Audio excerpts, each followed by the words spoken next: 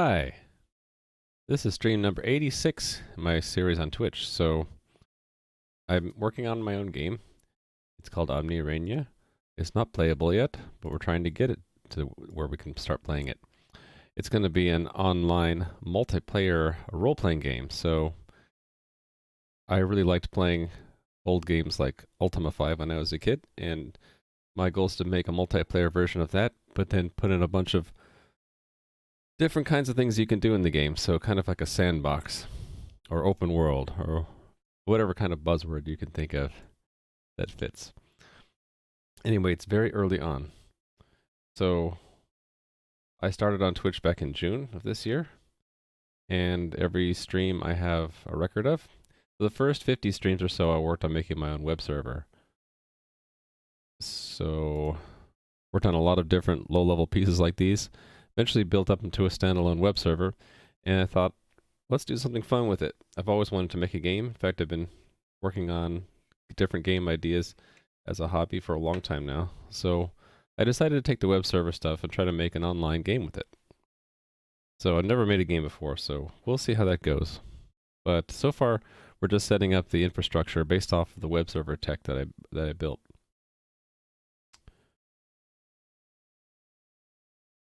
Where did I put? Here we go. So the overall 10,000 foot view architecture of the game will be that there is a group of servers, and clients will connect to the servers from a game. The game client will be running in the browser using JavaScript, and all connections between servers and between clients and servers will be using WebSockets. So the group of servers, each one has the same game state, and they connect to each other in order to maintain consensus or agreement on what the game state is.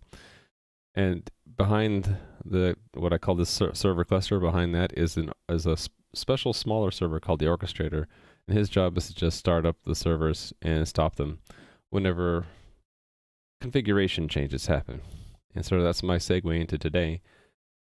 I right now have a game server cluster up locally. There is no state yet, but before I get into that, I wanted to make sure that I can dynamically reconfigure the cluster at any point. So right now, the server cluster takes a configuration file, and once it's loaded, it can't be changed unless I take the server cluster down. I want to kind of change that, so I'm going to work today on trying an ability to upload a new configuration from the admin console that I made, and I want the sequence to be like this. So you upload the configuration file to any server, and I guess if it's a follower, it'll forward it to the leader of the cluster. The leader will distribute that to all the followers, and then once all the servers, once the leader is given the go-ahead, all servers will send their configuration to the orchestrators. And then after that, we're going to get back into the consensus algorithm, because there's a very detailed procedure in the algorithm I use, which is called Raft, on how to change a cluster's shape or configuration.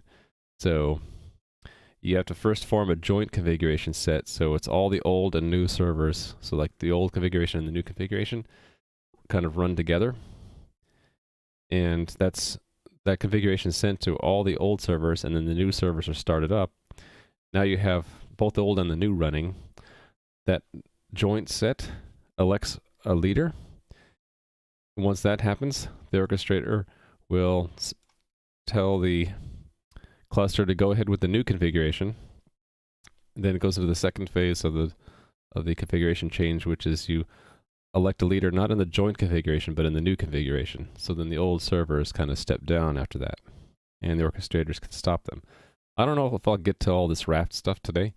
I want to at least get through this basic mechanics to get the configuration file loaded into all the cluster and have it pass through the leader.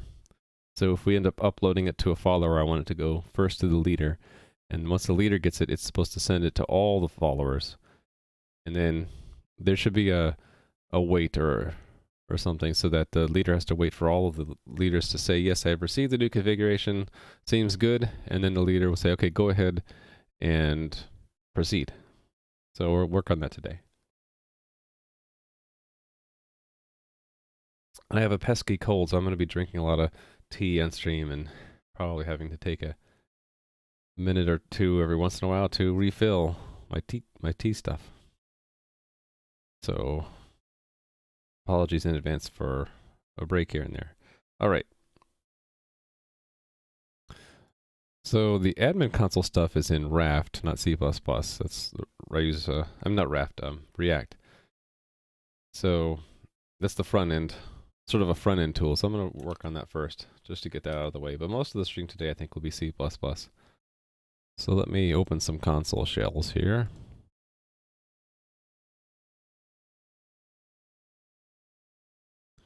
This one, let's run the console. npm start. That takes a little bit to start going. So in the meantime, I'm going to go to this shell and start up the cluster. That does not take much time. I can type the command right. It's already running. So I have a configuration set right now where we have 3 servers in the cluster.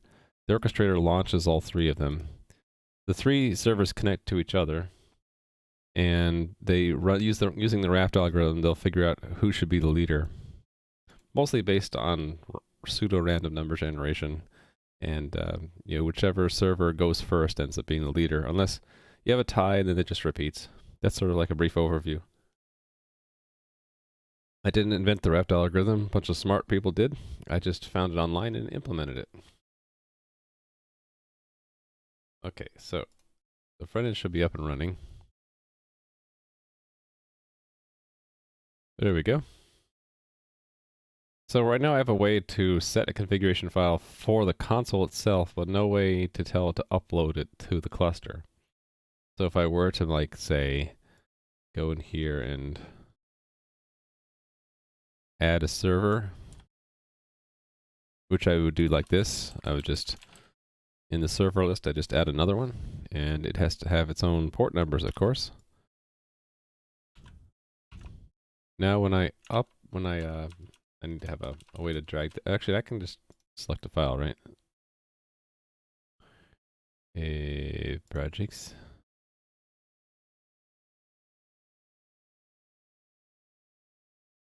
Right, see now we have the 4th server, but of course it isn't in the cluster yet, because the orchestrator doesn't know, where's the orchestrator? The orchestrator doesn't know about the configuration change. It's not like scanning for changes to the config file, and it has no way of receiving that, so we're going to add that today. So right now I can connect to any server in the cluster, so 1 or 2 or 3. Takes a little bit to reconnect. So if I try to go to 4, which doesn't exist, it's not going to work. In fact, I should be getting some error messages. Let me make sure I get those.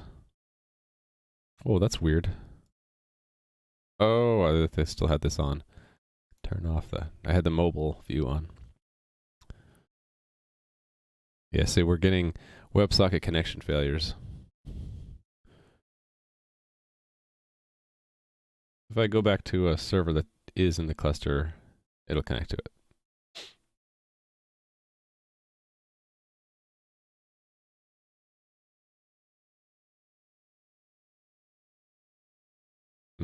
Got some other warnings. I should look into this stuff. I like to keep notes on my, whenever I have something I don't want to forget, and I usually just go to the current day's plan and add it in the notes section. And after the stream, if there's stuff to follow up on, I'll put up in the follow-up section. Like, for example, Friday's stream, I did a bunch of follow-up stuff. So I like to look into anything that viewers suggest, and I also will say when I actually, if I have a plan to add a command, for example, to the bot, I'll say, well, yes, I added it. So things like that. So note here I wanted to say is look into front admin console errors. That should be enough for me to remember what that's talking about.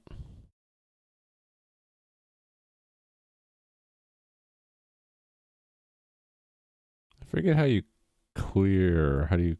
It's one. Oh, here we go. Clear. Yippers.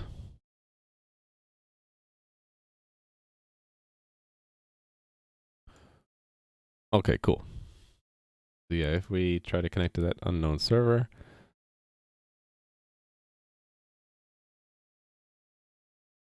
interesting. It doesn't update the selected instance, I guess, until we successfully connect.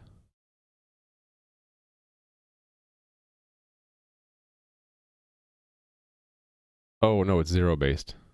Never mind. It's 3, but it's 0 based, whereas in the UI, it's 1 based. Yeah, that's it. Okay, never mind. Actually, that reminds me of something I probably need to do before I get too far into server reconfiguration. And that's where, if we remove a server, like to create a hole in the configuration, we don't want the servers to be renumbered. So like if I did this, for example, this server on 8088, I don't want it to suddenly change from the third server to the second. I kind of want there to be that server not to have to be reconfigured. Which means instead of using index numbers into this table or this list, I probably should give servers unique identifiers, and those should be used wherever we used to use the indexes before.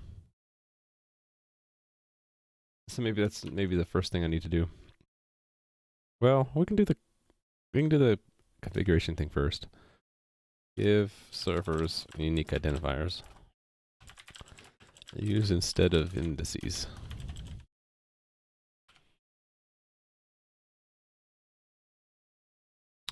Right. Sounds good to me.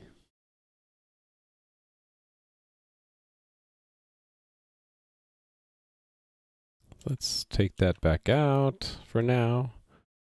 And so, okay, there, we're playing with scissors. Work on the front end a little bit today first.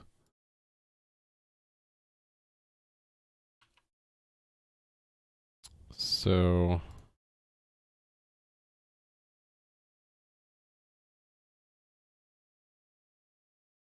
I should probably just add a button here that says update cluster or upload. Yeah, this is not going to be that much work, I think. Config. Just adding a button here. About to test some stuff with a coworker, see mostly reworking. That's fine. Feel free to lurk. Hey there, KHPS official. An official stream now. See, upload. I don't really need the names to be that great because I'm the only admin right now, and I'll know what the button means.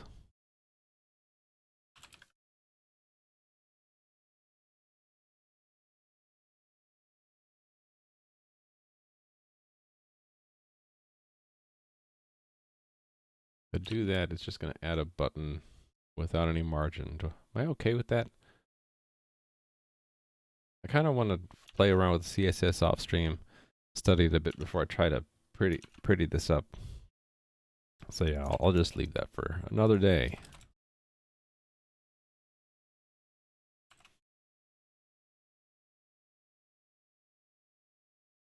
All right. So obviously we don't want to try to do this if there's no connection. So if this.socket is null or not, that's a C way. Too comfortable with C, C++. So this is JavaScript, not C++. Yeah, return early. Okay. Otherwise, this socket.send JSON stringify. All of the commands between server and client and server are JSON. Made a simple PHP script to accept uploads from phones. Now I don't have to worry about having too little storage on your phone to take pictures. Oh, that's cool. PHP, huh?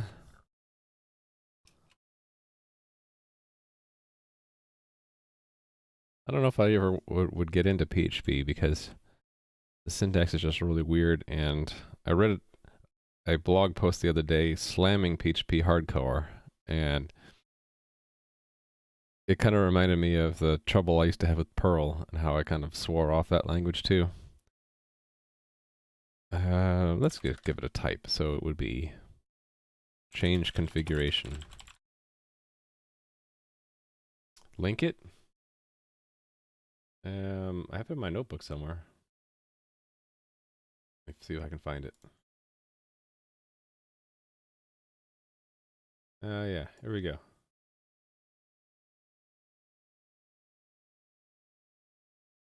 Yeah, so I'm trying to remember how I got that link. It was like linked to some other page which was linked to from someone's Discord, and I ended up reading it and like, yeah. So maybe PHP in 2012 was horrible. Is it better now that it's 6 years later? But it was pretty brutal. It was how deconstructed it was by that guy.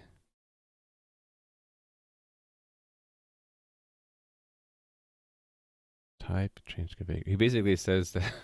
Well, I don't want to get into it too much because I think he was just very biased. He was basically saying that PHP is an awful language. But if it's better 6 years later, then maybe it's worth reevaluation. Okay, so let's say configuration. It's this.state.configuration, right?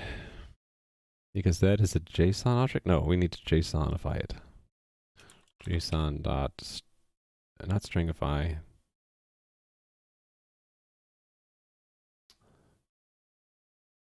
No parse.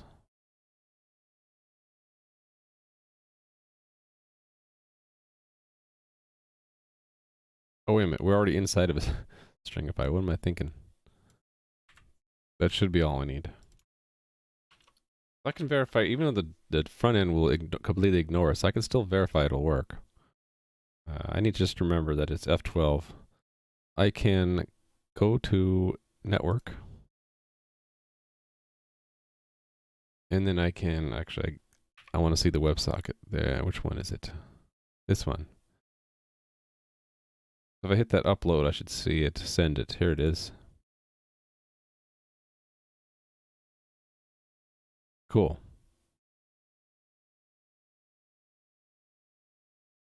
You can see that fourth server in there. So that's sent to the server we're talking to. In this case, we're talking to instance 1. 2 is a leader, so once I do the backend work, what should happen when I do that is it should send it to the leader. The leader should send it back to all the followers. Then it should go to the orchestrators. And then we ought to see new re-elections and the server cluster shape go from 3 to 4 servers. Uh-oh. My webcam's acting up again. I thought I fixed this, but apparently not. I switched it from color key to chroma key, and I thought that fixed things, but guess not. Wonder if it's one of those things I have to use chroma key if it's dark and color key if it's light.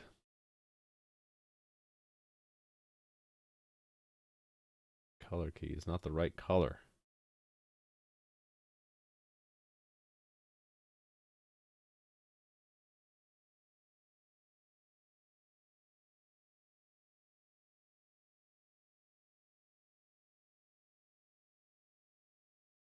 Brighter. Brighter and slightly more blue. Maybe not. Other way. Sorry, I'm sticking around with this. I want to get it right. Get it right, damn it.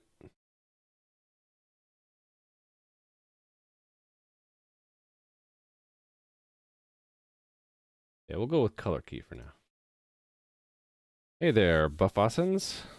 I hope I say your name right. So playing with scissors, I'll have to give PHP another try. I guess I'm also put off by the Perl-like syntax. Hey Hideo, I'm doing okay. I still got a cold, but yeah, hanging in there.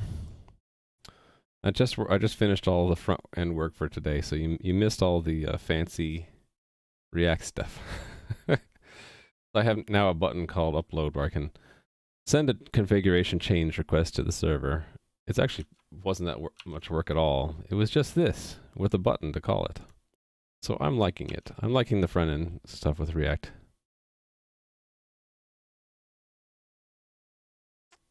Yeah, so right now the backend is completely ignoring that, but we can work on that next. Yay!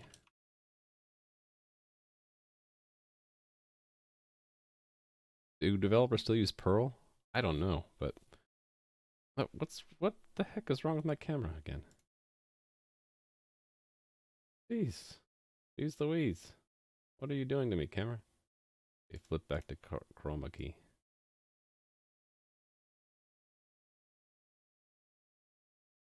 Ah, sorry guys.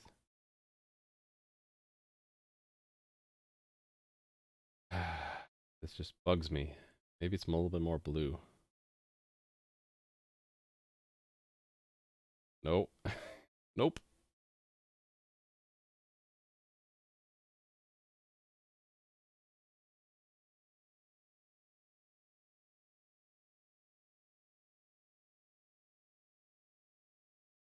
I'm gonna get this right. Damn it. Oh, actually, that's more the correct color, isn't it? Ah ha ha, yeah. Oh, great. That's looking good. Looking much better. Will I be the new Adam? Hey there, Andorn. I don't know, maybe I'm a substitute Adam. So like if you're still in school or if you remember school and you had that substitute teacher who came in like a week or two and you just throw things at him when his back was turned, maybe I'm that guy. I don't know. Wasn't someone else going to stream talking on Adam's Discord about Adam's on vacation, so perfect time to steal his audience? I was looking out for whoever it was. Now I forget who it was. I'm like, let's see if they stream. Please move my microphone to be in the keyboard so you can hear me type. I have, I only have this microphone here because when I used to stream, it was when the kids were around and they would make all sorts of noise. So I got this mic specifically because it's a dynamic mic, and so if I move just a little bit away, the gain goes way down like that. And maybe I should switch back to a non-dynamic mic so that you could hear the keyboard more. All right, so switching to back-end side. The first one that's going to receive it is the coordinator. I don't need all these things. Let's close these guys. I do have the clickety-clack keyboard, it's just you can't hear it with this mic.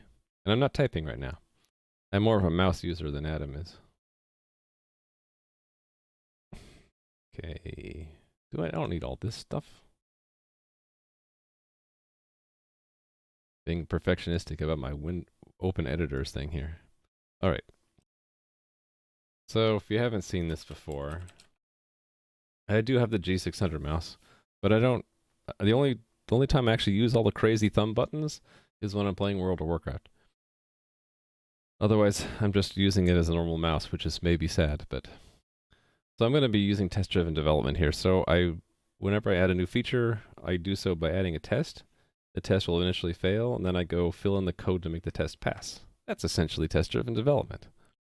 But as I'm adding features, I'm adding tests, and eventually I get a huge smorgasbord of test cases that not only document what the code's supposed to do, but it also checks to see if I break anything, hopefully tests will fail and let me know. So this test will be the first thing we want to do. What is the first thing we want to do? Oh, wait a minute. We want to do this. Give servers unique identifiers instead of indices. So that's maybe a cross-cutting change that affects other tests. So maybe I need to update these other tests to do that.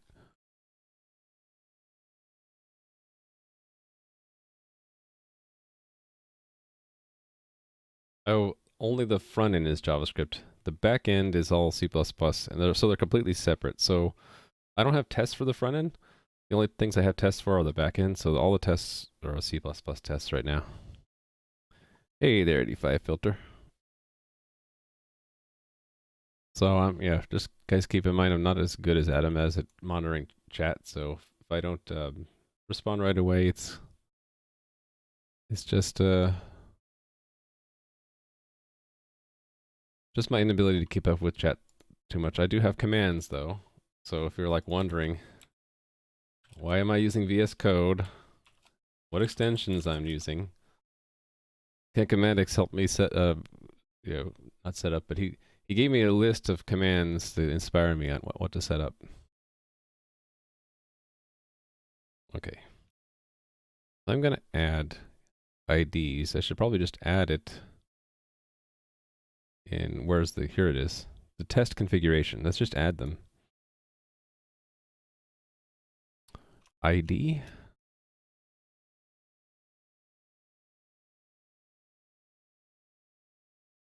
ID, why not? Let's introduce it so that it doesn't actually break anything at first. So have the IDs are going to be just like the old ID was just an index number.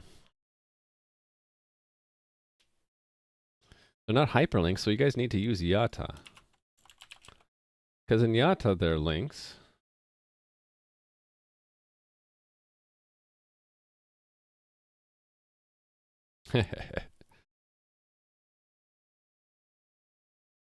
All right, introducing the ID. Now let me just look through the test to see where this might appear.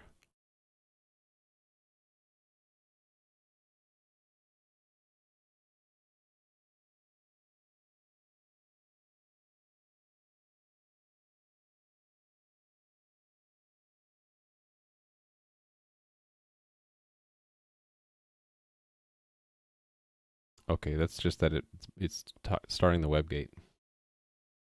Mobilize when already mobilized. Yeah. Demobilize, all these tests, yes. Not related.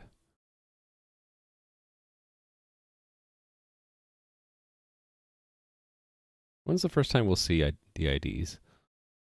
When they talk to each other, right?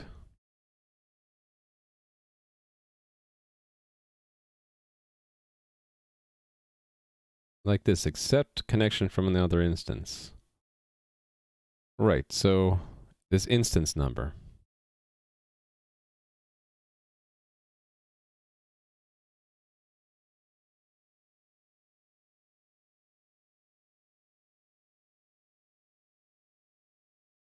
Locate first of redundant. Okay, yes.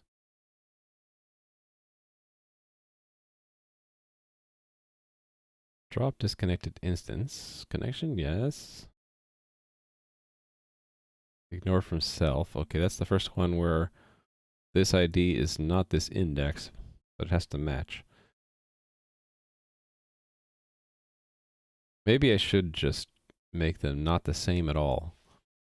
That'll force the test to fail, and then I can go and update the code to make them pass. So let's think of IDs. Since 85 filter is in here, I'm going to make the first server, the best one, 85. And of course, we have to make a server with 42. And then let's just make the third one in honor of Adam, 13531. Why not? Because I can, and you can't stop me.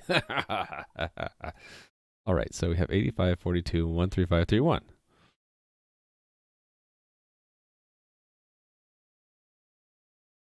1337. Okay, we'll make that one server 4. 1337. How about that?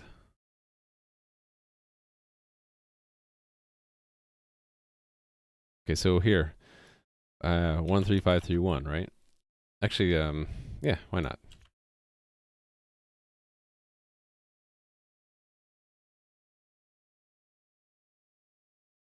Only keep first. Okay.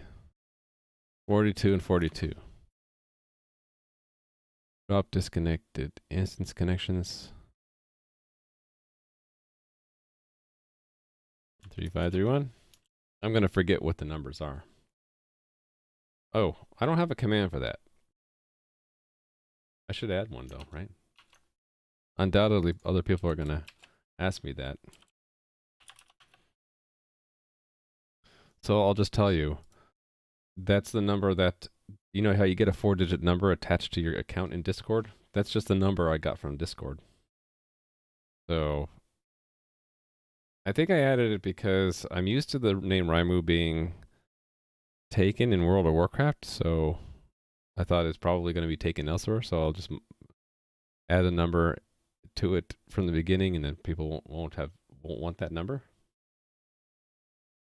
Maybe it's a stupid thing to do, but I've had trouble in the past where I pick a name for an account, and then I try to use the same account like on Twitter. Someone else has that name. It bugs me. So now I try to pick names that no one else is going to pick, and then I can use that same name everywhere. Ignore from self. Okay, here's where it gets interesting. So this one needs to match 85 is the best instance, right? 85 filter. Ignore from outside. Okay, this is different. It's not that it's from out of range positive. It's from unknown. Right? So unknown would be, what's a bad number? 666? That should be ignored. Okay, instance. So this is no longer valid at all.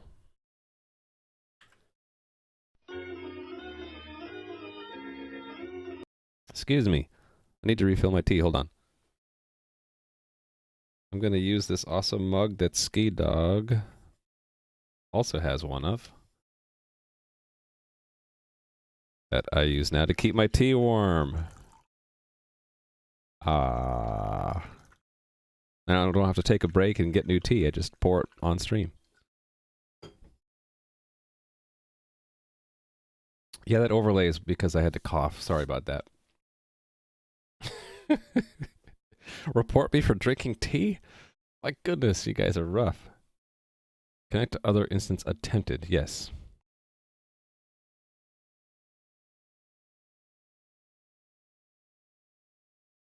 How do we know it's going to connect to that port, though?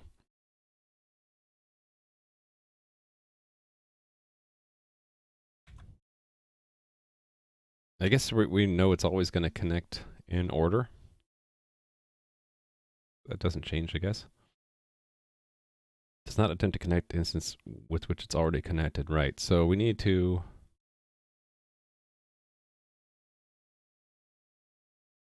Hold on, what is this?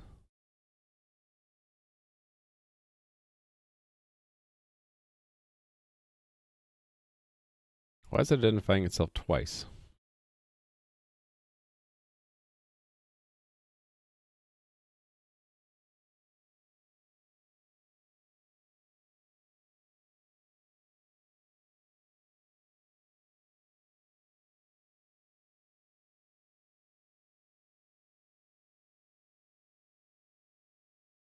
This doesn't seem right. Why is it identifying itself as two different instances?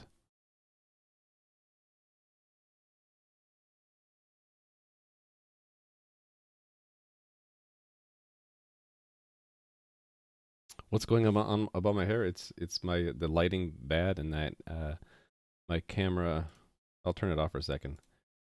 The blue screen behind me. I can't quite get the chroma key right. I'm fighting with that all day. I'll turn it up till where it starts to make me transparent, and then they'll prevent the blue stuff today. Because it's variable cloudy today, so it gets brighter, it gets darker. It's messing me up. Disco.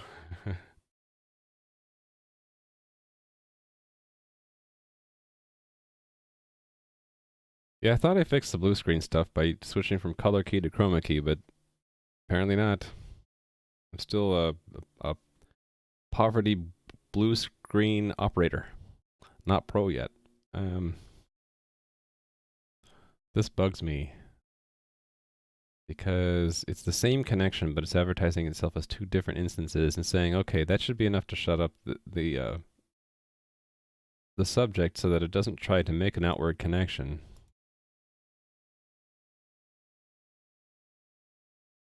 Is that actually a bug?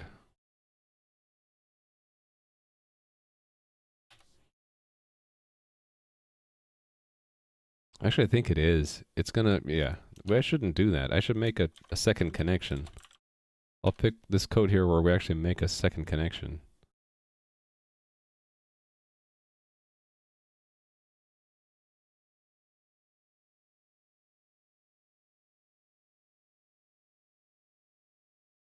Yeah, this. And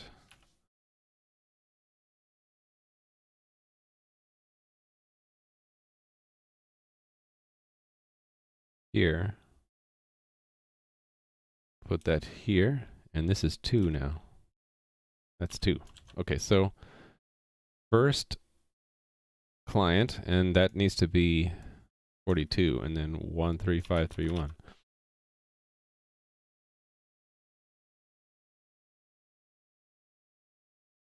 Making sure this is all right. This is all the machinery to set up another connection. I should probably make a helper that does this. All right, then we connect into the subject and we say who we are, and then it should not try to make another connection. Good. Hey there, Rally Monkey. Yeah, I don't have any lights. Although I thought about getting a light strip and just putting it in front of me, because if I get it set up right, the light would be more consistent on the blue screen. But I need to look into that. Oh, hi there, back. I haven't seen you here before. How's it going, back? All right. The Rally Monkey, you'll have to supervise all these people from Adam's community who are here trying to get their Adam fix. And I'm the substitute Adam for today, I guess. I'm just kidding, guys. You guys are awesome. But yeah, Adam's on vacation for next couple weeks, and so I would normally be watching his stream in the morning, and so it kind of feels bad, man. I gotta watch other streams and do other things during breakfast. I don't know. The moment I give playing with scissors mod, I think was it Endorn or Perry? I forget which one. The one you're always trying to ban. I'm sure he'll get banned, and then I'll feel bad.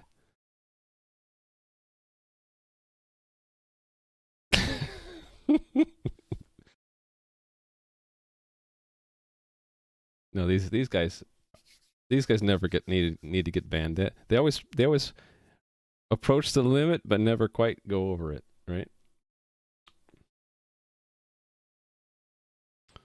Okay.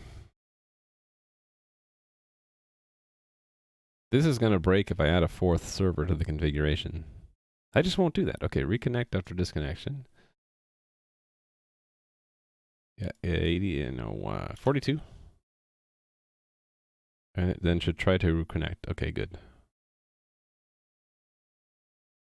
Yeah, but I like Imperi and Dorno Waters. I don't want to see them manned.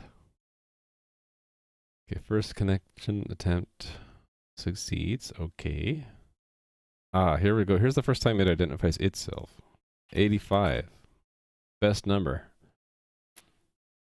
All right. First connect attempt out to other instance fails. Yes. Second attempt succeeds. Once again, it's instance 85. Second connect attempt to other instance fails.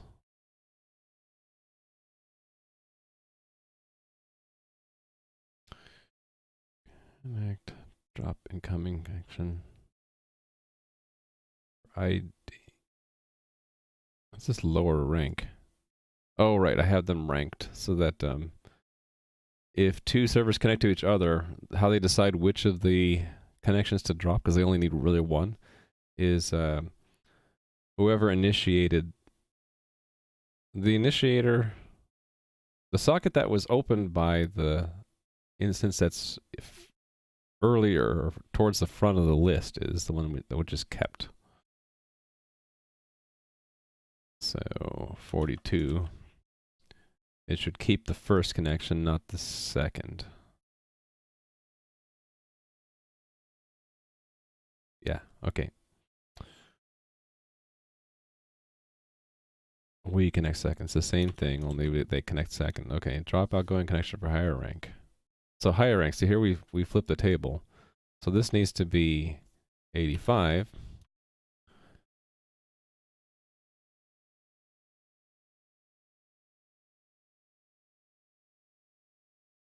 Oh, these numbers need to be updated.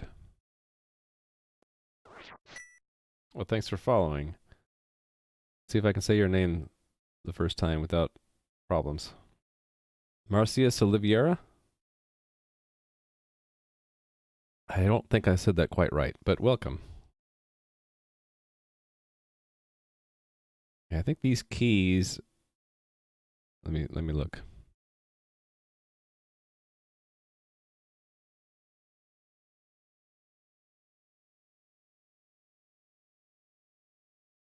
Yeah, that can't be an index. Actually, I'm gonna have trouble with this rank thing too, aren't I? I think we should just go numerically, the ID number, whichever one is lower.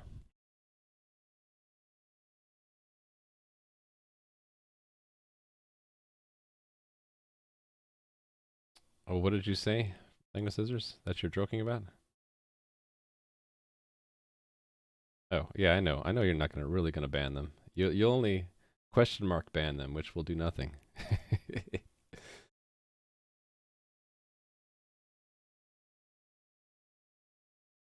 Okay, so yeah, I decided that needs to be the ID, not the index. So if we are no, this should be 85, right? Yep. You can't ban the streamer, silly person.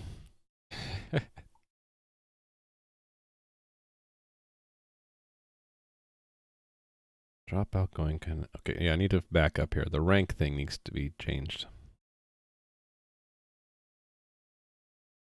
So if we're lower rank, so yeah, we need to pick the server that is the rank. Let's check. Oops. Shoot. Back. I lost my place. Errant click. Okay, this is not rank. Let's just say lower ID.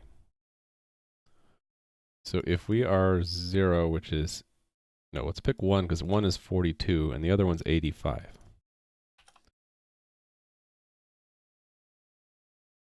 No.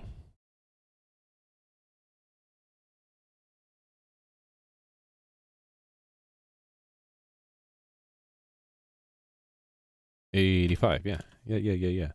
Okay, drop incoming connection for lower ID. So it's, again, index, and then...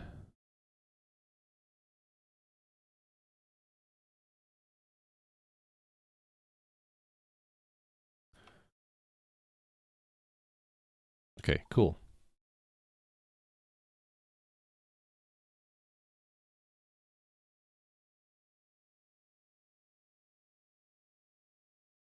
The cactus? Yeah. I don't know if this is the right usage of that emote, but I always think of it as waving, so I kind of use it instead of hey guys. Is that right? I don't know. I don't know what the original point of the emote was, other than as a homage to EJ. Yeah, but it does look like it's waving, so I'm thinking, yeah, it's appropriate for using when you want to wave at people, right?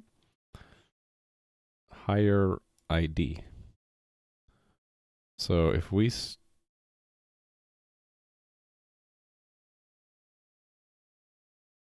I think I got this backwards. I think I got this backwards.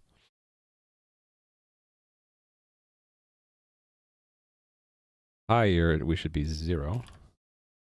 And it comes in...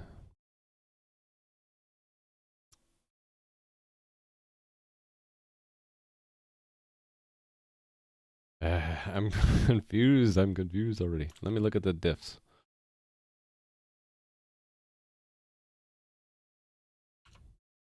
$1,200 lines.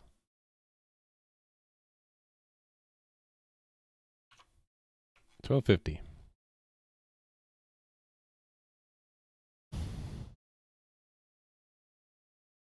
Oh, that's okay. So higher as in we are higher.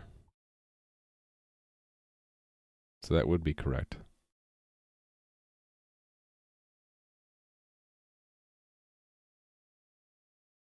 Right. Get myself confused. What is that? Well, that's just a... What is that? Is this a stop sign without any text in it? A Unicode character? I feel like Unicode characters are like second-class citizens in Twitch because they're smaller than emotes. I think they're too small sometimes because you can't see some of the more detailed ones.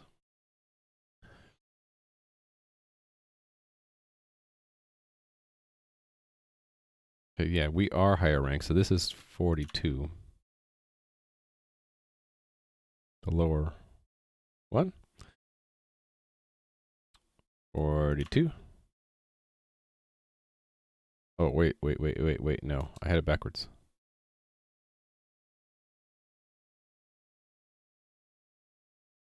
Oh, this needed to be flipped, that's why. 42, yes. These numbers all have to match up or I'll run into a test failure and then... Actually, it's not so bad. Run into the test failure and then I'll fix it. Okay, here we go. So if we are the third one list, 13531, then the numbers we expect for self is 13531, and the numbers are 85, 42, 13531. Mini K? That's demoting the emote to Unicode level? Is that right? Is it poor man's? Or is it just more gamey? Or cute? Pokemon-ish. That's what I always think when I see that one. Kipo. Kipo is like a cross between Kappa and some kind of Pokemon character? I don't know, guys. I'm not as into all the history about with the emotes.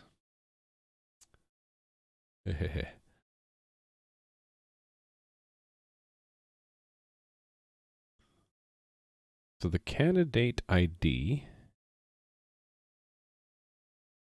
Why does this have 5 there?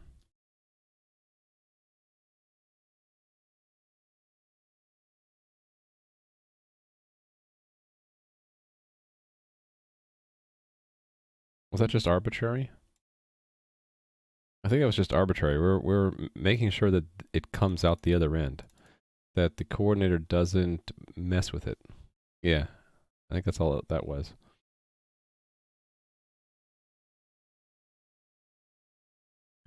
Okay, this needs to be 42.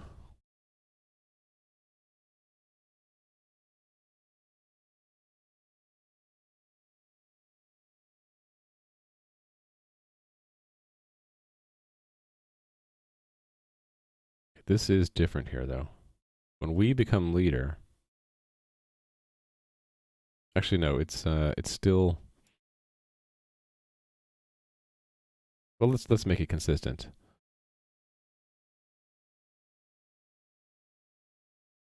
It's leader ID, so instead of it being 2, it should be 13531, because that's the ID for this for index 2.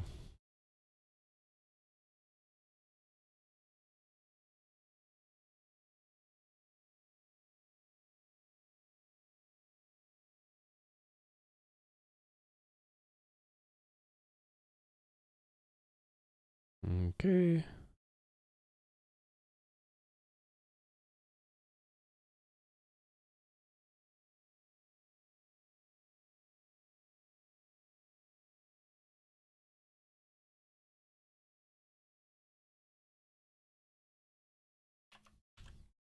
Don't know why I picked instance 2 in all these tests here.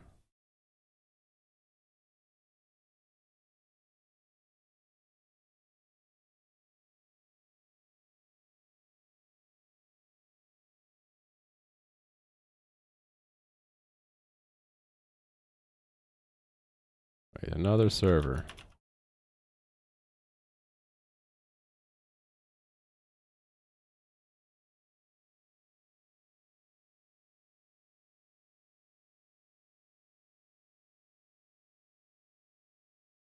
I think we're near the end of this server ID business. All right, we're done. Let's just make sure it works, or that I correctly broke things. Only with TDD can you say that. Did you correctly break things? I did. Look at that. Ignore. Oh, that should have been an assert. That's probably why I crashed. 838.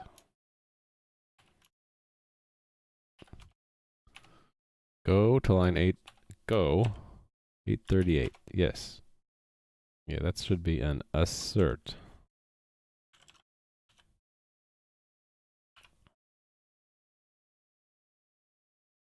I want the test to fail, but I don't want them to crash because I don't see the rest of the test results.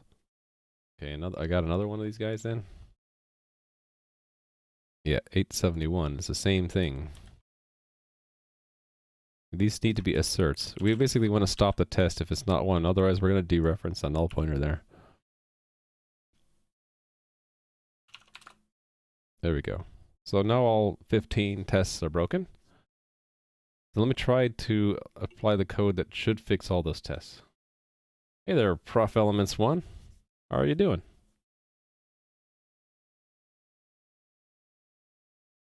I'm working on adding unique identifiers to some of the servers in my server cluster. And if you're wondering what the heck this is all about, I have a link there talking about it. But really basically, I am setting up a multiplayer game, and I'm working on the backend mostly today. The backend consists of a cluster of game servers and then a single orchestrator that starts up and shuts down instances of the servers. The cluster is there for fault tolerance, so if any one of them gets taken down by crashing or because it needs to be upgraded, the rest of the cluster remains running and clients can still see the game running. And right now the servers don't have real identifiers, they're just indexes and or indices in a list. So I'm adding unique identifiers. I need that because I want to be able, oops, don't drag. I want to be able to change the shape of the cluster. Like if I take out a server, I don't want the IDs of the other servers to be changed simply because they moved around in a list. So we're giving them unique identifiers, and then eventually I'll have it so that you can change the shape of the cluster just by uploading a new config file from the front end, which the front end tool is kind of gross, but it looks like this, where you can connect to any server in the cluster. And uploading a new configuration sends this message. And for example, this message has a shape of 4 servers. In the cluster right now, it only has 3. So what I wanted to do is when you upload this configuration, eventually the configuration makes its way to the entire cluster, and then the orchestrator launches that 4th server. They form a joint configuration of all 4, and then if there are any servers that go away, in this case we're only adding a server, but if I was removing a server, it would then take out the old server. All that stuff I'm trying to work towards today. Probably won't get all of it. I'm hoping just to get this beginning part, and then this part requires a bit more effort.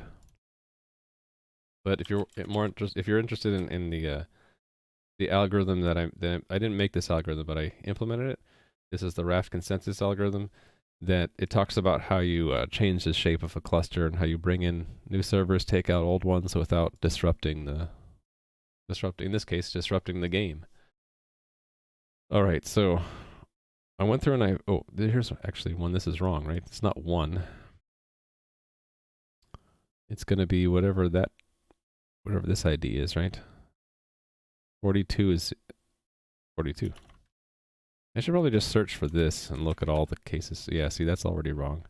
That's 13531. Has to match that. 85, right?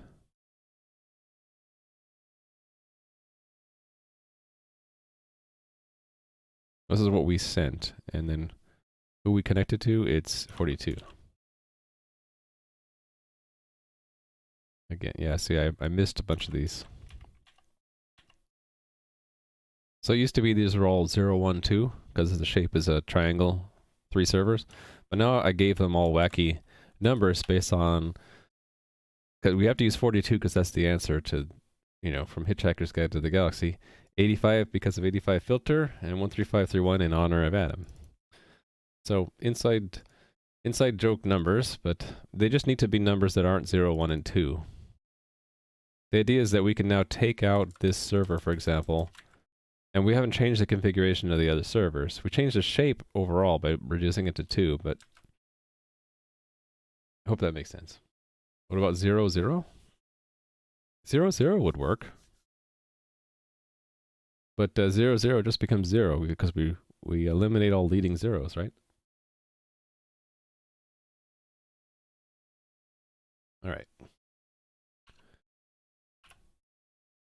Verify that this breaks the same number of tests. So by changing the requirement that the code use unique identifiers that aren't indices, we've broken the tests now fail. So again, spam this command, explain why I'm doing this. Test-driven development. If you change the requirements, so you introduce a new requirement or new use case, you either change or add or sometimes remove tests, and you do that first. You see that the test failed because your code actually doesn't meet the requirements anymore. Then you go change the code to make the test pass. All right, so in the coordinator, where I am holding on to these instances, this needs to be, the identifiers aren't size t's, they're, maybe we should just use int. That way if I really wanted to, I could use negative numbers. That'll actually mesh well with my JSON value class too. Yeah, we'll use int, because why not? Super secret servers will have negative numbers, maybe. I don't know. All right, so that breaks this. All right, because that becomes this.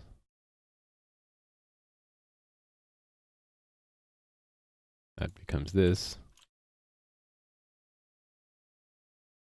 But why?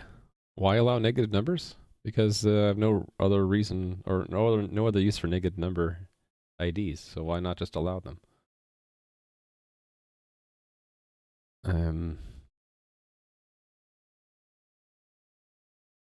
Is that? It's just stale. That'll still compile, right? No, no. I broke a bunch of stuff. What did I break? Or are those just warnings? Ah, those are just warnings.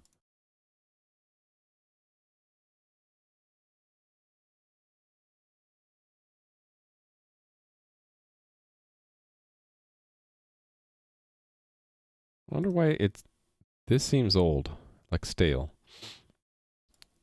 Okay, yeah, these need to be updated. I is not a server number anymore.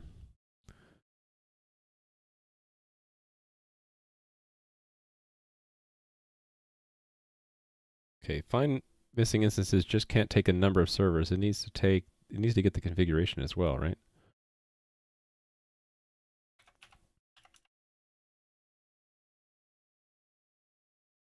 Hmm.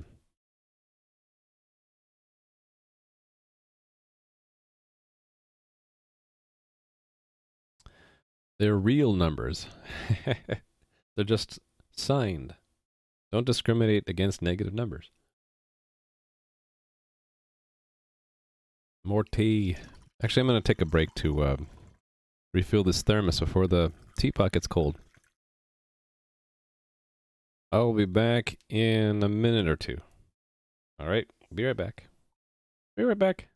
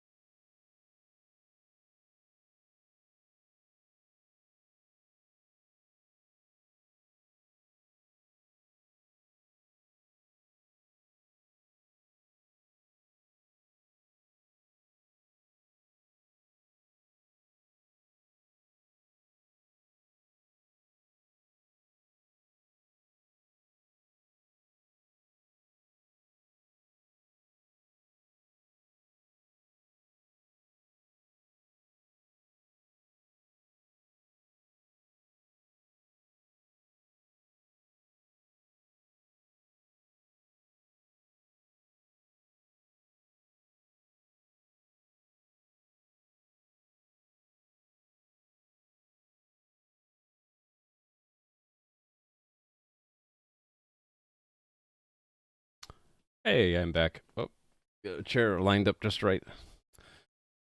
Hey there, Kinkomatics. How's it going? All right. This this mic isn't quite lined up. This find missing instances. Let's just pass in the server config instead. I don't think I need this num servers anymore. So find missing instances is just going to take in a JSON. Const JSON a value servers config.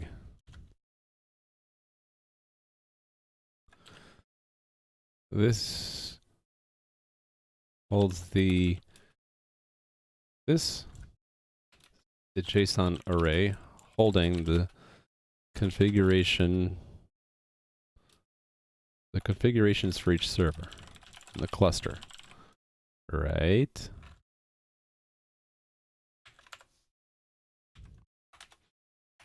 All right. Instance numbers, no, it's the IDs. Unique identifiers.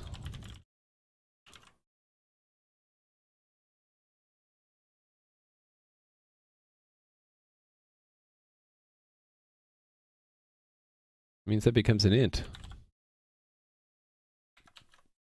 And we're just going to loop through all configurations. So for const auto server config in servers config.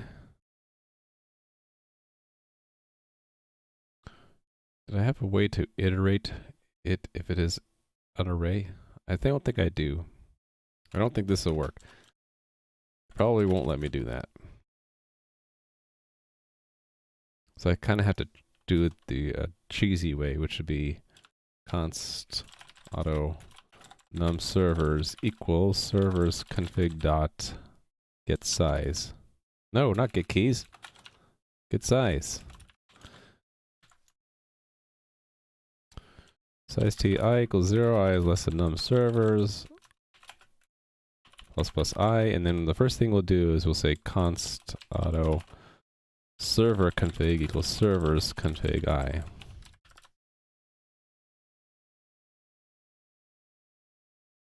Oh, I want to change this. Well, I guess no. No, we can't use indices because our index might change. This is the unique identifier of the server in the list of instances. Yes.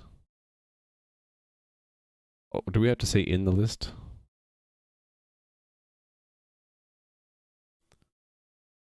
Cluster, right?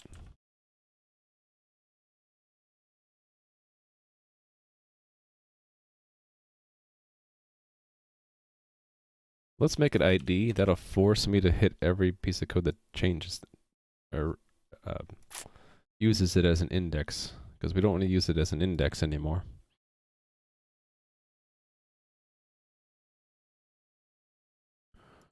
So if it's not I, it's if server config ID. Well, let's pull that out. Const auto ID equals, well, server ID. Interpret it as an int. If server ID is instance ID, continue. Otherwise, we're going to search for the server ID. Insert it into the missing instances if it's not there. Return them. Okay. Why is this not like that?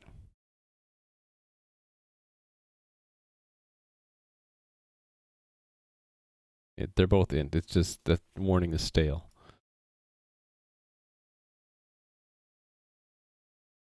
We're going to need to locate ourselves in the configuration, aren't we? And it might change. So I think this needs to be moved back into here.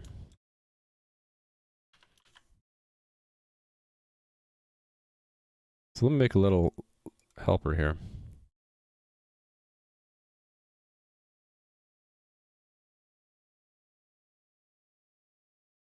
Get our server config.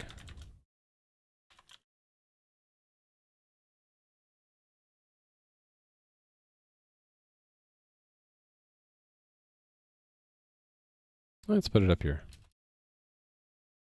No, it's JSON value reference.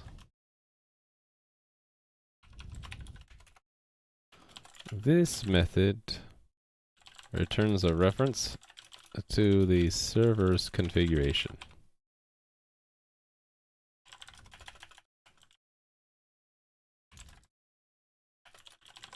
So it was easier. We had an index. Now we don't have an index, so we'll have to basically search through it linearly. So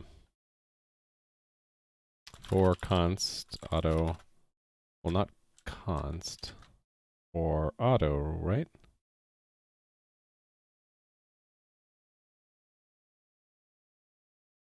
Because we're gonna return it, so it can't be const, because we want to be able to use this for places where we might change our own configuration. Actually, does that make sense? Maybe that doesn't make sense. So maybe this is just const. If it needs to be non-const, I'll discover that later. How about that? For const auto server config in configuration realms. I forget already. Oh, shared configuration, shared realm. Yeah, yep.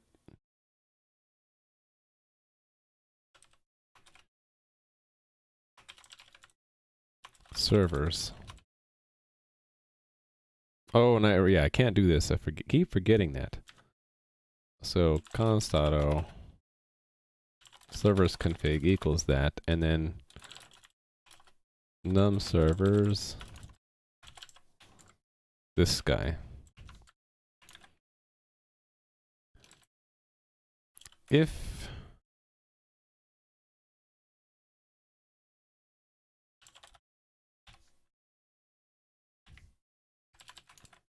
actually, I just pull all that. If server ID equals shared instance ID, return server config. Otherwise, we're going to return nothing.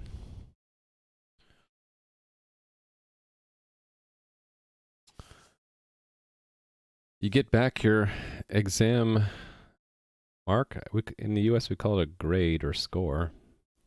I guess we can call it a mark too. Yeah, what was the subject? Astrophysics?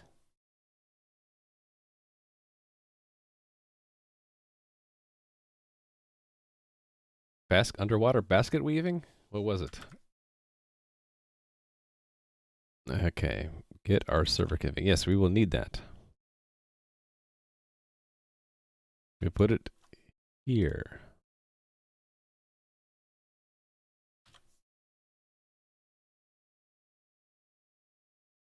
Why did it not like that?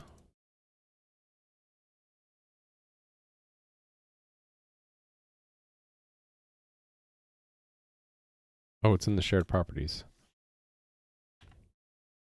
I need to move this to the shared properties. It goes. Because it's used from a callback. Okay, so methods of shared properties. I could put it at the top. Why not? We can get rid of shared then, because that's this. And I spent a long time yesterday understanding this in JavaScript. It's so much more complicated than it is in C++. So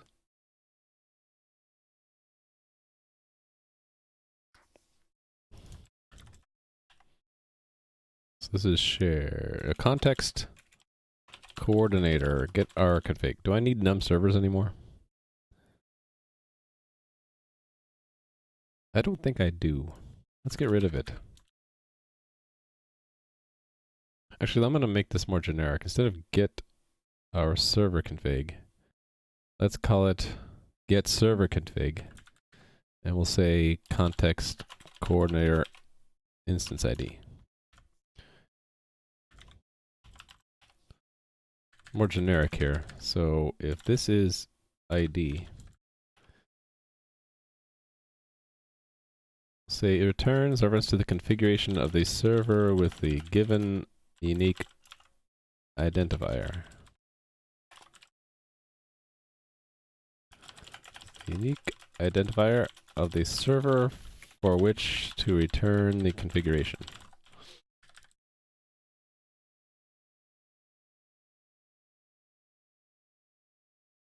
I don't know if that's proper English, but that's good enough to me.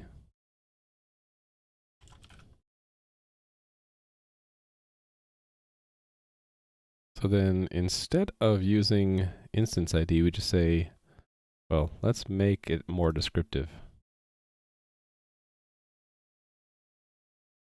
ID to locate.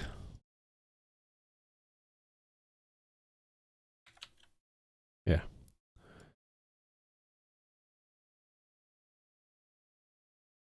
Maybe I'll put in here retval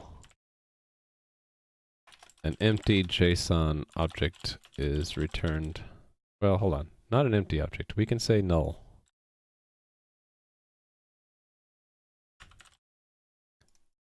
A null JSON value is returned if there is no server with the given unique identifier in the current configuration. I'm going to have to modify this eventually because we'll have to have two configurations. Because if you look at the Raft algorithms white paper, there's this brief time period between the old and the new configuration where you have something called a joint configuration, where you have to hold both the old and the new. So there'll actually be two configurations, and we might have to get the configuration from one or the other.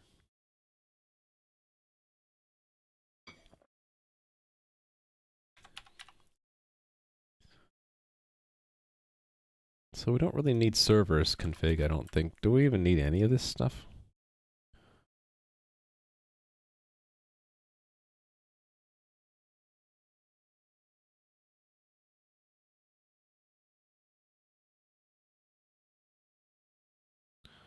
Right, so this is to check that if it is a valid configuration. So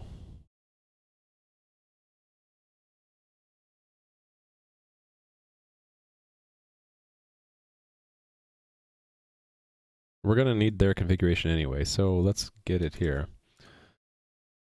Const auto their server config equals instance, not instance number anymore, it's instance ID.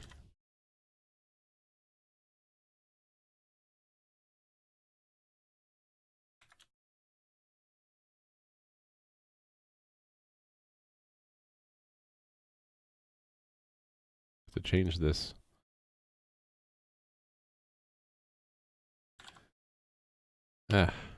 Sometimes this IntelliSense gets in my way. To fire. Alright. And then back. And then... well, I don't need that cast anymore, do I? Oh, it's instance ID. I don't need that cast anymore. And then this is, yeah. We don't need this.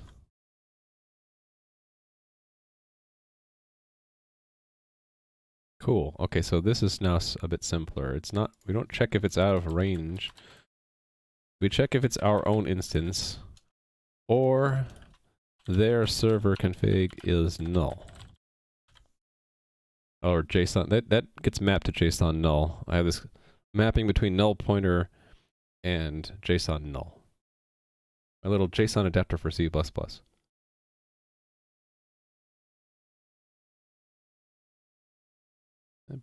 Let me get rid of those breakpoints while I'm at it. I notice those little red dots and I don't like them.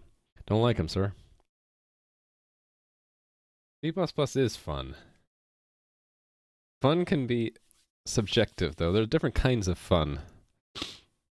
Like if you guys ever played Dwarf Fortress, the fun in Dwarf Fortress is watching your dwarves die in creative ways, I should say.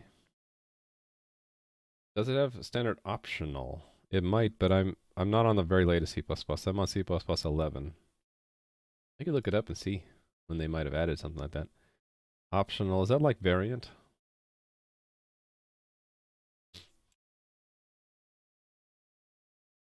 Yeah, C++ 17. So when I get to C++ 17, one of the things I'm going to learn is optional. We'll get there. Kappa, capital Kappa. And by the way, hello Lumi1337. I'm going to have to add 1337 as a test instance ID after all, because you're in chat. We'll do that, because I feel like it. So this 42, wherever we have 42, we'll have 1337. Oh, wait a minute. That's going to screw up some of my tests, isn't it? We'll deal with it. Let's just replace them all. Every 42 is now 1337. It's just that some of these, what is it? Higher rank. Right, lower is now 0, and the higher one is 1337.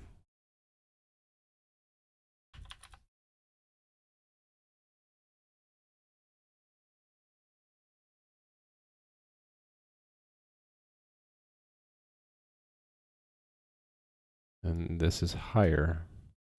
And yeah, I was going to remove the word rank anyway. 85.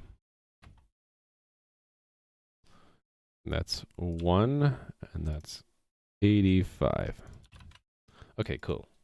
So now it's official. 1337 is... It's 17? Well, I like 1337 is elite, right?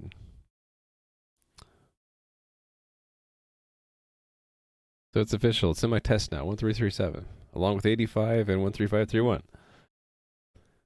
Because that's what we do when we just need arbitrary numbers that aren't indices. Okay, so this is instance ID.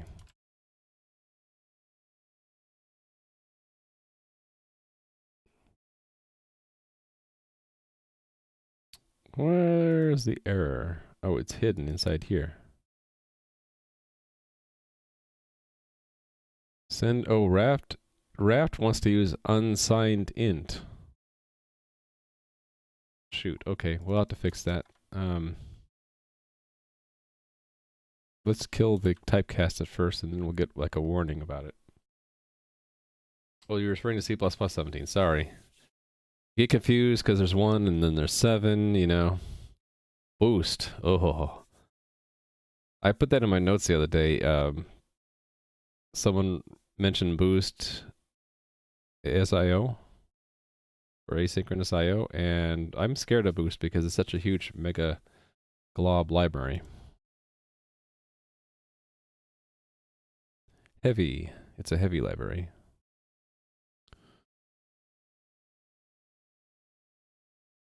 This warning is misplaced. It's not get our server ID anymore. It's get the server, not get server, our server config. It's get server config and then our ID. Right?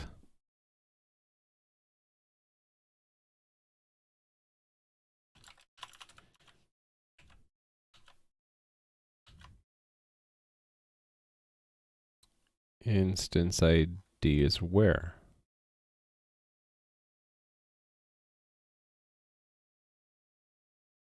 Oh, right here. Right, so this is different. So missing is, we're going to use the same helper. Get server config for instance ID.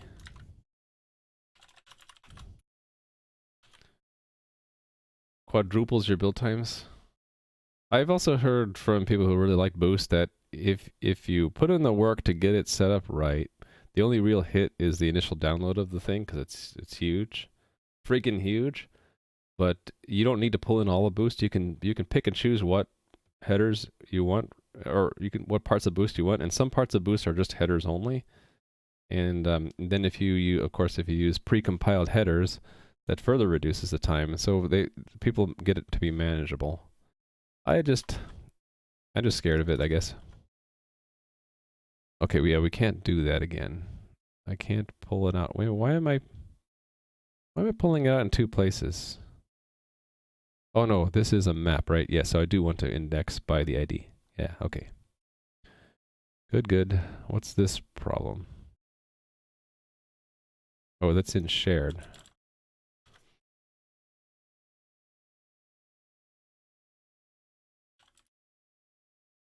Wait a minute, why am I... That's ours and that's theirs, right? Okay, good.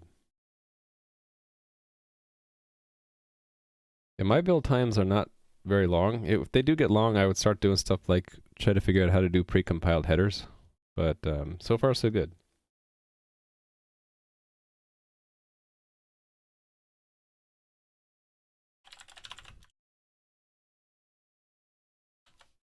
This is probably going to take several iterations because I'm sure I'm breaking things left and right by doing this.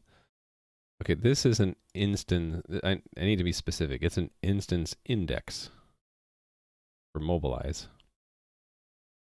So, or maybe we do want to use the ID.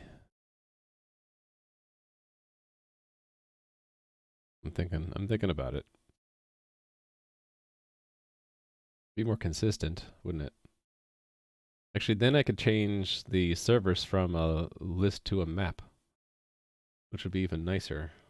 Then I don't need to iterate through them. Yeah, I'm actually kind of leaning towards doing that. So that would... Okay, let's change the configuration first. Yeah, there's no reason for me to have that as a list anymore, is there? I can just make this an object and make the keys the IDs like that.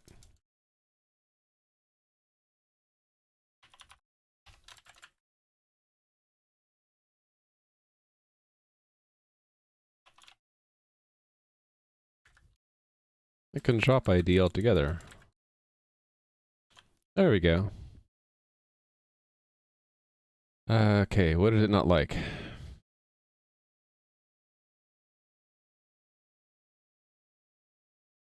It should have been okay with that. Maybe brackets aren't lining up correctly.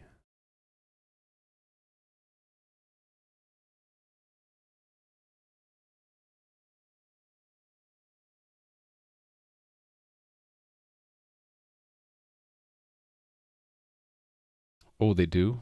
Oh, shoot. Well, that's not good. Okay. Well, phooey. I think you're right. It wants it to be a string. I guess I'll just make it a list and put that in there because I don't want to have to deal with going between strings and integers.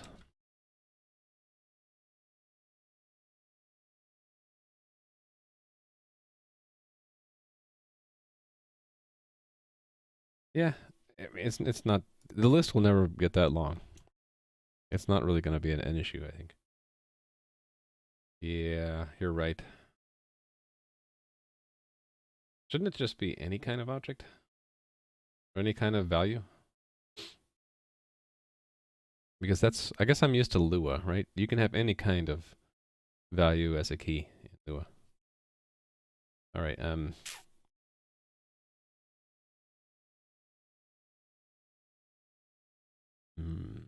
maybe we'll leave this the way it is. It's just, I have to look it up. So, impl shared get server config and then pass in. Oh, wait a minute. No, this is the one case where I don't need to, oops, I don't need to do that. It is by index. All right, I wanted to change that name though. Instance index. Be more explicit here. Because the instance ID is we get from our configuration. So let's move all this, actually let's move this up to here. Then I can say instance index here, and then instance ID. I probably don't need num servers, right? Let's repurpose this to be instance ID. And that's instance config ID.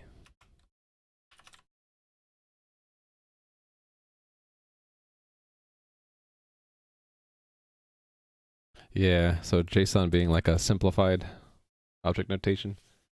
Part of the simplified, I guess, is keys need to be just strings. Hey there, Metalstorm. Yeah, you're right, Lumi. Okay, this is just instance index, isn't it?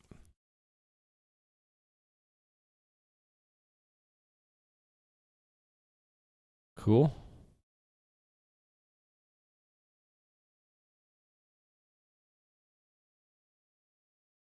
Okay, yeah, this... yeah, I'm gonna need to go... Wonder why it says it's Unicode code point there. It's like confused. It's not a Unicode code point, it's an unsigned int. Actually, we're gonna change that in a minute.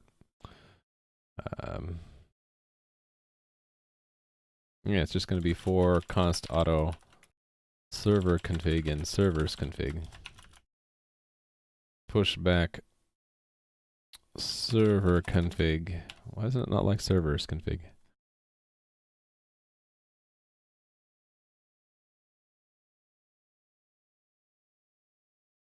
Oh, right. I keep forgetting. I don't have the iterator pattern. I need to add that, actually. I should put that on my list. JSON, add iterator pattern. That would be convenient, because I'd like to be able to say that. Instead, I have to say, I have to do this thing.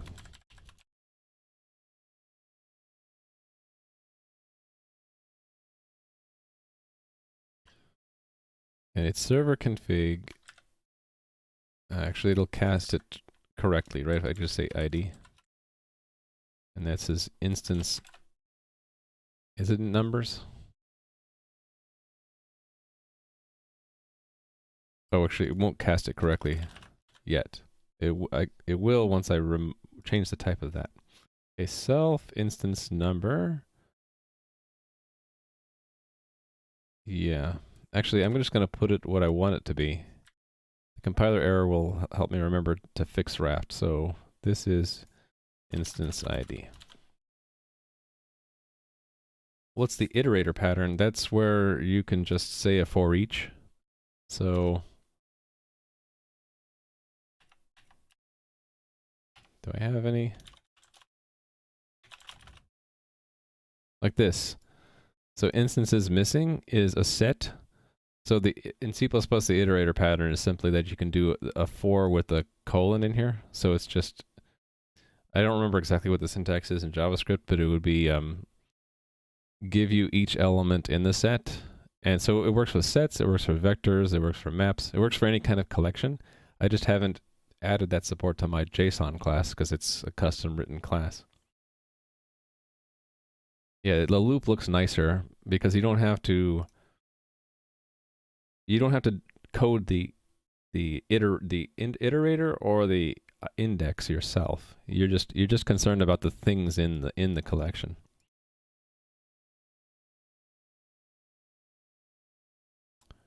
All right, I need to go one step back and change Raft because we want to make Raft more flexible about the type. I don't know why I did this, but I said, hey, instance number should be unsigned. There's no reason to do that. Let's just go make them on int. Term. It'll never go negative, but maybe it's cleaner to make, yeah, let's just remove the unsigned qualifier everywhere. Let's just do that. So let's look for unsigned int. We'll do a witch hunt about unsigned int within Raft. There we go. Let's go wonder if I can just do search replace. No, because that can now eliminate a lot of this crap. So this is just int. Yeah. That's one thing that's cool about VS Code. I remember Adam mentioning this too. It just auto updates the find list every time you make a change, which is nice. Cool. I don't need all these redundant casts. I actually don't need this cast at all, which is nice. That ought to have been a code smell before anyway. Yeah, there we go. Remove all the unsigns. No reason for them to be unsigned. We don't care. Who cares if it's negative?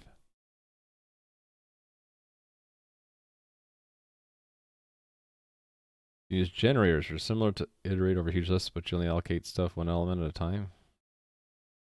Does they have that in C++? I guess a function object could be a generator. Yeah, I know what you mean. I think the closest equivalent in C++ is just a function object, which has its own. It's like a closure, right? A closure can be a generator. But I guess to make it fit into the syntax, there's no special syntax, so you still would have to put in a loop or something.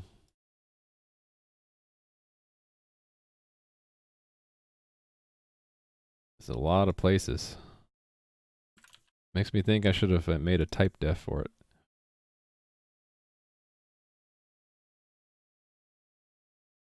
I did at least make it a map and not a vector because I anticipated needing to have non-sequential IDs.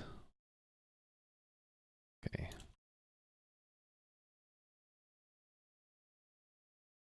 I don't know why I'm saving after each edit. They're all in the same file. Actually, a lot of these I could search replace now. Yeah, let's just do a search replace.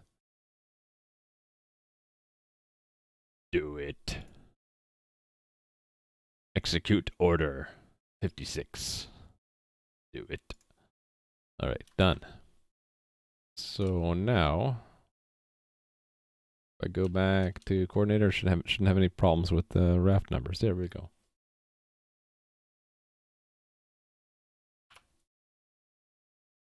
Let's let the compiler guide us on what we need to look at next. Okay. Yes, this is int. Next. Compiler guided work. Oh, except for here we run into the template hell. I'm sure gtest doesn't have an error. It has something to do with how we're using gtest template.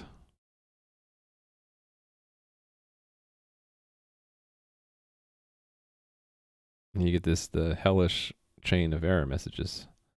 Eventually you'll get here's the clue. Here's the line number we want to go to.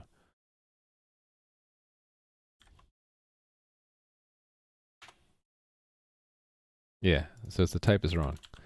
It would be cool if the error message just said wrong type for operand. But now it's got to be some obscure template warning. Cool. Yeah, this is a problem with the CMake lists in LibreSSL. It's not mine, so I'm just gonna ignore it. Okay, now how are we doing on the tests? Not so good. So it's crashing in one of our tests.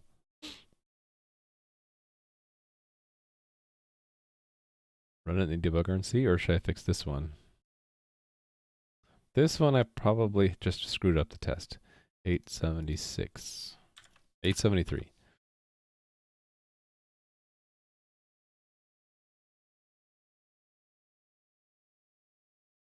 Keep first of redundant instance connections.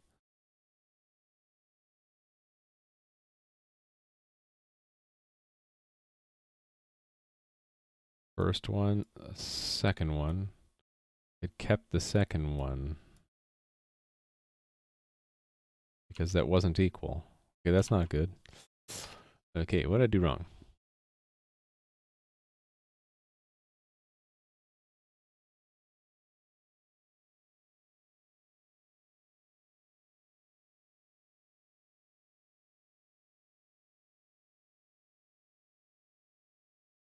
I can follow it in here and see what happens.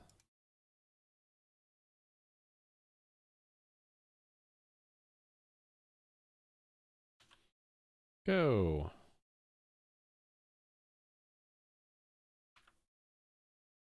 Oh, you know what? This is gonna, yeah. It's gonna be asynchronous, so what I really want to do, what I want to do is go to where it's received.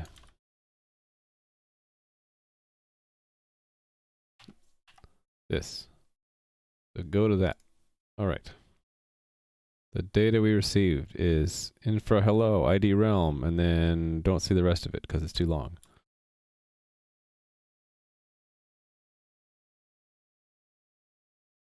Instance ID 1337. Oh, we have an unidentified private connection still? Why is that? Huh, maybe that's the problem. So the other instances, no. We have two connections. Why do we have two connections?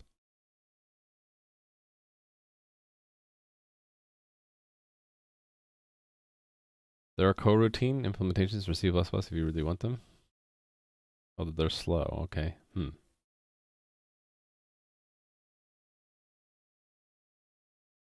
Yeah, the syntax in C++, I do admit it's not as sleek as in the front end. Like earlier in the stream today, this is all I really had to do to upload the configuration to the backend. It's not a whole lot of boilerplate, right? It's pretty condensed and easy to read. But I'm just so used to C++. Not ready to make that switch to a newer language, I guess.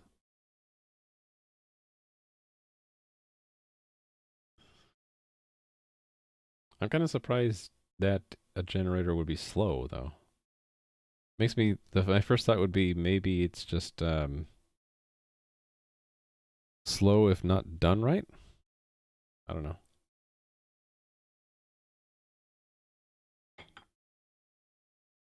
Unidentified. Yeah, why?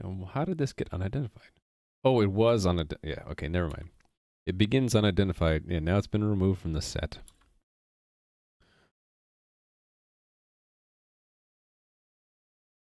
Why is our instance ID 0? That's not right.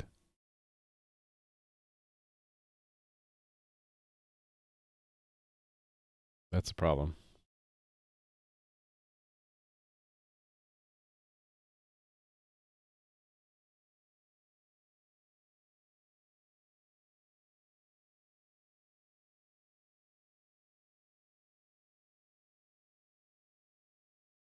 Actually, that is the problem because in this comparison, it's going to look at the numbers, right?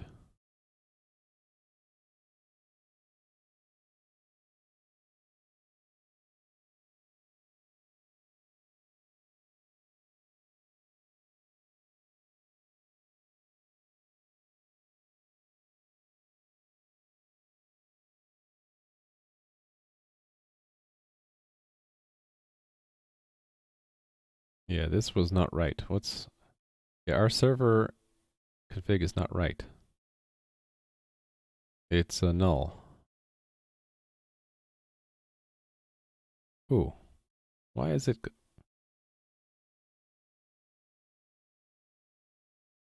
Hold on, I'm not understanding something.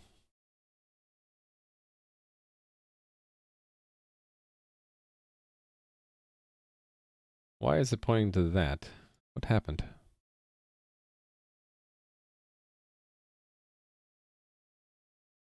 It should have returned a null JSON value.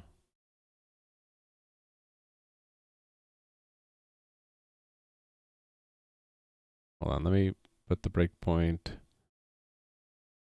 Let's go into here.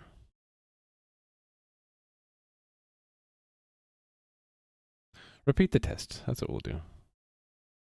You remove that guy. Now put it back in. Yeah, put it back in. Go.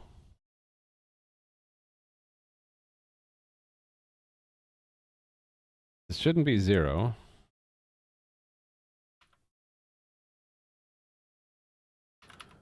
Get out of the templates. Okay, servers.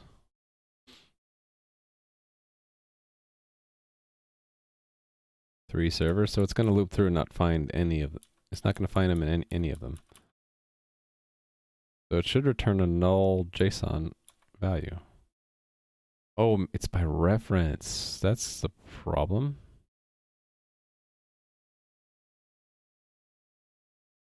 Yeah. What am I thinking? I can't return a temporary as a const reference, can I?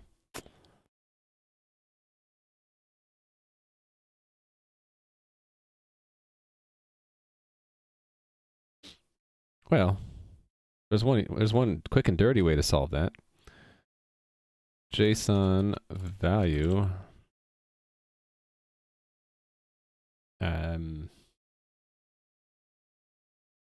null pointer return null. I just need to make that static. There we go. Now we have a very own null object that we can return.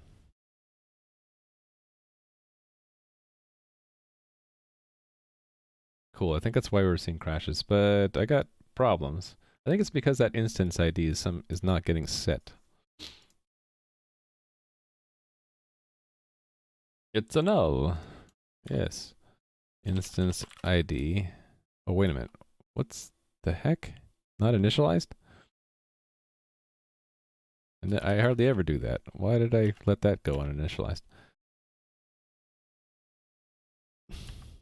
And where do we set our own? Actually, that was when that was in mobilize, wasn't it?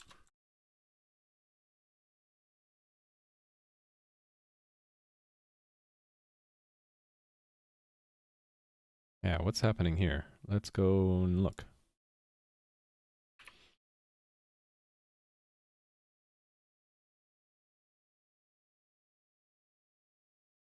Type is null.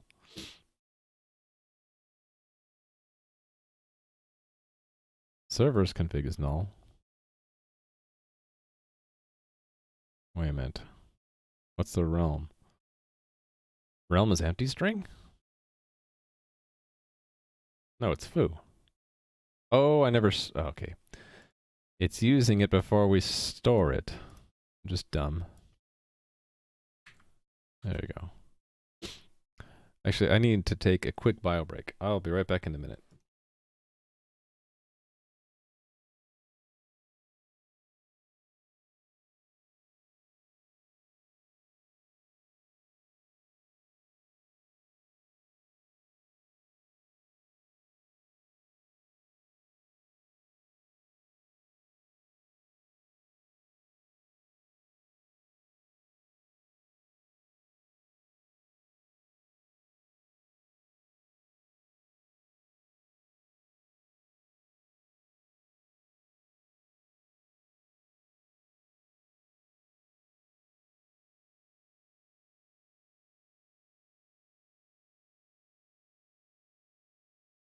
Yeah, sorry playing with scissors, but that's what happens when I get a cold. Need to drink more fluids, which means going to the restroom more often. You know, I really like to get to the root problem, which was get rid of this cold. I don't know how to do that other than to drink lots of fluids, though. Prevents me from having to mute the mic to cough. The prices we pay. Okay, so that should fix that problem, right? Maybe this fixes many problems. Okay, yeah, it's fixed about half of them. All right, I should probably run the raft test to make sure I didn't break them first, right? Raft is not broken, but the coordinator's broken in 7 places.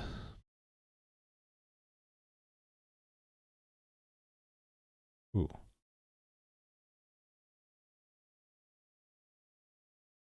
Okay, we only got 1 message received instead of 2 in line 1383.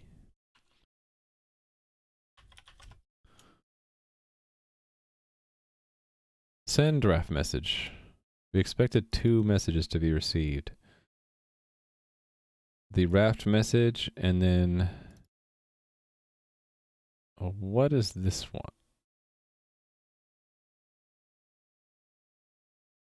Why were there two wrap messages?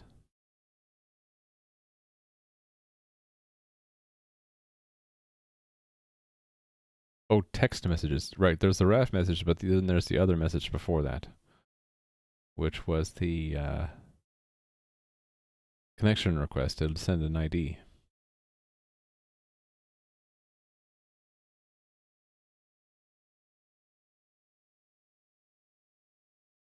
Why did it not? Let's go and find out.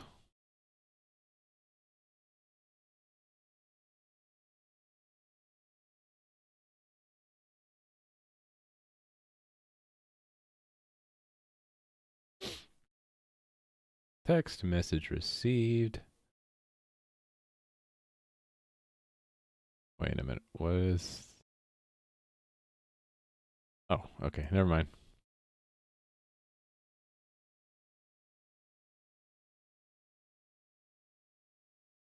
Oh, it's in the connections, right? First connection. Shared. One text message received. Right, it's the in for hello. Okay, it didn't send the RAF message. Why not? Should have sent it. Oh, maybe that sender is wrong. Yeah, sender's wrong. It's like there's no one with ID 1. So the ID should be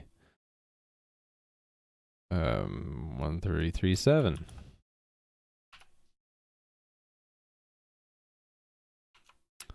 That makes sense. Okay, now down to 6.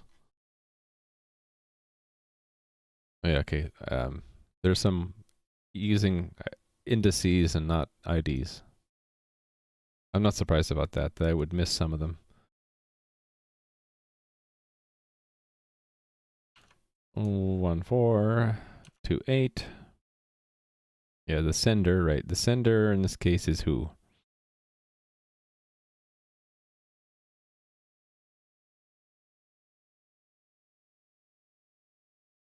We connected, so we're going to connect to 1337, right? And then the next one, 1465. Same problem probably, right? Yeah. 1527. Right. We need to actually have the actual leader ID here. And again here.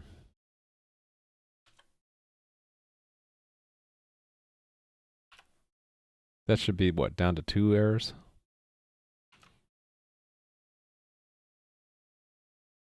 Cool. 2 is right. 1782. Hold on. This, oh, right here.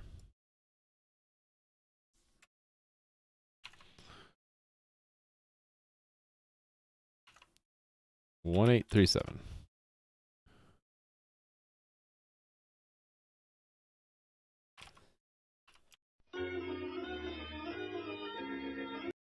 Yeah, sorry.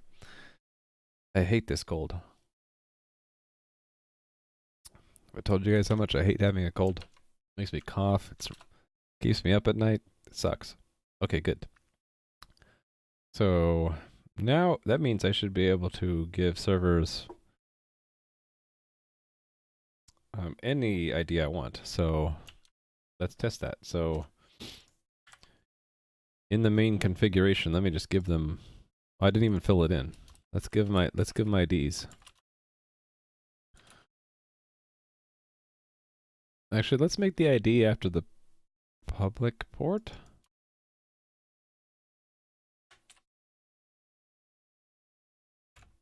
Yeah, why not? Kind of makes sense. Well, maybe not. I don't know. Actually, that's going to be confusing. Let me just name them. Let's just have it start with 10, 11, and 12. Then it's obviously not starting from 0, but there are numbers that aren't also that aren't elsewhere used. Yeah, we'll go with that. Okay, so let's go tear down the cluster, stage and serve again. Okay, the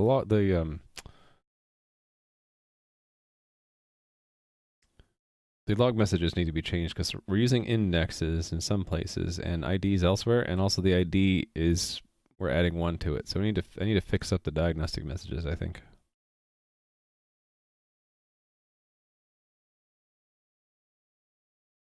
We'll just remove the numbers. Okay, yeah, a couple of different places, right? So search for server number. Okay. Why is it? There we go. Server, it's not a ZU anymore, it's just a D.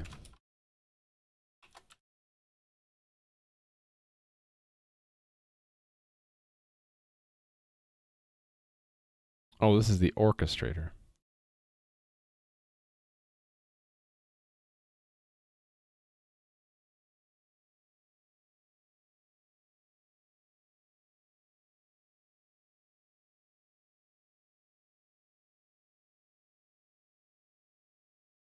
I guess we do want to change this, the unique identifier.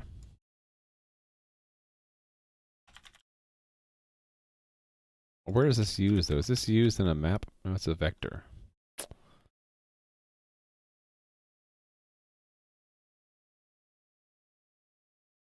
Really, it should be a map, shouldn't it? Let's do that. Let's remove instance number, and we'll change this from a vector to a map. This holds information currently for racial. Right.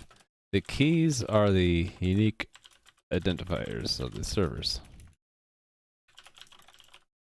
And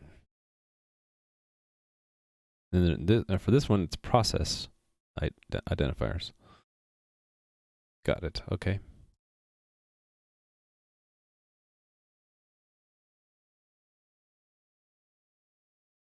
So instead of realm server, we'll say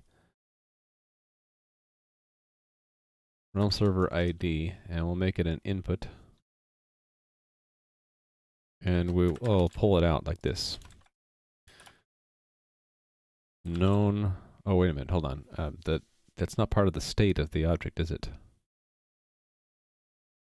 Or what? Is this a free function? It is. It's a free function. So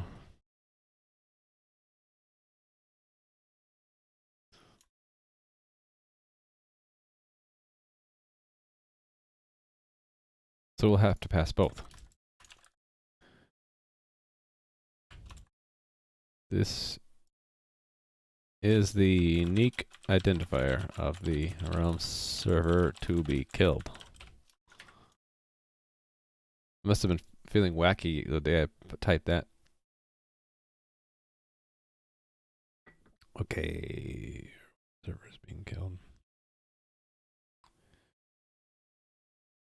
This is just that. Yeah.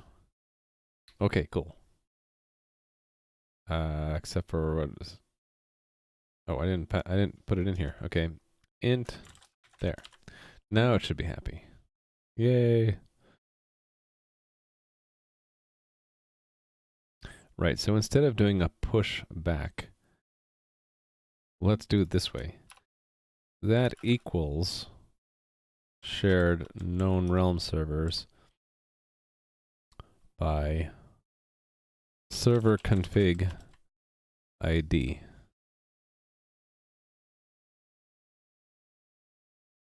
Okay. And there's no instance number, and I don't need to push back. Cool. I like it.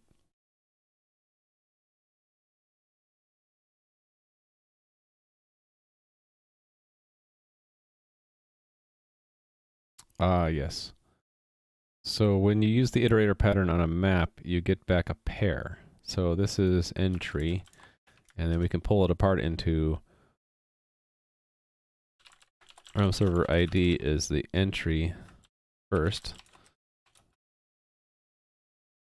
And the realm server itself is the entry second. That should fix a bunch of these, right? Okay, only we do want to modify it. Cool. And then this realm server ID fits in here. %D.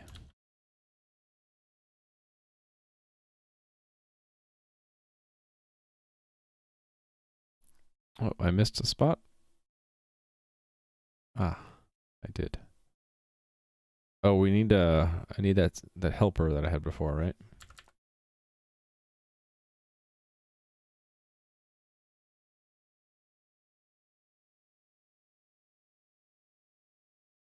Actually, you know what I can do? I can just put the configuration straight into the known realm server, so I don't have to keep indexing this. So let's do that.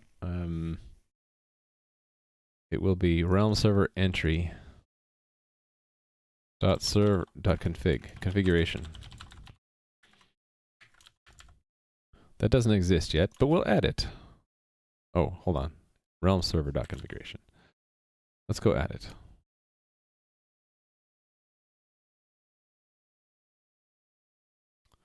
Yes. This were 5 minutes, right? 5 minutes, right.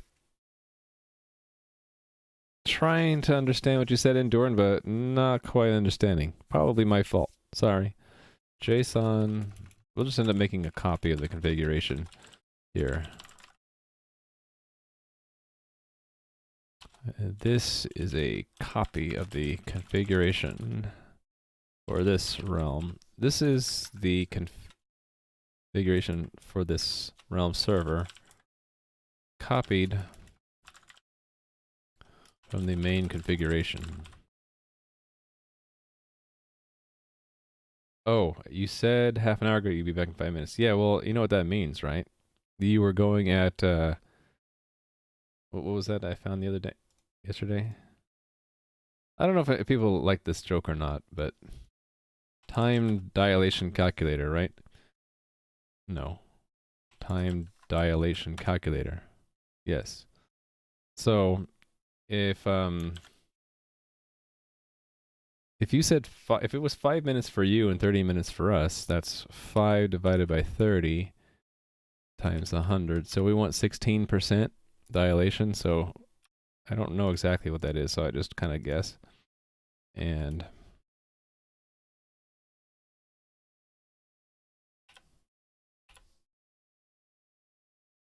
whoops, shoot. 98.7? 7.5? No, 6.5. Okay, so you must have left at 98.6% the speed of light and gone in a circle and arrived back here. Because only 5 minutes passed for you, but 30 minutes passed for us. Too complicated? It's a nerdy answer, right? I guess I don't need to get the exact number. I can just say you must have taken off in a ship that went pretty fast to come back here in half an hour and only spent 5 minutes.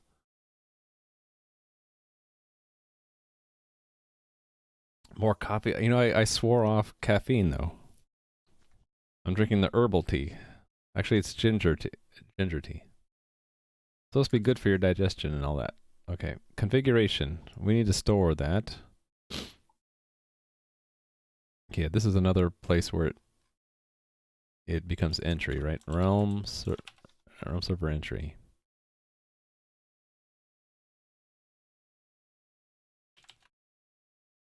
So again here.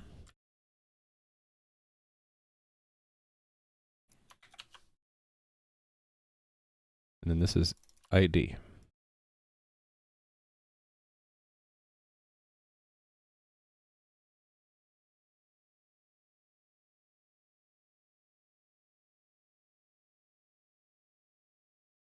Yep, and again. So I'm doing a lot of this. This I need to clean up anyway. It's kind of gross right now. It has one main loop and it does several things in sequence. Really needs to be refactored down, and then some of these things need to be made asynchronous. Okay, here it still wants an index into the configuration. So we'll oblige for right now, saying index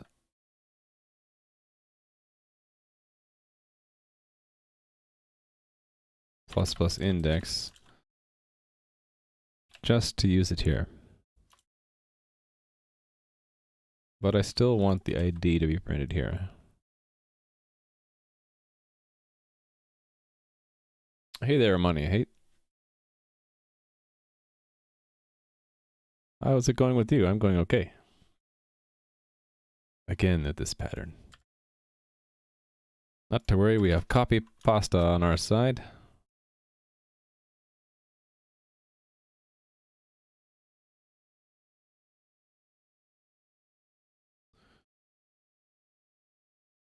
Right, so we added that, right? Realm instance. What do I use that for? What is that used for? It's just to print that. Okay, so it's going to be ID. Actually, why am I even bothering with that? Realm server ID, and then that's %d.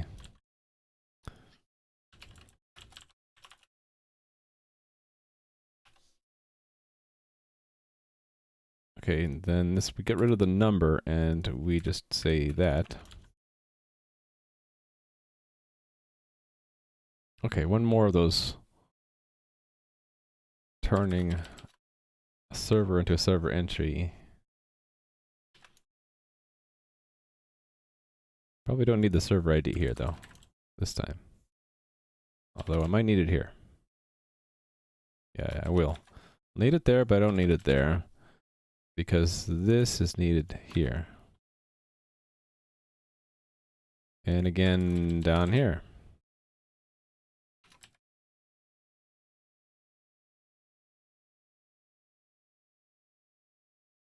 Oh, I missed one up here somewhere. Oh, that was this one. Yes. So that's realm server.configuration. I need to actually fill that in though. I fill that in way up here at the top of run, where we set it up, right? Realm server.configuration equals a copy, so it'll be server config. There we go. Awesomeness. I love that copy pasta emote pair. You're leaving 20 minutes earlier today, so you're going?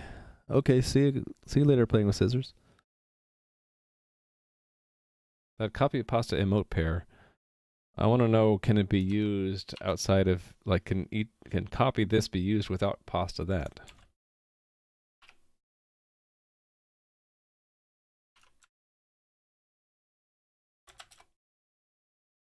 There we go. So I named them 10, 11, and 12. Says 10, 11, 12 in the messages. Okay, cool. Now what does the front end see?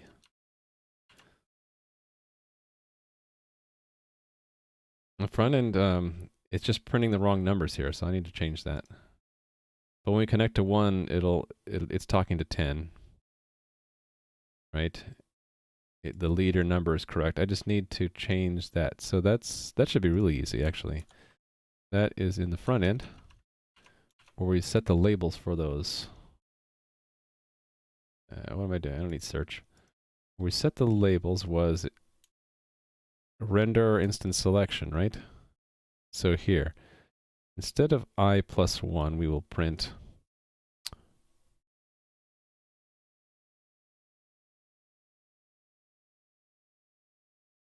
oh, here we actually want this. So this is instance config.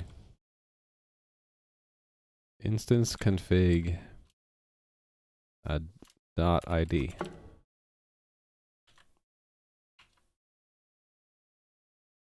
Didn't work. I thought it was ID.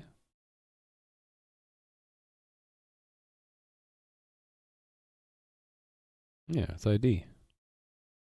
What does it not like about that? Let's inspection. Inspect it.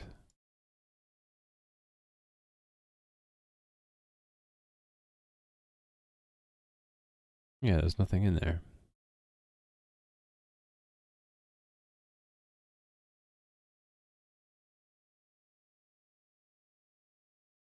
Oh, I guess we can, what? What can we do? I can turn that into that. What do we get now? Okay, how about JSON dot stringify?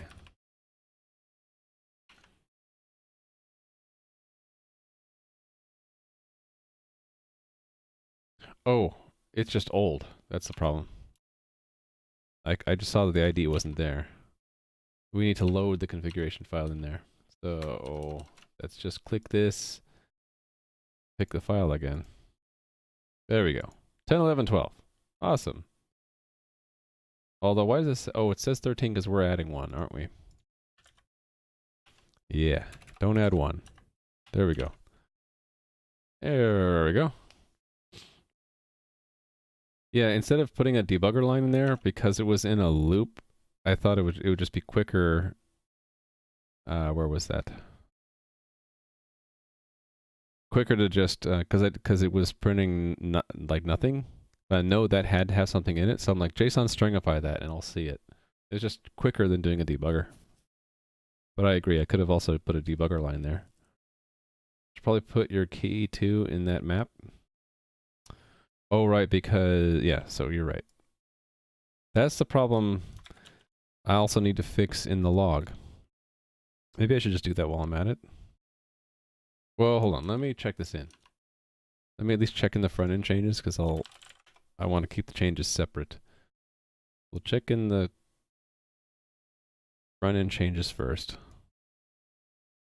Here. We'll say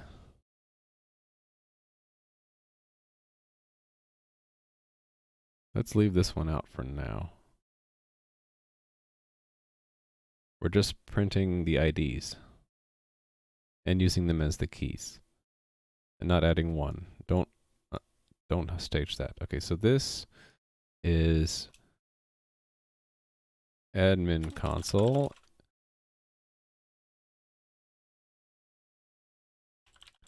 Track servers by ID, not index. And then this one, we haven't edited the backend for this yet, but I'll check it in. Admin console, add button to upload configuration to the cluster.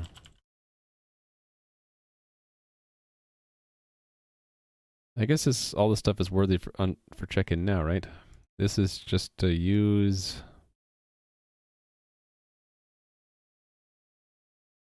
This is the backend equivalent of what we just did. So this is a cross-cutting thing. So I'll just say it without a prefix.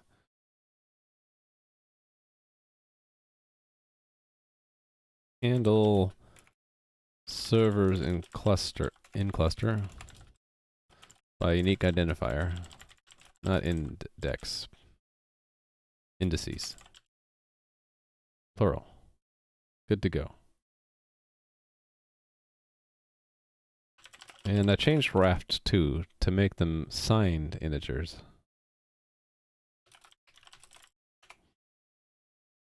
Yep. Yippers. So raft. Use signed integers for term and the ready.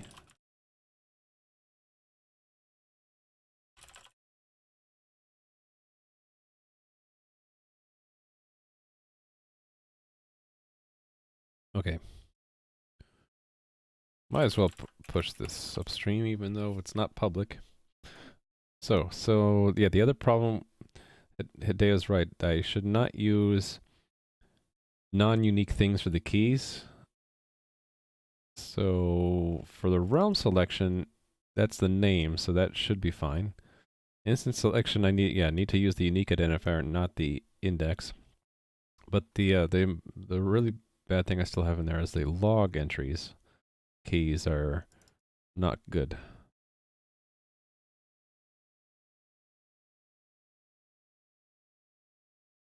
Where are we getting the key from?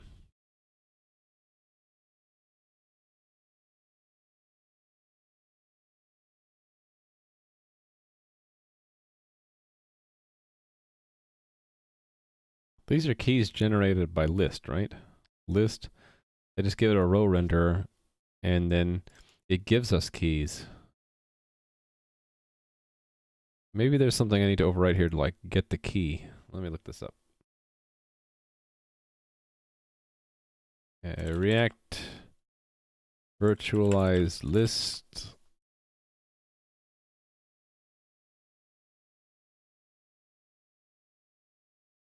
Search for key.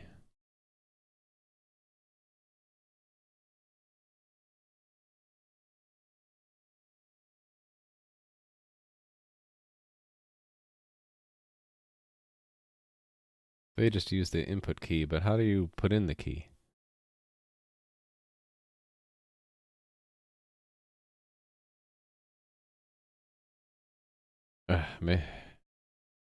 Not good. They're giving me the keys. But the thing is, I'm changing the list. The problem is when I change this state, this log can be completely replaced. It's replaced when we connect. Unconnected, actually. Actually, it's on, yeah, unconnected, right? No, on disconnected. On disconnect. Yeah, so we completely dropped the log, and then the log is going to start again to collect entries here and here, but they're going to be from a different server. So I don't want to, so I think right now I hacked it to, on disconnect, I think we clear the cache. Yeah, hack the log row height cache to fix wrapping issues. So really another way to do it would be to make sure that the keys are unique, but I don't know how to do that. I have to somehow tell this list that do I do measure all rows? So Hideo, does that mean I should not use the key given to me by list? Because list is giving me a key, and their examples all just say use the key you're given. So you're saying I should just use my own key?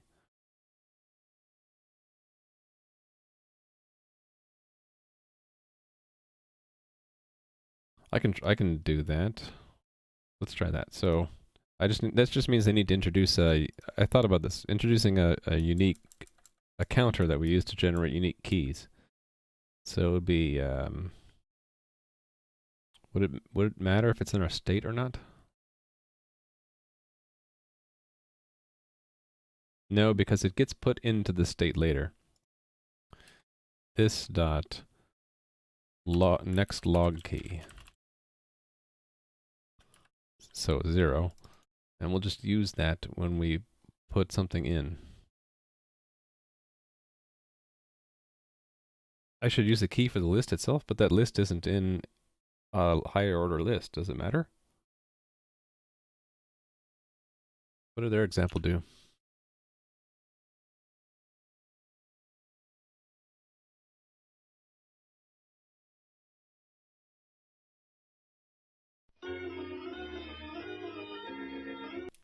Sorry. Yeah, they don't have a key.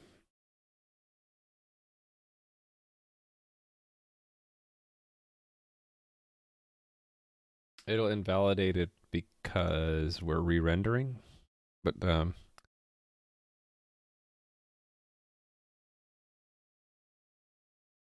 it's not going to re-render though, will it?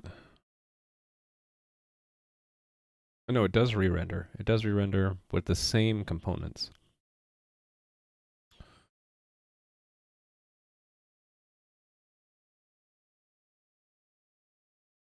Oh, but this is creating a new one every time. Won't it, because it's using object identity, won't it say, well, you made a new one every time? Actually, how does this work? if we're returning JSX and it mentions auto sizer with a list in it, but that's an arrow function that we call here, isn't it just going to make a new tree of components every single time it's rendered? Which is why I probably don't want to do this. That's part of React I'm still struggling with. I did a bunch of studying over the weekend, but I'm not quite there. If I turn that into a component, then it won't create a new one every time. I know that. I need to get to that point. But the way I understand this now, because it's an arrow function, that it's going to return a new one every single time it's rendered. So because of that, I don't. It's going to be a different object every time, and it should be completely. Yeah. Then why do I need to hack the? Oh, it's the cache that's pulling from. That's the problem now. Hold on, I need to let my cat in. He's meowing to be let in. I'm just going to mute the camera or lock the camera. I'll be right back.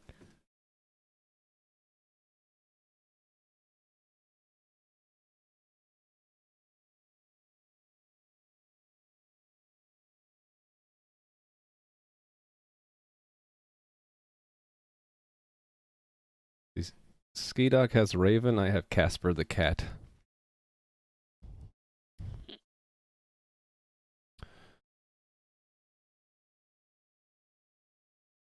Okay, yeah. So I don't know.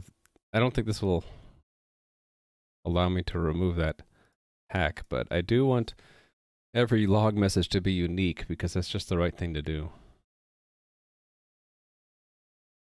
So hold on, I'm getting confused. Where's the render? There we go, render log message. So instead of key, let's just use our own key. That would be log message key.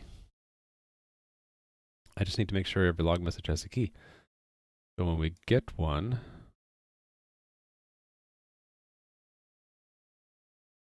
is this mutable? Well, hold on. We can say this, right? Key this dot next log key plus plus.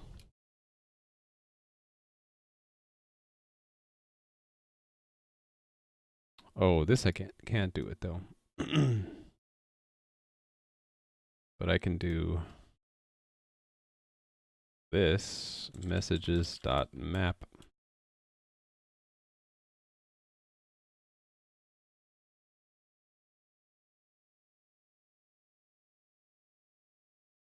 And then put that there, right?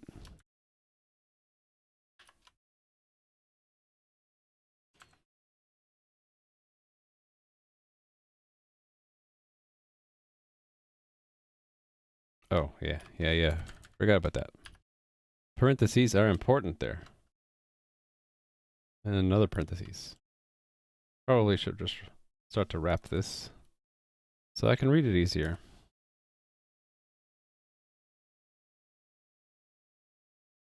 Like that. So take each message and basically add a key to it.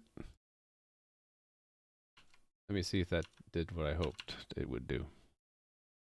Oh, it's completely and utterly broken. Okay.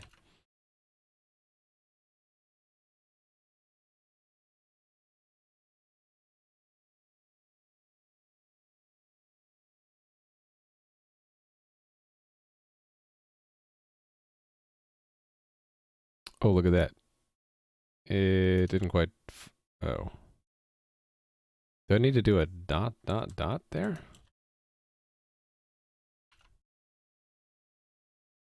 Okay, that's better.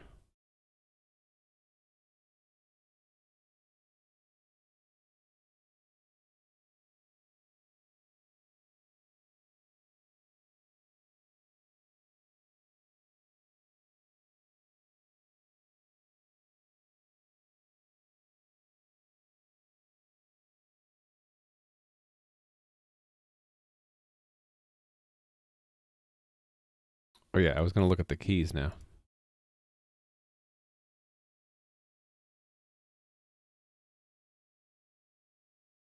Yeah, okay, so we're getting... Actually, I guess I didn't need to look at keys.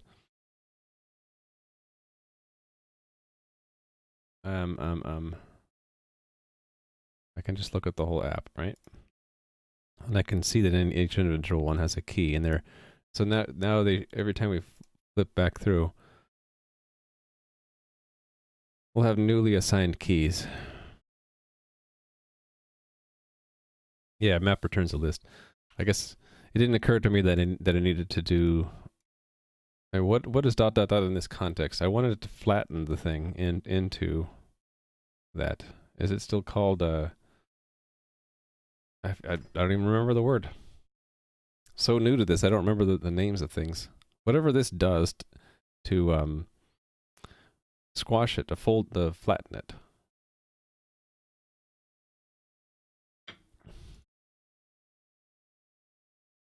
Spread. There we go. My cat's yelling in the background, but in a different room. That's odd. I'm the only one in the house. The cat will go in the other room and start meowing. No one is gonna magically appear because you meow. All right.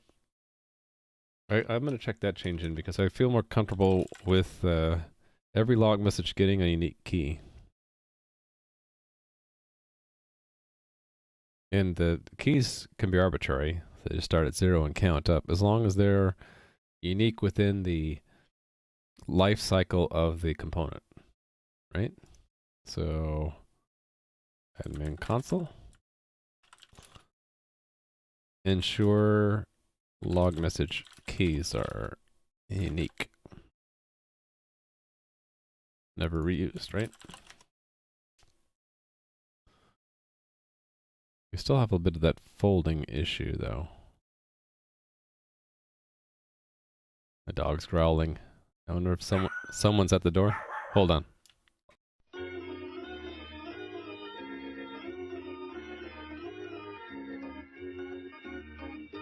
False alarm. She's barking because someone walked past the house. So protective. Okay, so.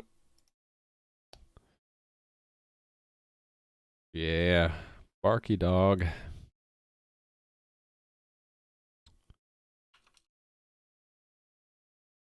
So I'm done with this, right? We can upload...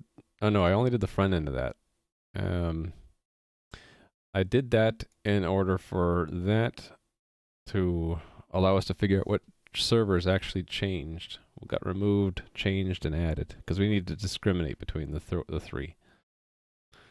I guess next, I will, if I do the back end of that, it'll lead into this. Okay, so we'll do that next.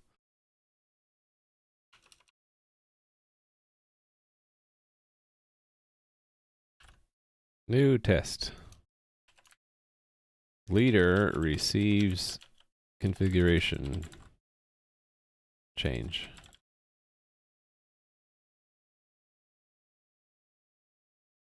I'll pick this test case and duplicate it.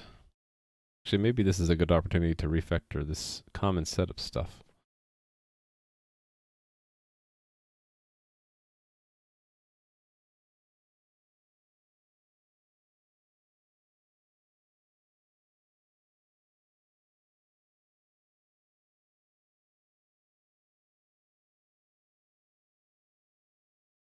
This is a more complicated setup, actually.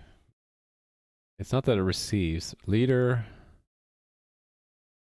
Oh, no, leader receives is actually okay.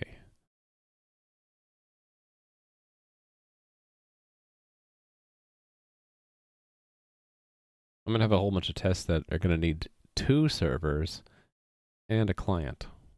So maybe I will make this part of the fixture. So let's just do that. So set up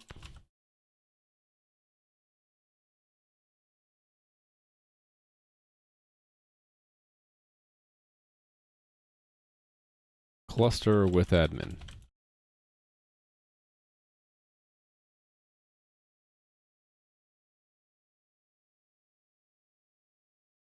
Actually, I don't know quite what it'll be yet. So let me just, I'll do it once here and then I'll put it into a setup. This is, because this these ranges are getting ridiculously long.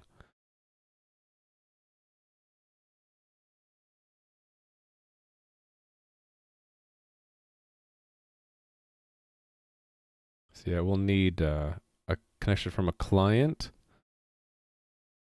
the orchestrator, and the other server. So we need 3 connections. Okay.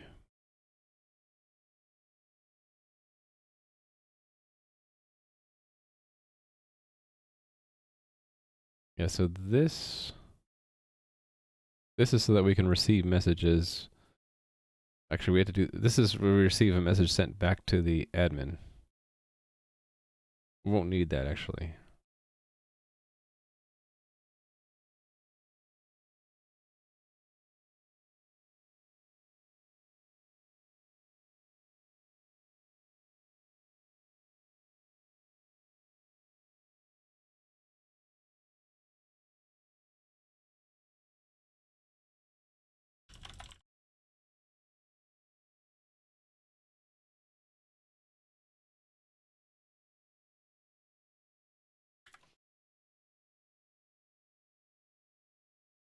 Let me try to keep this into sections here.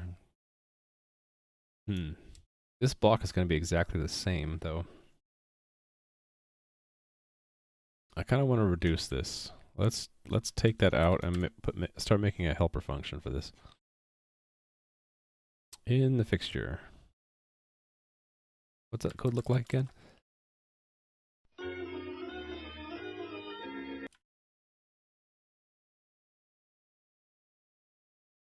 Okay, it needs access to the web gate, so it needs to be inside the fixture.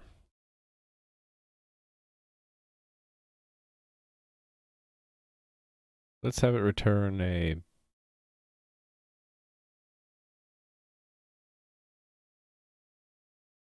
try to think of the name.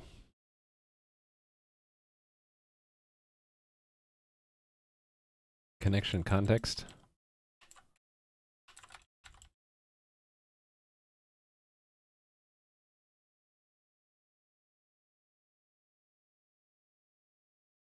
Add connection. Put the junk there.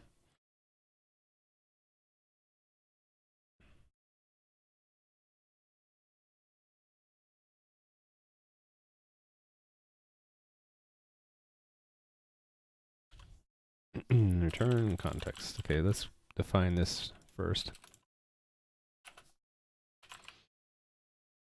It's got these guys in it.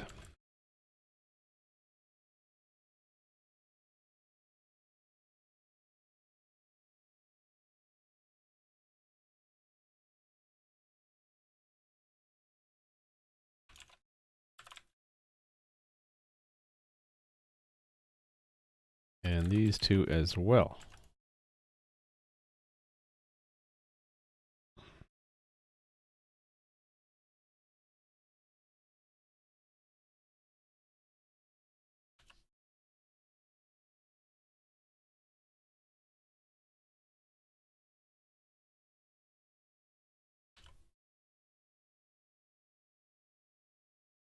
Okay, that special argument there says it's a private end or not.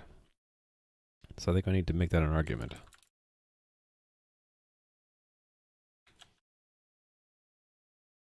Okay, I'll move this out.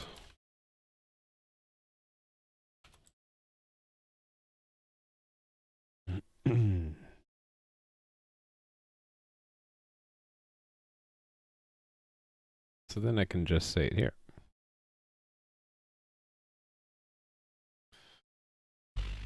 Auto admin equals make add connection. Auto peer equals, and then auto, it's private false, true, and this is orc, true.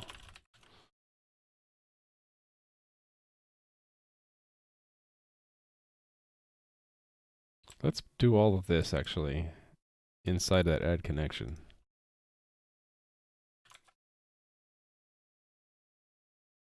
Let's put it here. Makes sense? I'm not sure.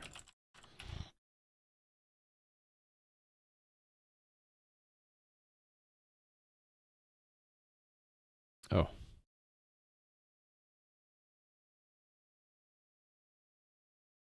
Could be anywhere.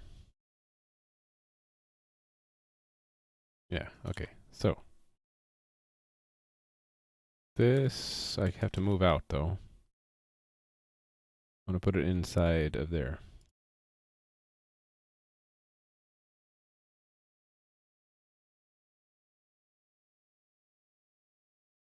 Because this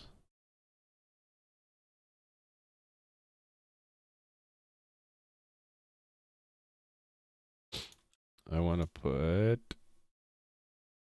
in here. Yeah, that's one syntactical shortcoming of C++. I can't use type deduction there. I have to say shared pointer to that.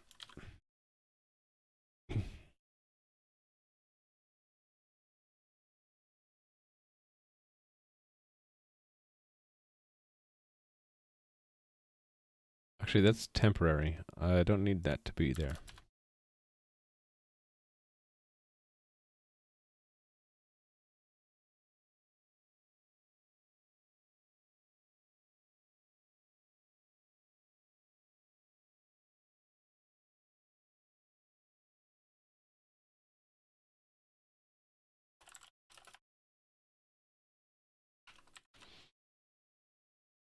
Right. So let me explain what this is doing. This is common setup for a bunch of places. This will help clean up my tests. So it's making a new like fake connection to the unit under test, which is the coordinator. So first, in the context, what we have is two fake connections, mock connections, so the server end and the client end. And then using those are actual WebSocket objects for the server and client end. And then we have in a substructure that we share with callbacks, it is a vector of text messages received, and then a promise when we can set when all the ones we expect to receive are actually received, right? And then the two connection objects have weak pointers to each other. They can't have strong pointers or else you'll have a circular reference issue. Then we tell the two web sockets to use those mock connection ends and connect it as different roles. So WS client is client role, server role. Then what we do here is we're setting up a this is a bundle that we're passing to the WebSocket client end. Actually, whether we use client or server depends, doesn't it?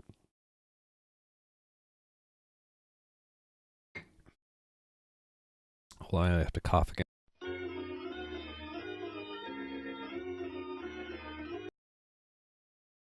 Actually, since we're adding a connection, it's an incoming connection, so the test is always going to be the client end.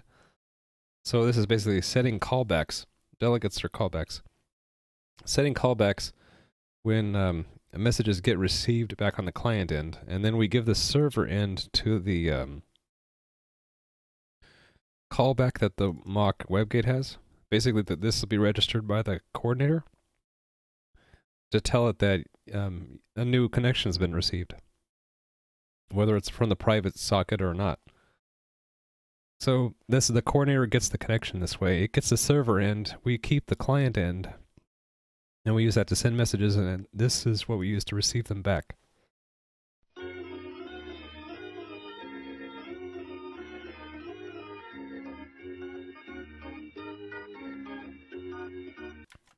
I think I'm losing my voice. This we can't hard code.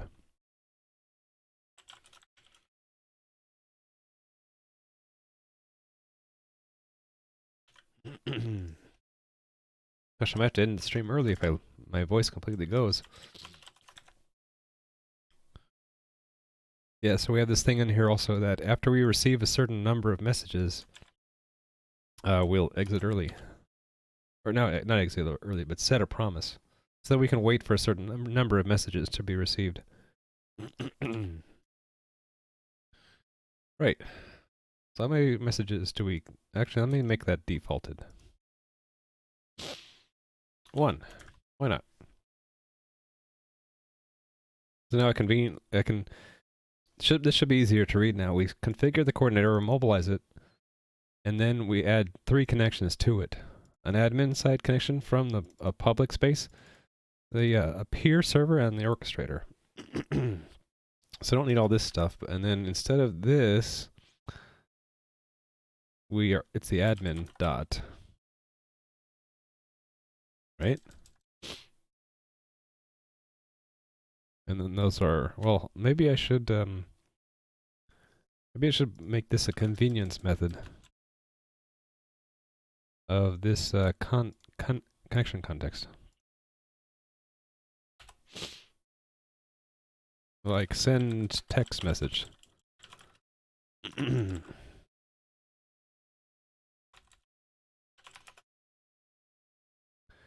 Never check today's plan. Yeah, it's to try to support reconfiguration. So to do that, I got to build up a test case right now. I did these 2, which are prerequisites. Now I'm working on that actually I guess I'm doing this one. When a leader gets a configuration change, it's to send it to all its followers. I don't have that command in there, but I have the plan to add that. Just to explain what the numbers on my name are. 8354 is the numbers that Discord gave me when I made my account for the first time. So I just went with those.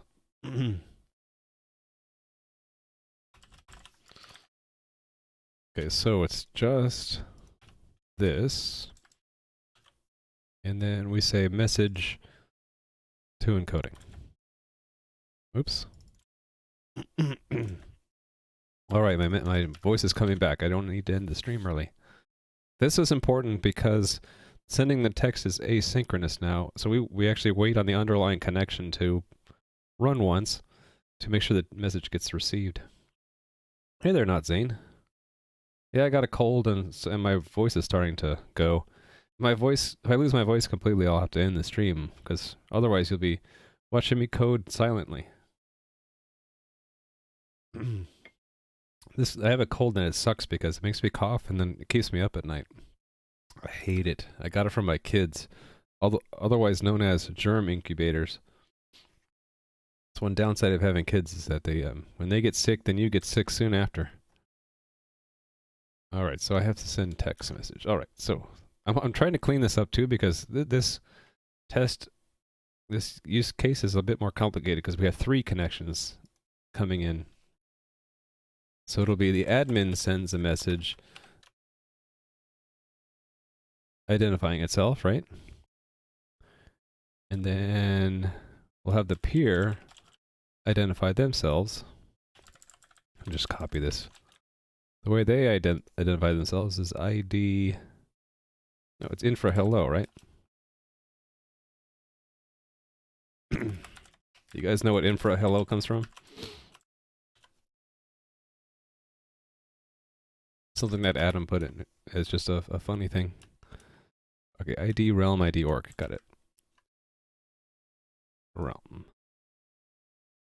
And then we have to say instance, right?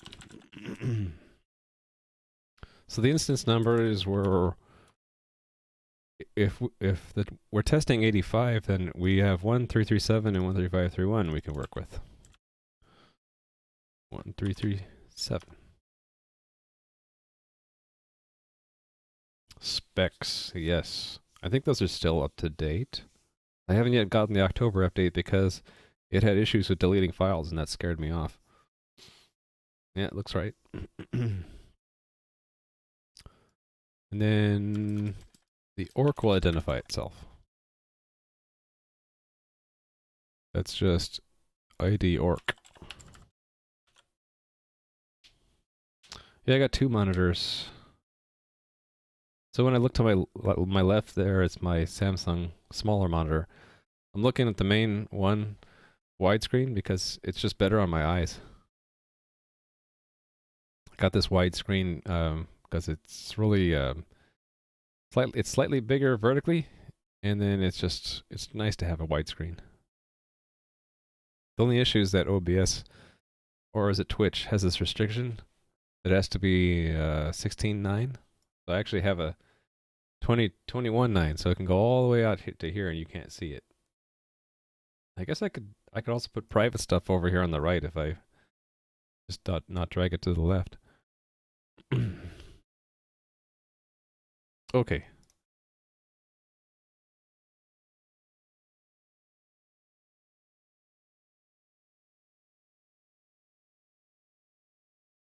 Right, so we let it go one loop, and then it should process all of these identification messages. I actually need to check if we really need to do that. Maybe we don't, because I think it processes it, yeah, in context of the callback. I think it's just anything it has to pass back, we have to wait. Okay, leader receives configuration change. So, configuration change. What are we going to change?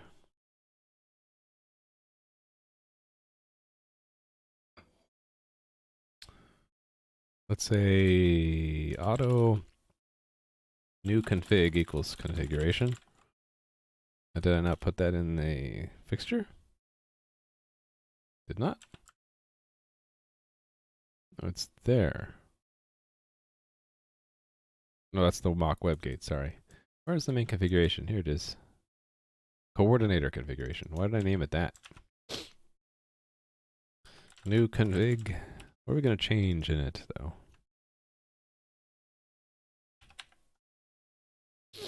Something innocuous. Not innocuous.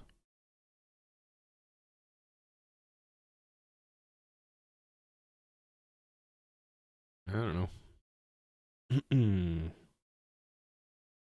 Max log buffer size, maybe?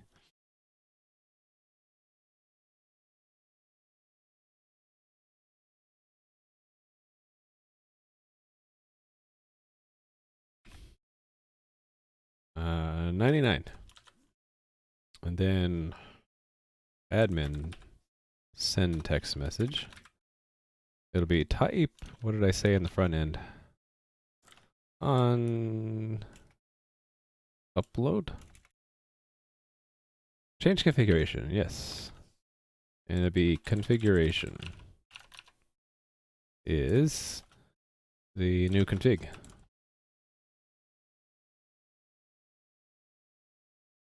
I don't need this. So, oh, we need to make it the leader though. Become leader, right? Do I have a shortcut for that? I don't. Shoot.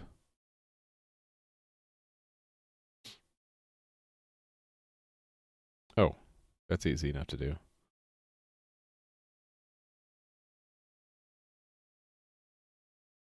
Actually, we only need to do that, right? Hold on, let me think about this.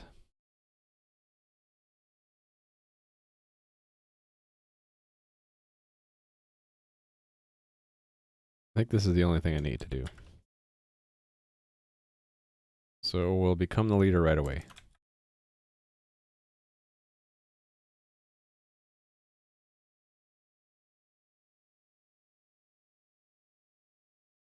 Actually, should probably do that after this happens, right?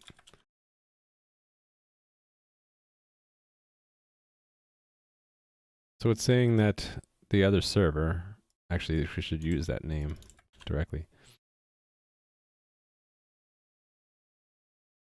is the leader? No, we want to be the leader. 85. Why 85? It's because I have this sort of memorized for today.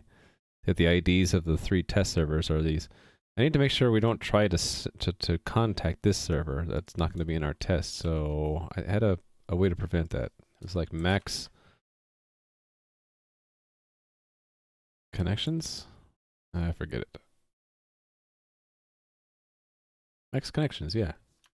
What's in the WebGate? Okay, so mock WebGate max connections is 0. Because it defaults to 2, yeah.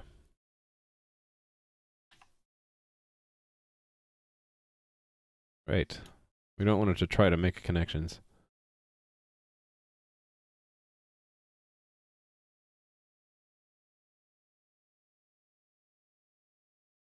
It connects to us.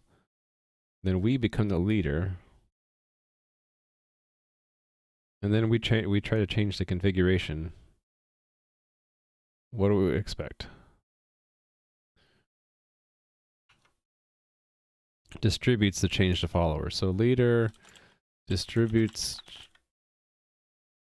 configuration change to followers.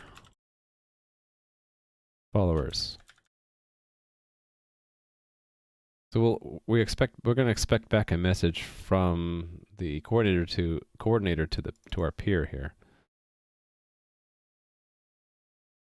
So coordinator dot wait one loop, and then we should expect back let's make another helper for this. The peer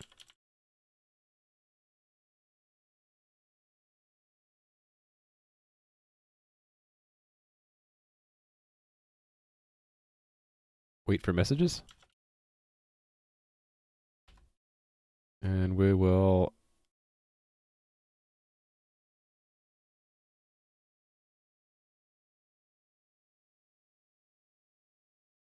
oh, hold on. This really goes on here. Assert. This is sort of what I'm going to put into that helper.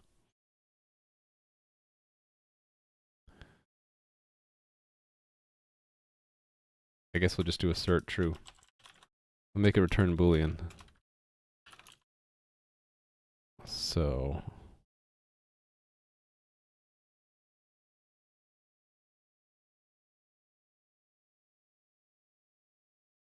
in here.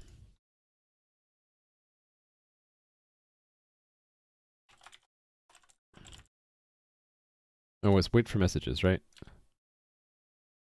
Wait for messages. And that's this junk that we get the future for that promise, and then we'll wait up to a second, but we expect it to be ready. So that's return that this equals that.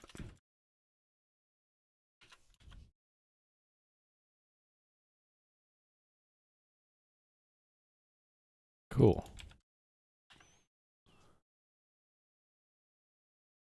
Yeah, what do we expect back?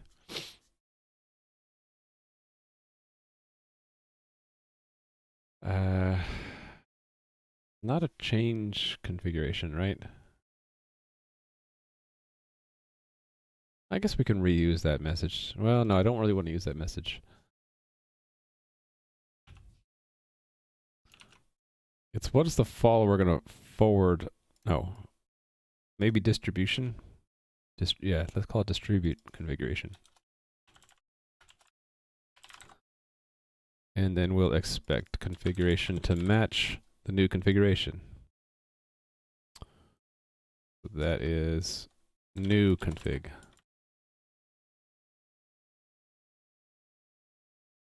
Sounds good to me. And it's not just delegate context, it's peer dot delegate context. No, not peer? Yeah, peer dot delegate context. Yep.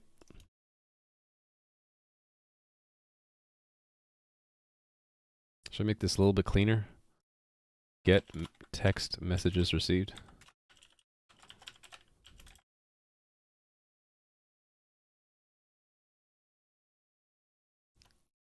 This being a helper, so vector JSON value get text messages received return delegate context dot or its arrow text messages received. There we go. Actually, let's just make it a const reference. Okay, cool. Test case complete for now. There'll be a lot of extra steps though. I wonder if I should break this into a different test suite. Because this test suite is getting kind of long. It's 2,300 lines long, kind of massive. I'll consider it.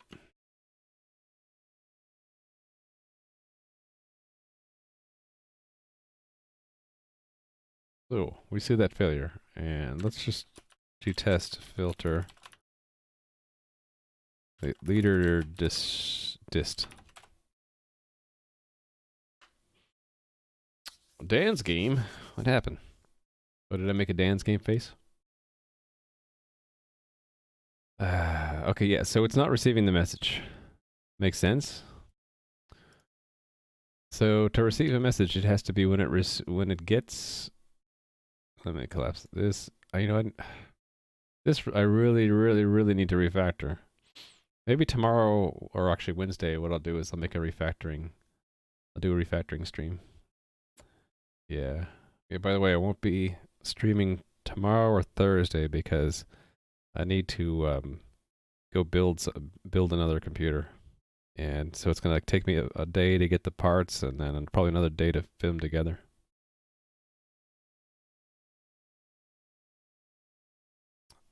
So yeah,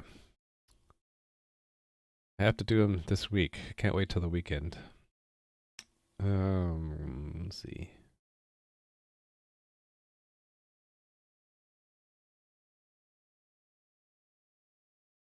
What's this is instance? What is this? Oh. WebSocket context, yes.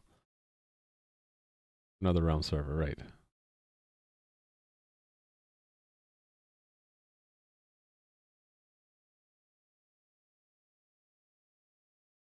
What else did I put here? Instance ID, whether it's private or not.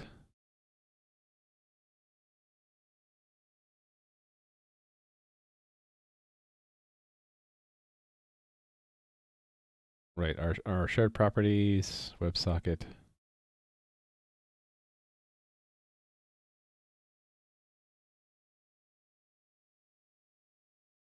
Oh yeah, I had a secondary map for clients. Yes, that's right. Yeah, it's not for me. Shh, don't tell, but getting one of the kids a new computer. Don't tell them.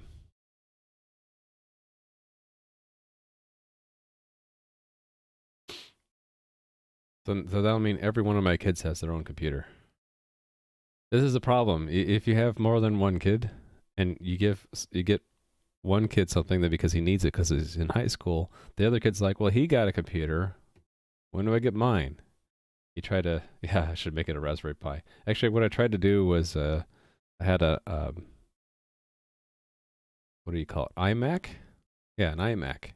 But that iMac is really struggling, and so she just doesn't want to use it, and it's a pain in the butt to keep it up to date. So I'm essentially replacing an iMac with a new computer. We tried to do the Mac route for a while, but it didn't really work out. I only really have success with MacBooks, but the iMac was sort of a failure. Right. Yeah, we're handling if it's a client and it's an admin client. Well, these really should all be only admins can do it. That was another test that I still haven't done yet. That was still in there, right? I go here at the... Oh, is it hidden now? Yeah. I really need to keep that separate, and I need to do that one. I keep forgetting to do this test. Whoa. And refactor that monster method on WebSocket text.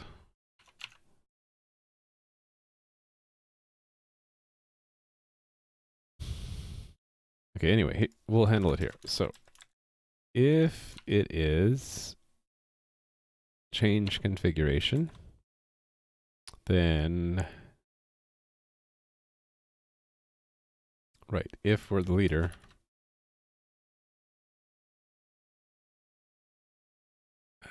where did I put it? Used to be is leader. It's now something else, right?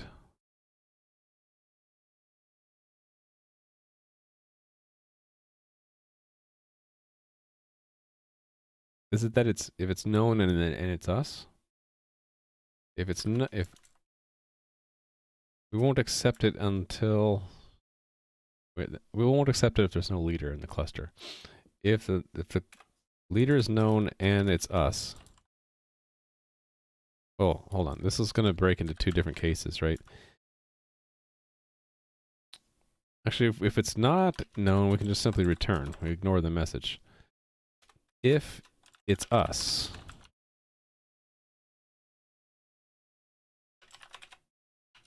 that's instance ID.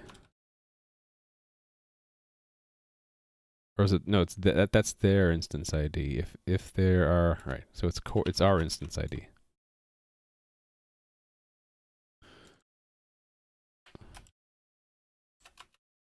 Just leave a placeholder right here to do follower case. Send to leader. But if we are the leader, we will, if there's an orchestrator, this is bad because if there's no orchestrator connected, then we won't remember to do it when we do get connected. Hold on, let me think about that. I need to take another break. Sorry. Sorry for so many breaks, but drinking a lot of fluids, and you know what happens when you drink a lot of fluids. I'll be back in a minute.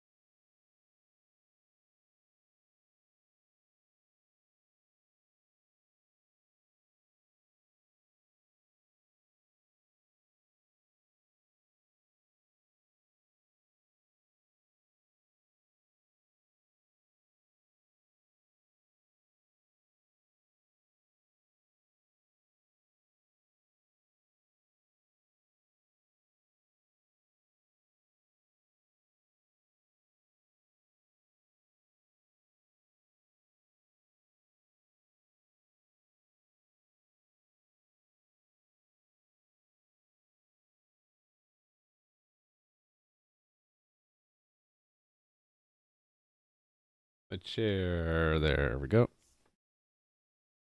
Huh.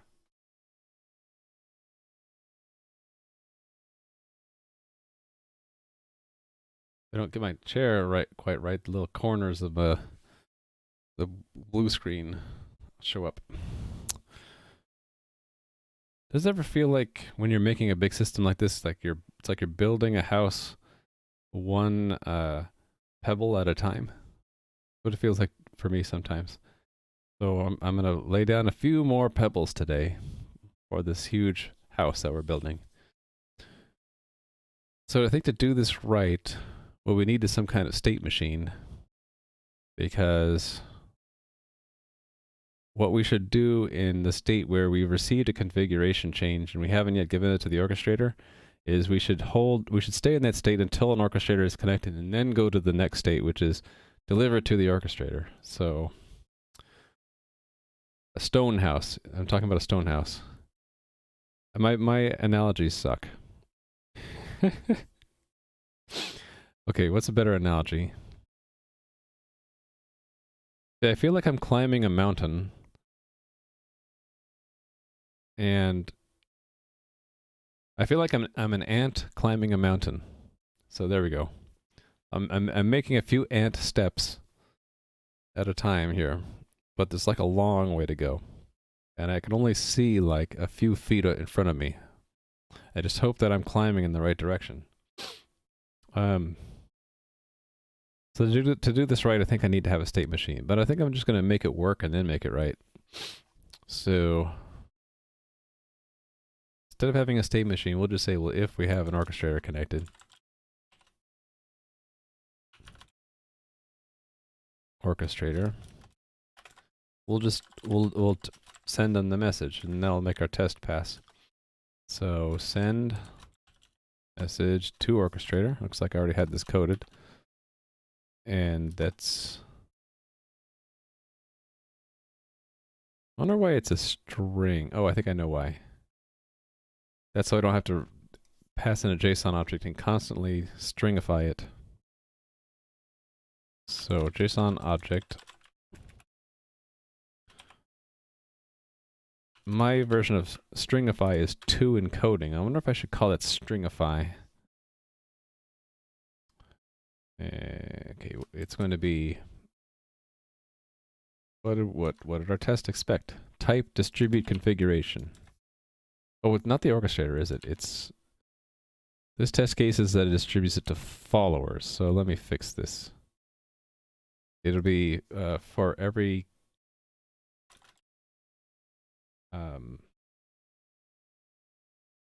other instance in the other instances set, right? Let me see if I got this right. Why is it not like that?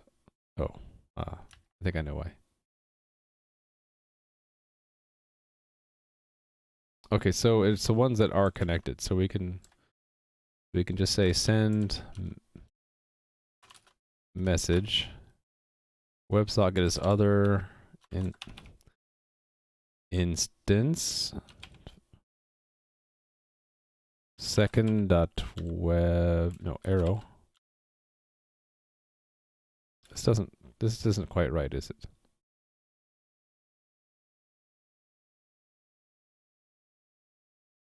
Oh, it's just not, the IntelliSense is broken right now.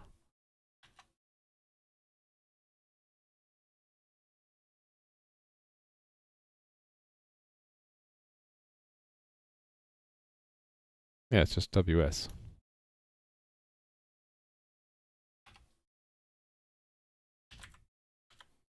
That fixed the parsing. No, I'm still, oh, yeah, I'm off. It's type. Is distribute configuration. Configuration is the configuration we received, which is, oh, let's get it out. So data as JSON, right? Configuration.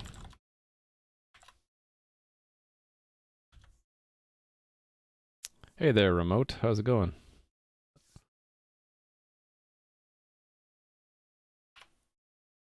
I think I just got, oh, no, I got something wrong. Oh, I'm missing some brackets.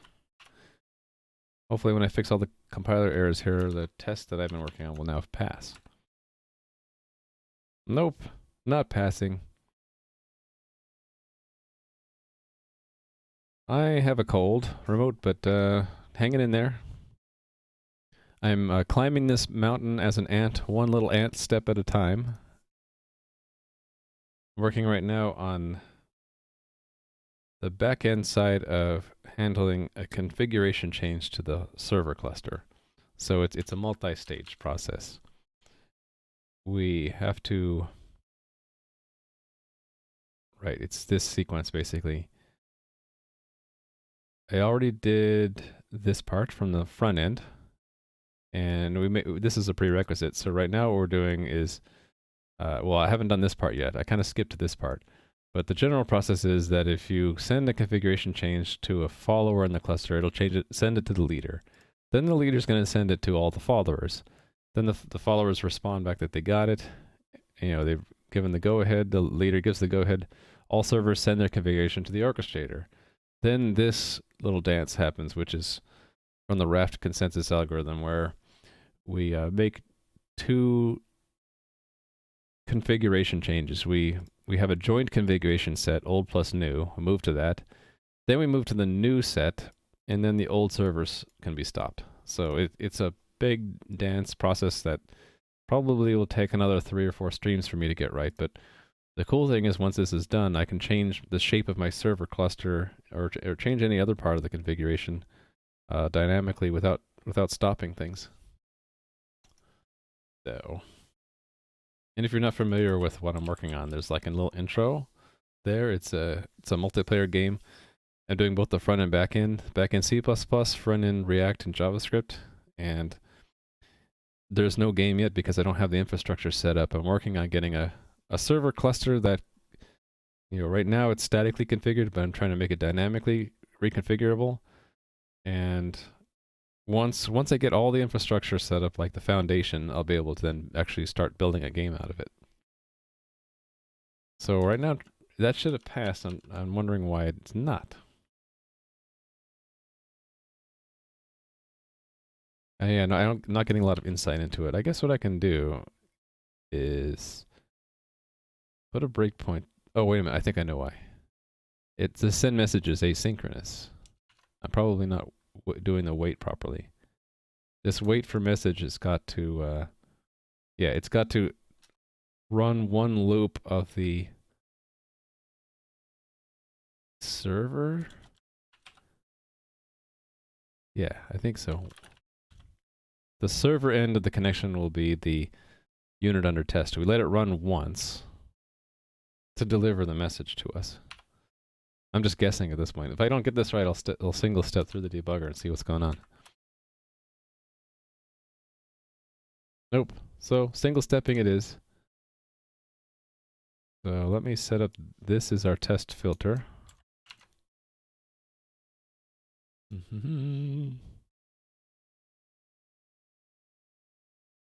And then we'll run.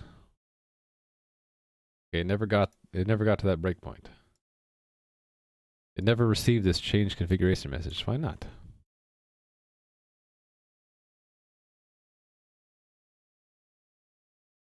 We sent it right here.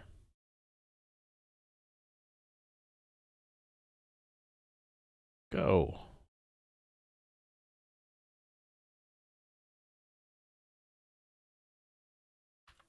I wish the single step would only go through my code. Actually, that is my code. Right, so this is asynchronous, so I'm just going to set a breakpoint here for when it actually should be received at this point. Okay, it is received. Yeah, okay, so what's going on here?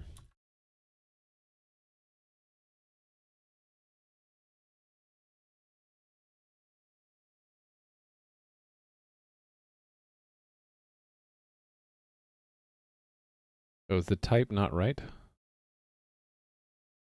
Wait a minute. What's in that data as JSON?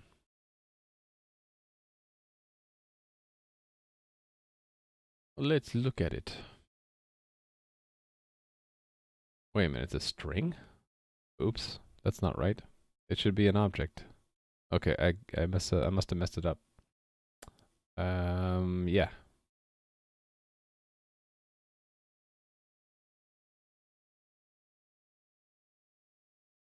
Yeah, okay, it's being sent as a string, not a JSON. So the test is screwed up.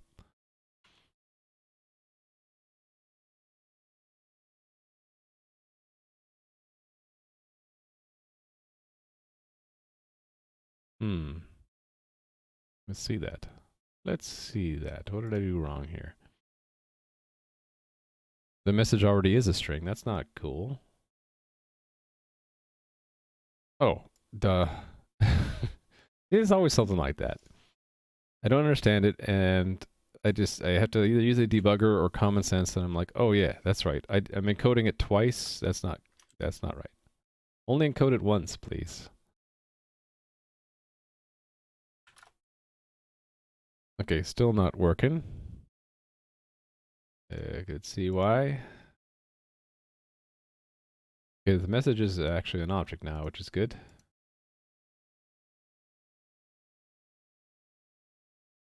It's got an ID, but nothing else. Oh, right. This is called multiple times. Let's just skip ahead. Right. Right, here's the message I actually care about. Right, okay, so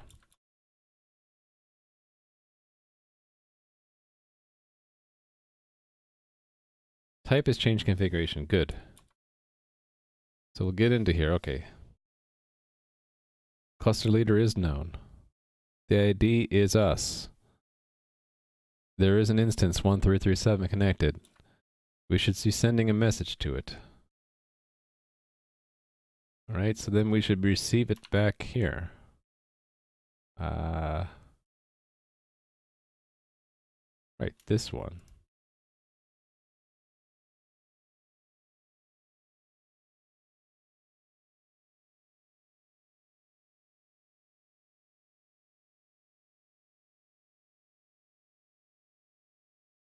We didn't receive it.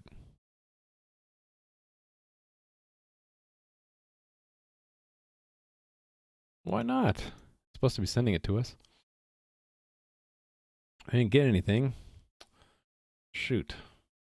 Well, why didn't it send it to us?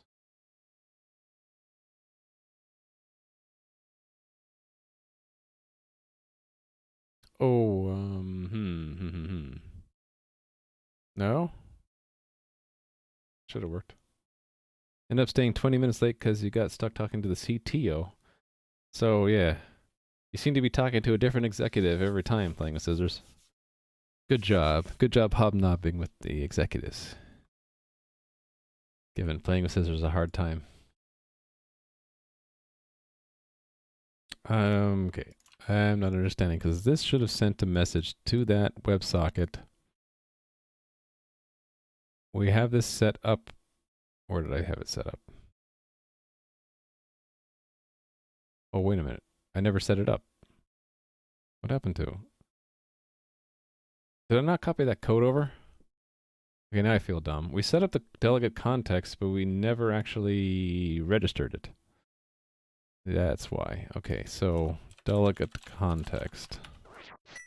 Well, thanks for following, Pagan. And I'm just going to say Pagan. That's okay. So I never made this call here. Set delegates. That's an important one. Because until I do that, it's not going to actually set up this callback at all.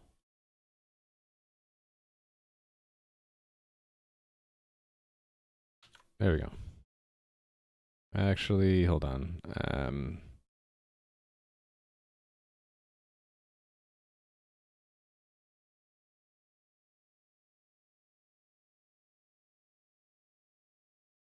Doesn't go there.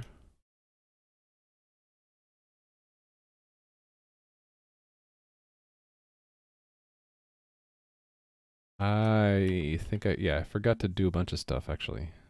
It was this whole, oh no, we're doing it here in add connection. I'm just getting myself confused.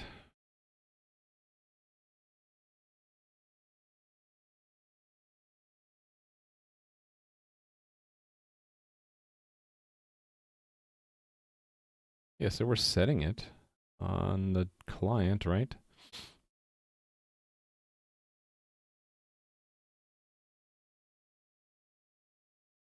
Well, let me clear all the breakpoints. So if it's sending it here, we should get a corresponding receive. We should get something in the callback here. Maybe I'm just not waiting enough. Oh wait, that's right. This send. Oh, thanks for the follow. And I'm gonna try to say your name. Baplabap? Baplabap. Hope I said that right. Apologies if not. The problem here, if I can get to my own code, is that this is asynchronous again. Kind of hard to follow, but it's going to go into here, which is going to go into here, which in our mock is completely asynchronous.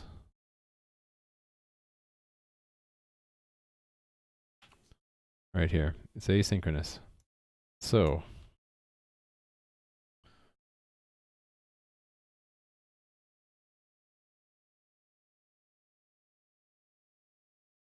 wait a minute, that's why we did that. I'm confused. We call wait for messages and it's not being called?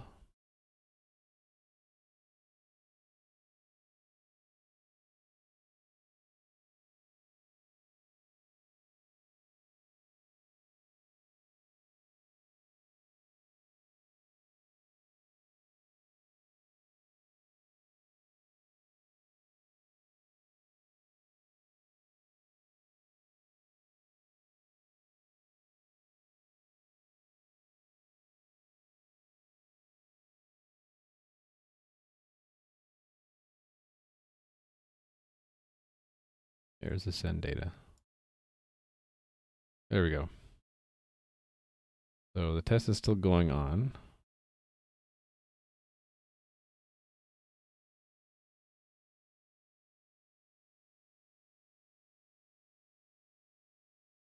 Oh, we're waiting on the wrong one. This should be, oh, no, that's the right one. Okay, just to make sure, this is BV4F680.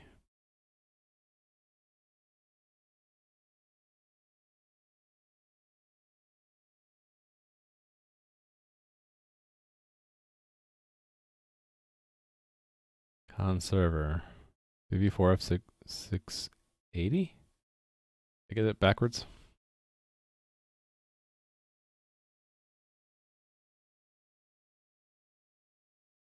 Or did I just read it wrong?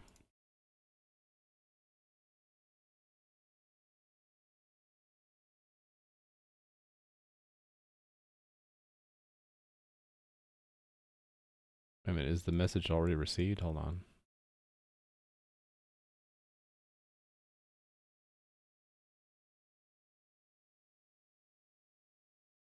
I'm so confused now.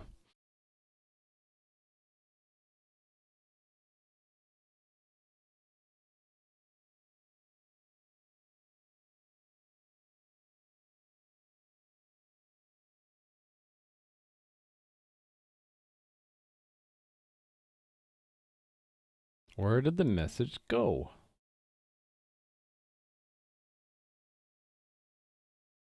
Did I send it to the wrong place?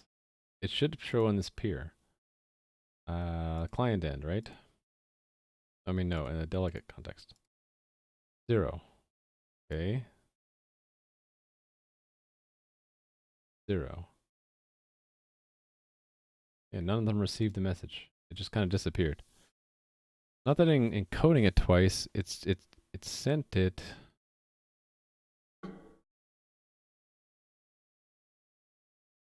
Where is that actually sent? Oh, I'll just restart. Not that breakpoint. It's sent here.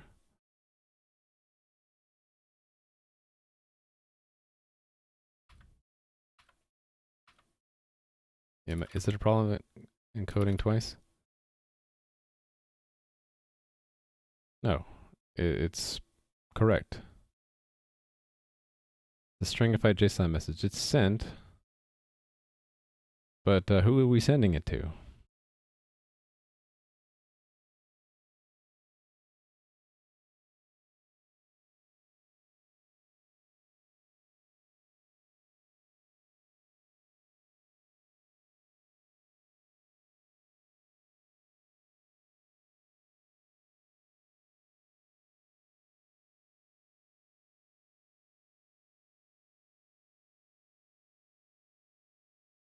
Actually, I can just look and see if this is matches the other end of the correct end of the connection. So call stack main thread.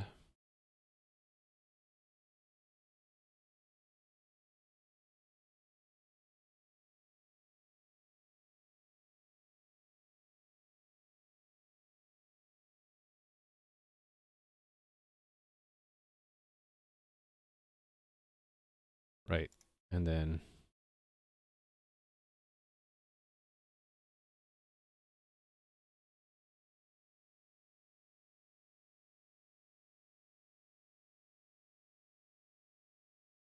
right, con server 4101 E0, right?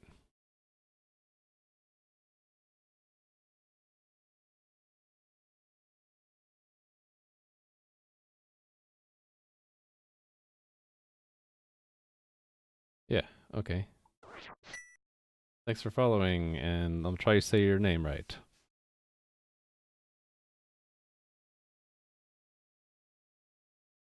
The best RuneScape playa 99. It took me a while to parse that, but I think I got it. Thanks for the follow, and welcome. I'm trying to figure out where my message is going. It's supposed to be sent. It should be collected on the other end, and it's just disappearing now. Should I just follow this all the way down?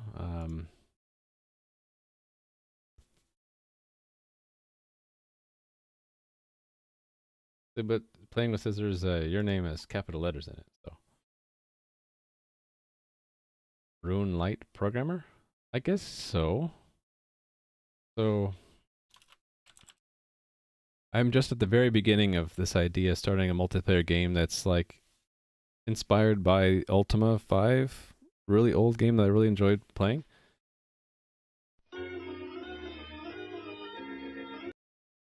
And, oh, try to say your Discord name, yeah. Hold on a sec.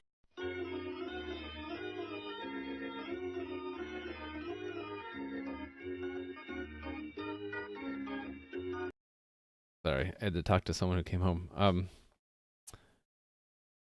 Yeah, I don't know, playing with scissors, I don't know how to say your Discord name. But anyway, I'm at the very beginning of making this game, and so I'm just trying to lay the foundation of the back-end server. It's a whole server cluster, and right now I'm working on making this cluster reconfigurable on the fly. What about RuneScape? Where did this come in? You heard you were a Rune-like programmer. Oh, I thought you meant that the game was like RuneScape. But when I think about it, the kind of game I would like to make would be kind of like RuneScape, right? It would multiplayer and not so exotic graphics, and so yeah.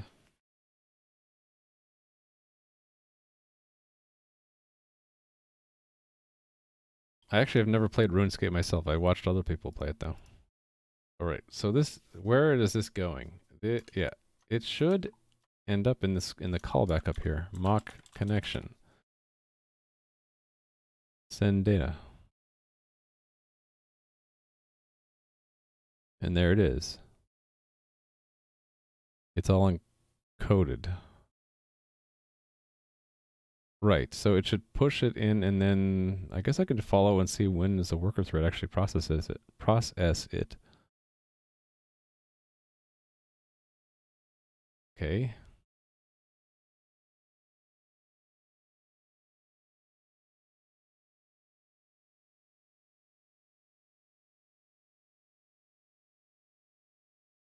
Okay, there's the message. We extracted out.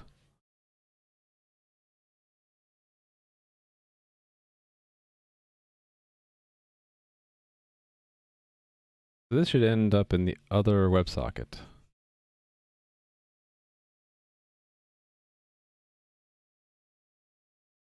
Oh, but we need to wait for it as well, don't we?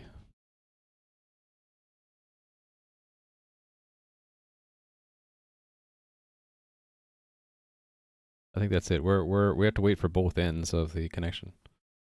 Yeah. Right?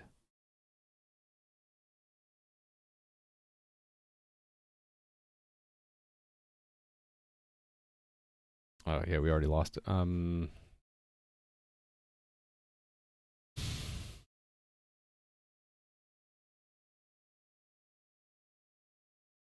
Yeah, it's asynchronous. What in these other tests? How do I wait?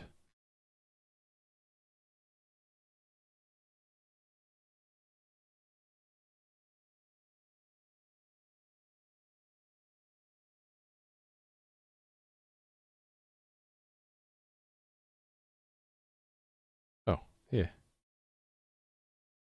yeah. Yeah. Where's the main thread? Where are you?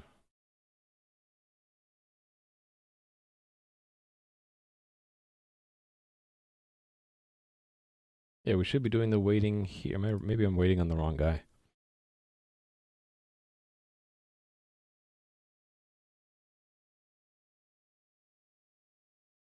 That's possible. I might be waiting. Wrong one. Oh, client end.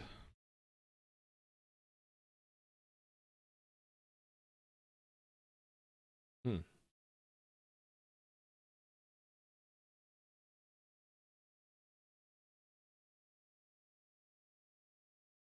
There's a Reddit saying I'm the Andrew Gower. I have no idea what that is. I'm curious to read it too, but it's probably a case of mistaken identity.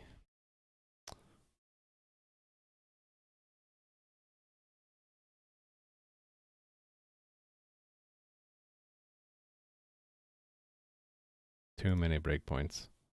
Okay, we send the message. Don't really need to see that.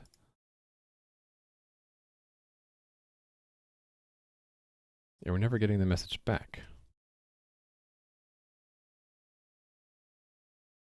Oh, setting it on the wrong guy. Context dot. I'm so stupid. I am so dumb. I copy pasted this from elsewhere, and it's going to, yeah. The test is just dirty as hell. That was it. Okay. I need to clean up these tests so that I catch bugs like that. I have two things called WS client. There's one that's other tests use, and then there's one that goes into this context object, and I was just using the wrong one. All right. That was a big distraction. But the good thing is that this test is a little bit easier to read, and it involves 4 different parties. There's the thing we're testing, the coordinator. We have the admin connection, the peer, and the orchestrator. And we have the admin register itself. Although I guess we don't need to. Yeah, we don't need the admin in this case. I'll keep it in there for now because I'm going to copy paste this in a second. But the peer sends a message saying who he is. Orchestrator sends a message saying who he is. And then the admin is saying set this configuration, and then we assert that the peer receives a distribute command. Got it.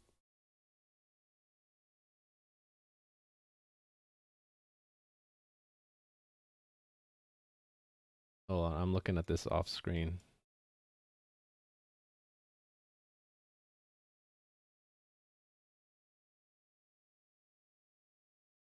It had nothing to do with me. I don't know how you went from this to my stream.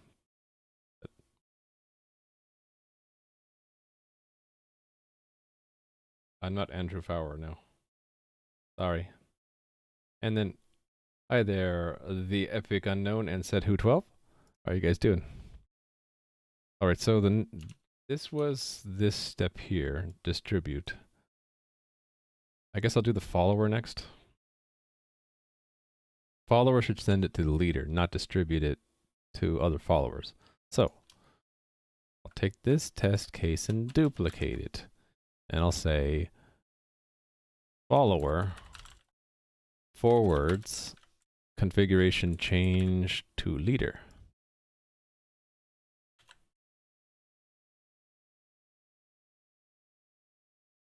Now, it's not too hard to find out my name. If you go to my notebook, I keep notes on everything. I have like a plan for every stream. If you just go to my notebook, you can look at the author information. It has my name there.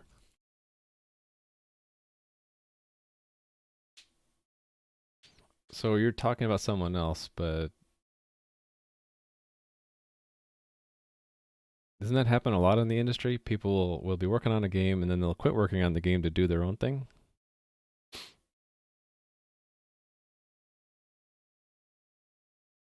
Well, maybe I'm misunderstanding chat entirely. You're asking if... Yeah, okay. I think I get it. Nothing to do with me. Follower forwards for configuration change to leader. So I need to make sure it's a follower. So we'll say someone else is the leader. So 13531 will be the leader, not 85. And then, right, so we expect back a different message. It'll be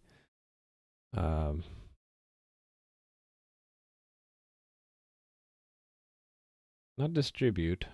How about forward? How about we just make it the same? Change configuration.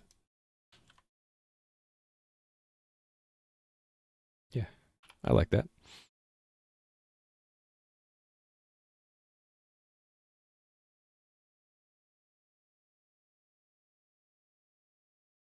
So yeah, I expect my test to fail because we haven't written the code yet. Right, so we're not getting anything back from... Actually, it's not the peer we should be waiting for, right? It's the... Well, no, the peer needs to identify themselves as the leader. So let's do that. Do it right.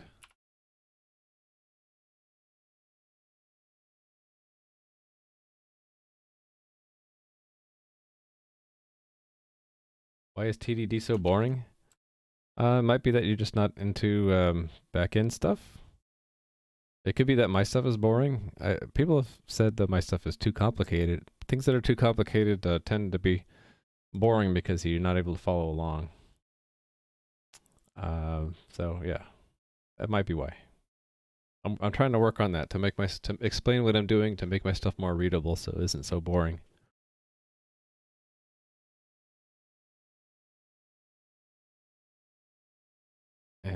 Yes.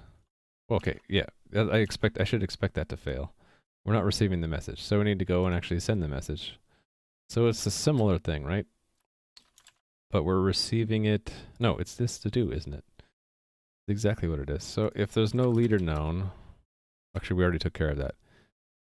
It's if we are... Yeah, alright, got it. We're going to send a message to the leader. So send message. Well, hold on. We need to be connected to the leader. We need to double check that, don't we? So...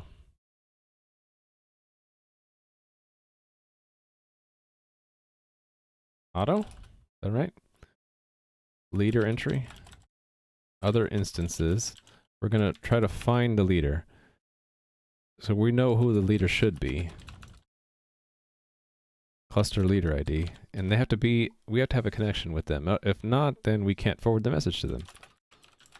A lot of test cases I need to add to make this better. But, like for example, if we don't have all of the listeners connected, they'll not get the distribution message. If a leader isn't connected, they won't get the forward message. So I'll have to handle this better later by making a state machine to do this. But for now, we'll just keep it simple.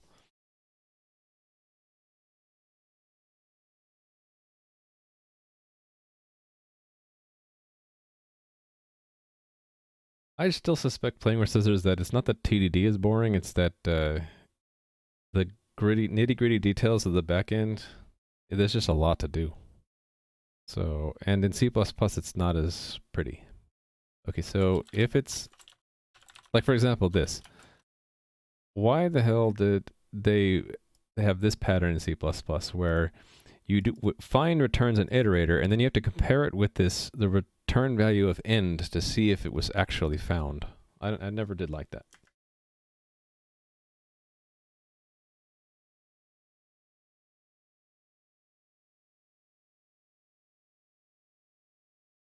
Yeah, well, it's a difficult problem, like picking the right tool for the job, sure, but my situation is kind of unique in that, like, the whole theme of my stream is doing things from scratch, and so like there's no reason, like making my own web server from scratch is not something that's appropriate, but I do it because the whole subject is I'll show how it's done, and so and along the same lines, making this game, I don't have to make my own backend game architecture. I could use one that already is out there that works. So I would say it's like this would be an exception to the rule. I'm not using the right tool because I'm on purpose showing how you would do it with, like, if there wasn't the right tool already out there.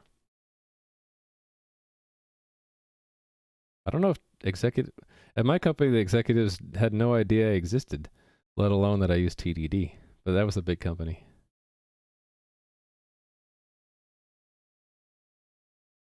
Oh, and I should say hi, Stathis. I didn't Don't think you've commented yet today. You have lost lurker status. Okay, yeah, we'll just return early. I should probably mark these as to do. Need to, in this case, it's need to,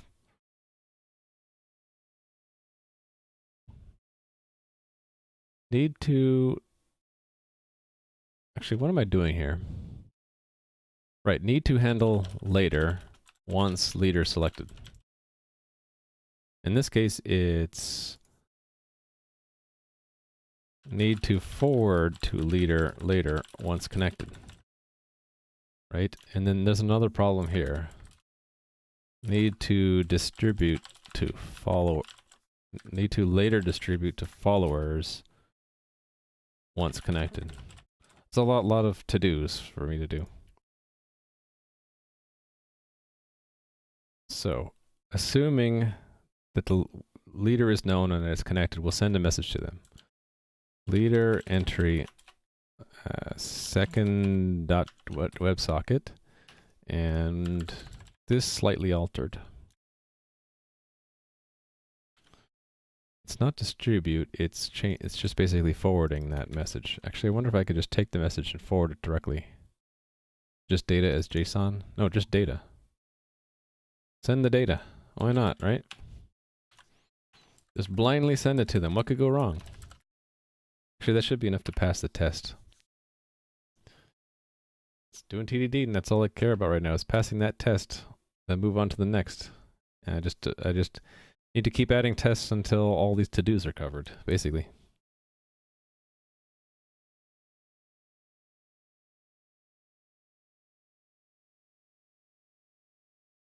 Oh, okay.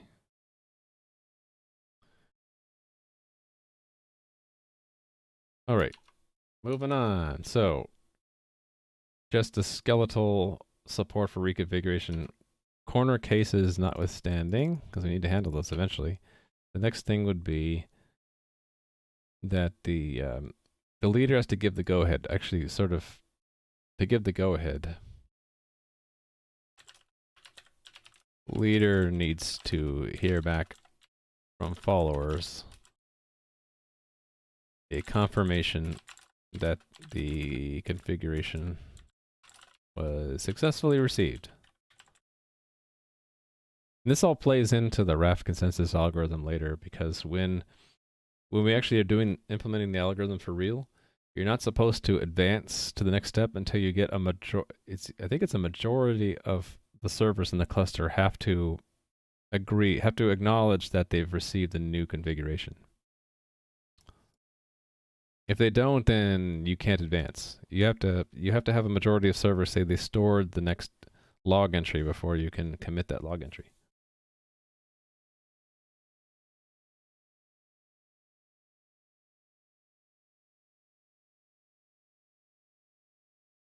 TDD is doing everything yourself, I suppose, but like when I write stuff from scratch, I'm kind of accepting that burden that I'm going to be doing everything myself.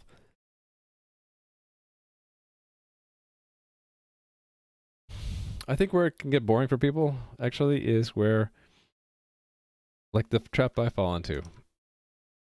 If you look at a lot of my tests, they're really long. There's a lot of stuff, and it's because I'm not making enough helper functions. So it becomes boring because there's just a lot of boilerplate. And to make it less boring, I should probably just go through and refactor it all, make it look nice and shiny. So the next step, I guess, yes, we need to hear back from followers. Should I build that? I should probably just build that into this one. Actually, we'll build off of it.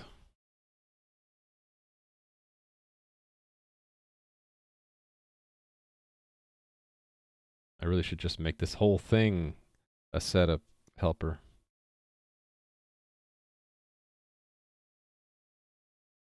How do you step back in Visual Studio Debugger?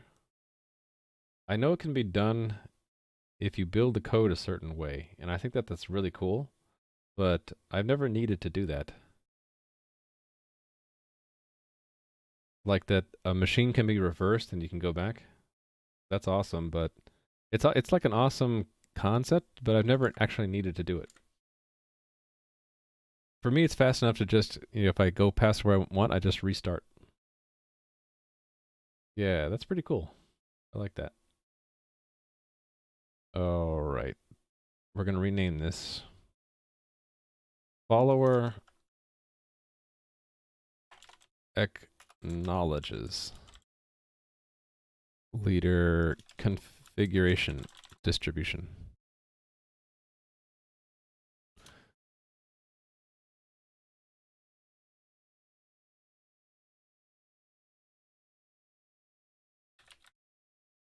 Long ass name. So this act becomes part of the arrange now.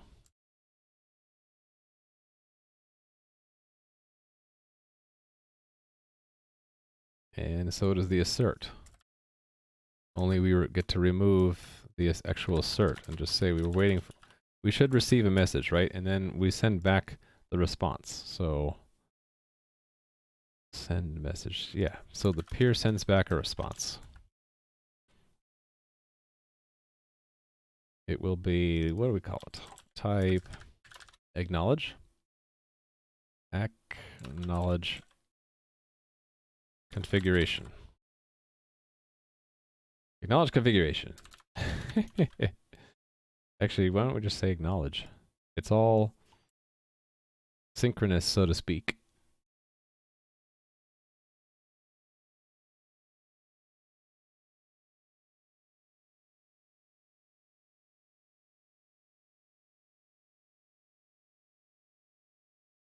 I think we'll be okay with that.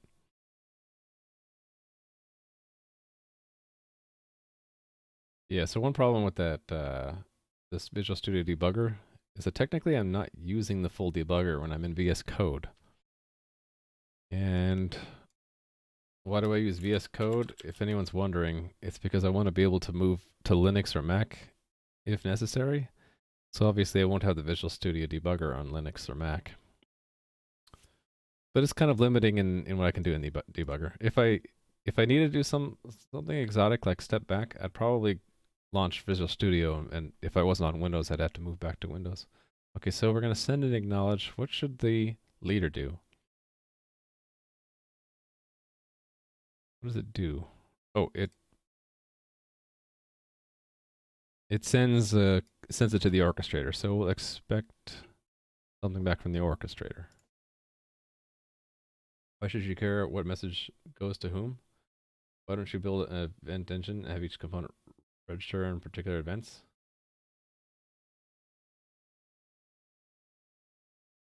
Well, so the first part, why should you care what message goes to whom? Certain messages aren't allowed to come from certain people. Like an unprivileged client shouldn't be able to change the cluster configuration, right? So obvious things like that. Why not build an event engine? That's probably what I'll end up doing. So in my mind, I think of it as a state machine, but probably it's going to be the same thing.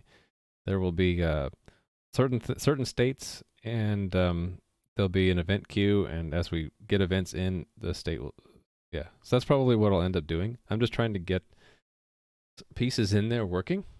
So Steth is what you're recommending is probably what I'll end up doing in step 2, which is make it work, make it right. I'm trying to follow the philosophy, make it work first, then make it right, and then make it fast. So work, wait for messages, type, all the same. Actually, then we can just say it's, yeah, same thing. Orc. Sounds good. Let me reorder this a bit.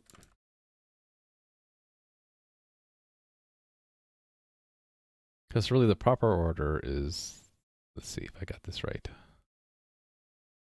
Right after here. Worst case is the configuration change comes to a follower. The follower has to forward it to the leader. Leader distributes it back to all the followers. Then the follower needs to acknowledge back to the leader.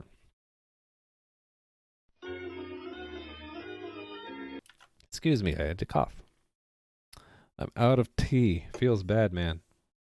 I got water though.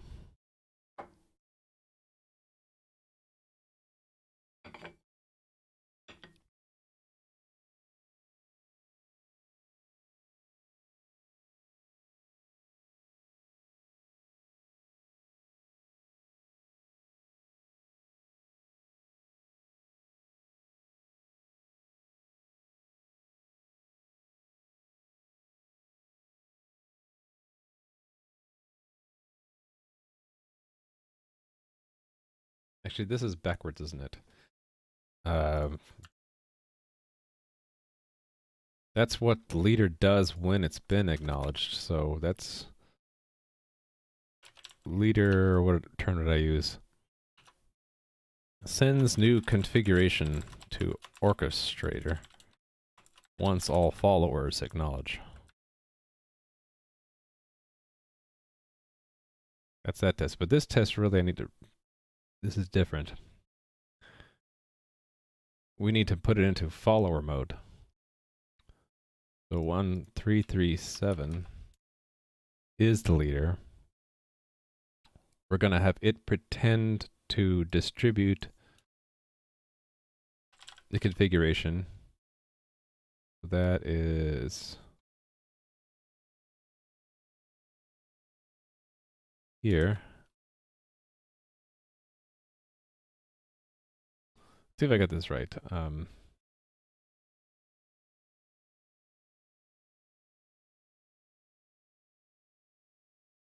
It's the peer is the leader. It distributes it to us. We are supposed to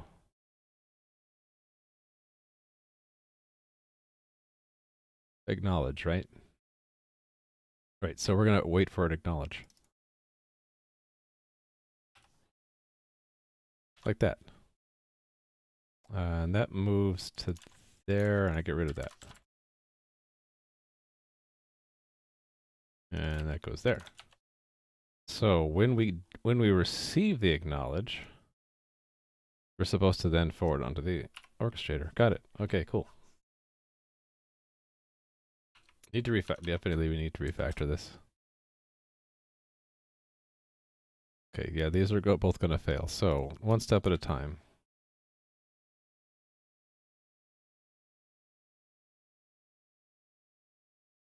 Yeah, I appreciate the feedback and suggestions on how to help. My apologies if I don't always respond immediately or if I miss some stuff, though. But you'll see my code usually starts out pretty gross, and then I kind of clean it up as I go. I try to do that before I get too far ahead, because if I write too much ugly code, then it's too much cleanup. So I'll write a little bit of ugly code, clean it up, and then move along. I'm starting to think maybe that's what I should dedicate a whole stream to every now and then is cleanup and refactoring.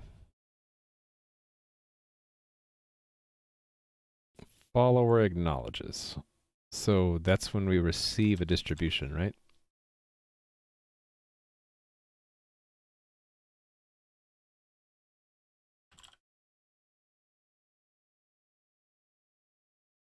Yep. Well, yeah. It'd be nice if I could write it to make it work and write it right. To make it work and make it right at the same time, but I'm just not that good. Especially on stream, I'm like dividing my brain a little between coding, explaining, and interacting with the community. So my brain is like split 3 ways. The test infrastructure doesn't really reduce the refactoring time. It just helps confirm that you didn't break something. That's the goal of the test infrastructure, right? Is to have your back, to let you know if you screwed up. Adam types what he says out loud. Yeah, I'll get there.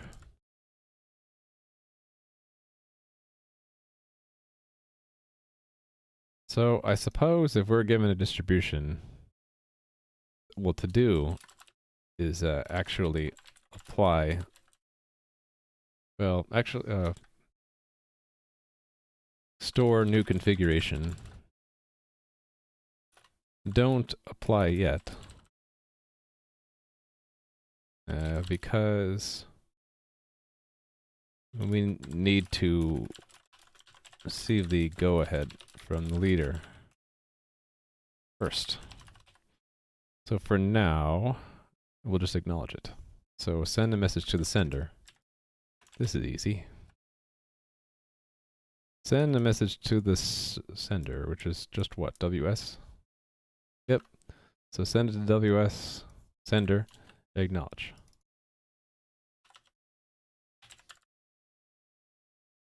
I could collapse that into one line, but just in case I want to add stuff there later, I'll leave it the way it is.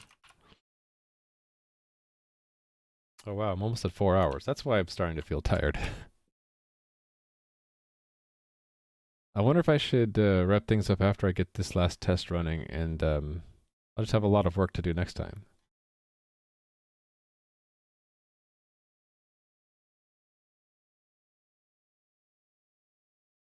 Oh, right. So yeah, we get that leader change at the orchestrator. So yeah, the orchestrator needs to expect 2 messages. So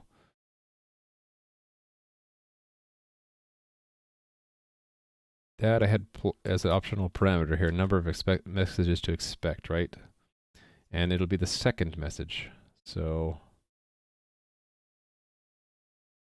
we could plug it in. Well,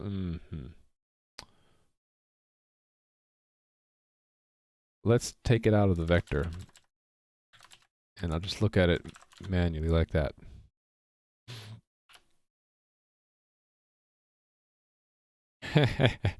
I can't though, because this is on a very fragile arm thing. I can't rest my head on it.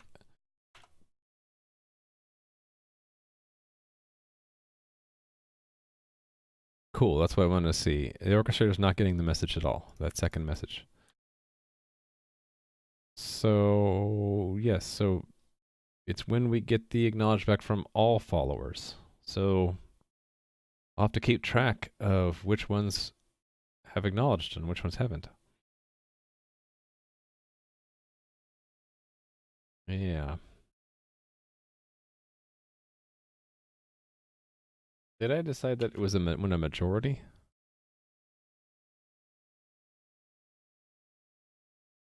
Oh, all servers. I got that wrong. It's not, yeah. I got this wrong. It doesn't send it, the leader gives go ahead. Go ahead once all followers acknowledge new new configuration. Does your test suite have a way to only display failed tests? Well, at the end it prints out a summary like that. But the thing is, it doesn't print out the, what do you call it? The details? I don't know of a way. There might be a way, I just don't know it. In Google Test to tell it to show the details at the end and not in line.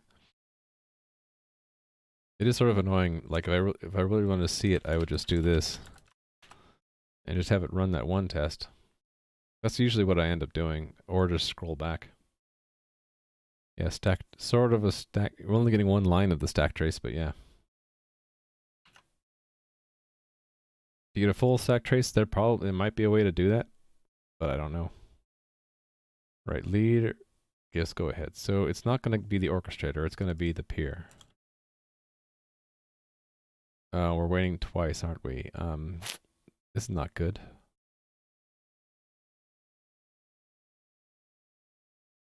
I know what we can do.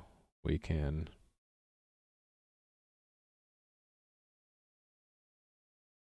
have another thing saying reset. Reset messages.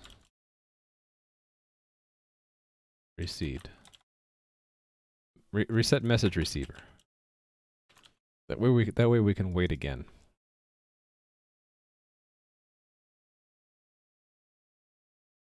So let's call it apply configuration.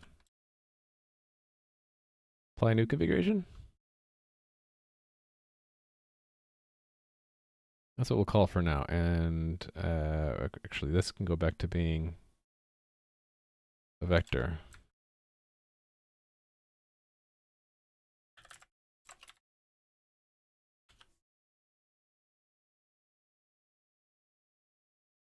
Because we'll have this also reset. Oh, this needs to be pure.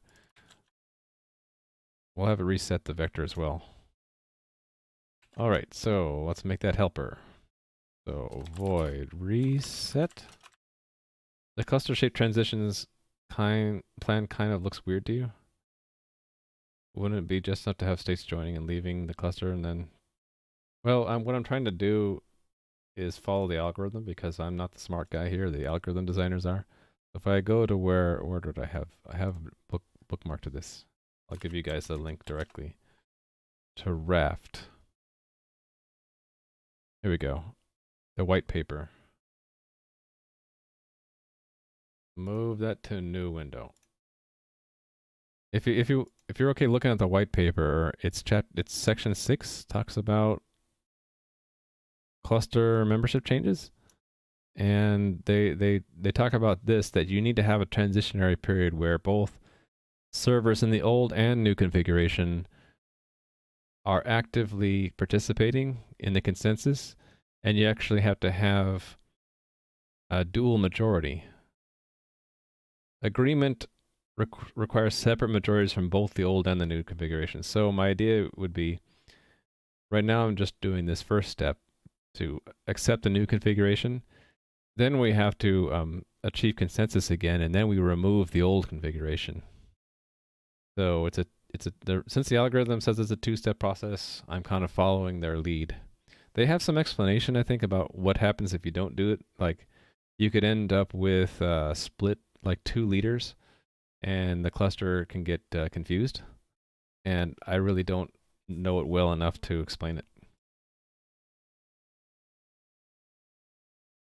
Yeah, I'm not smart enough to make my own algorithm for this kind of thing. So I'm heavily leveraging that white paper, that algorithm that I didn't have to design. That was like how it was in my last job too. I didn't come up with algorithms, but I implemented a lot. Like I don't come up with protocols, I implement protocols. That's sort of my specialty, I guess. So reset. The idea is that we're using a promise. Once you get a future, you can't get it again. It's actually an illegal operation to get a future twice. To get a future twice from the same promise. So what I need to do is make this promise a shared object, and just make a new one. Or actually, I wonder, could we just replace it? Can I just do this? Can I replace it with another promise? If I can do that, then I'm set. I just do. Oh no, it won't let me. Oh, maybe I can. I just need to say delegate context. If that works, then we're good, right? We just need a new promise so that when we receive more messages, we can then also set. Or is it done?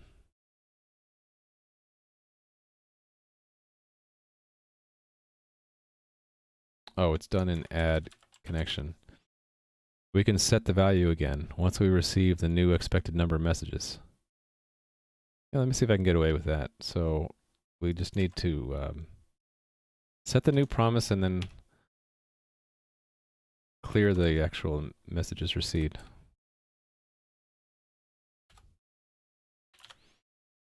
All right.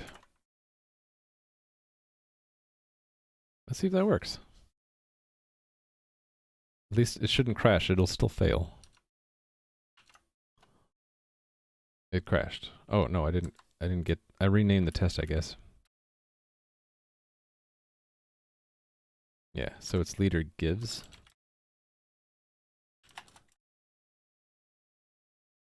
Right. Okay, so it didn't crash. We're good. So just we need to have the leader give the go-ahead. So the leader needs to handle acknowledge, basically.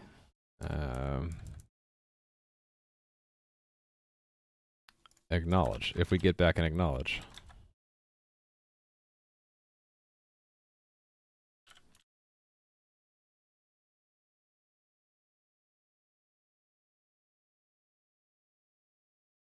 I think we should ignore that if we aren't the leader.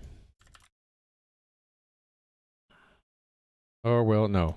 I don't have a test case for it, so we should really ignore if we aren't the leader. Oh, thanks for the follow, Hanjay111. Welcome.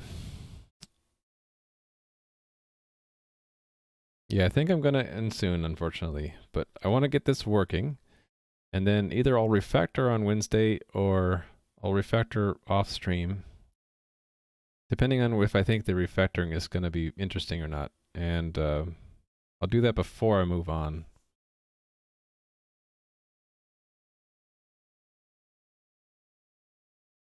Yeah, when we distribute this, we need to first mark that they haven't acknowledged it yet, which means this is going to need to be not const. We need to say second dot. So we need to actually add some state here. New configuration acknowledged. Okay.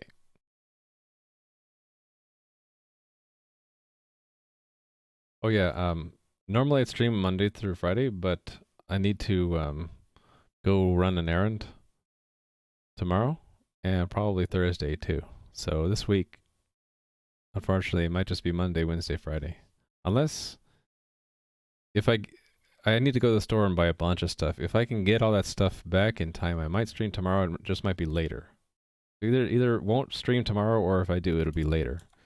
But I have a Discord server like most other streamers do. If you really want to know, like, just go in there and I'll send out something on the announcements channel there if I stream tomorrow. But just conservative estimate is not again until Wednesday. Stream from the new computer. Yeah, new computer isn't for me. But shh. Okay, this indicates whether or not the instance has acknowledged receipt of the new configuration.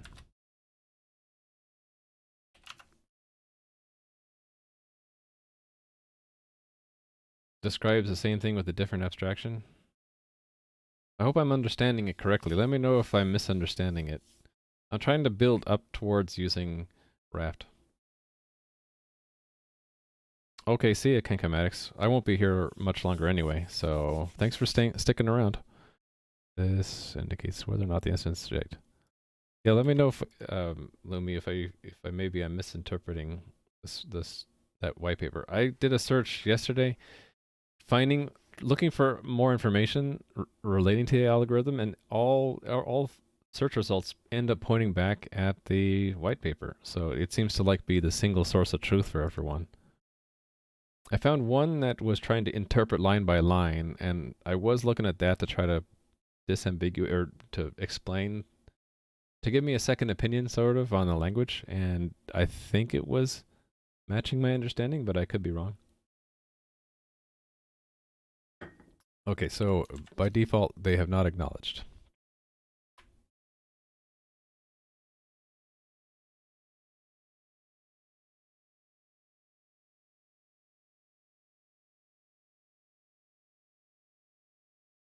What playing with scissors? I don't know what you're saying. What about? Okay, why is it still putting a squiggly line here? It does have a member. Look, it's right there. See, my VS Code is getting tired. I need to close it and reopen it. Oh, a second opinion on the algorithm, the Raft consensus algorithm. So I did a search, I think it was Raft joint consensus, because I wanted to see if there was any more discussion or information about that joint consensus, this thing, timeline for configuration change. And the only thing I found was something that like picked apart this text line by line and tried to like give some like uh like reflected on it, like what did it mean, right? What each line means.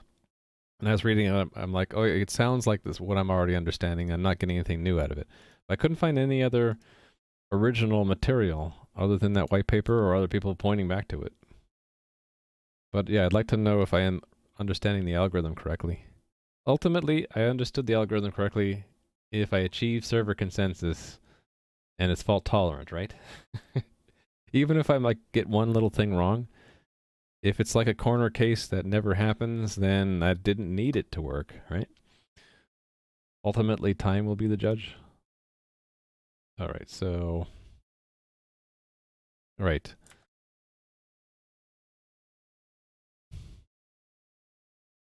We will find them, right? We will find them, and when we will take them.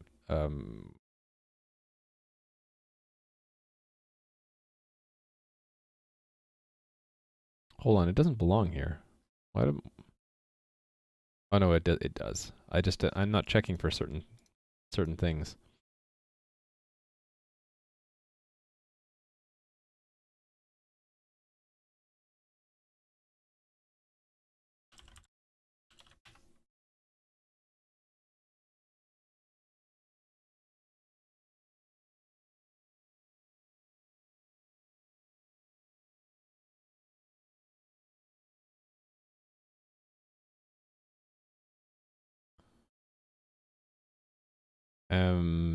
Yeah, so we need to find them in this list.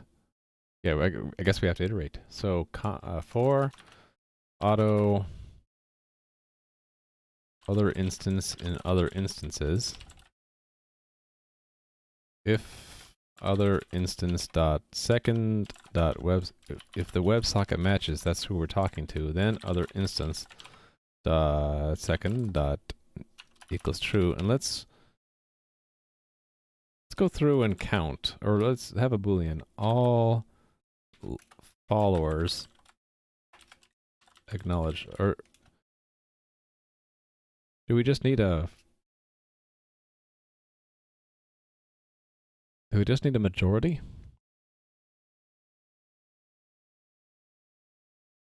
And I think in Raft you need a majority before you can move forward.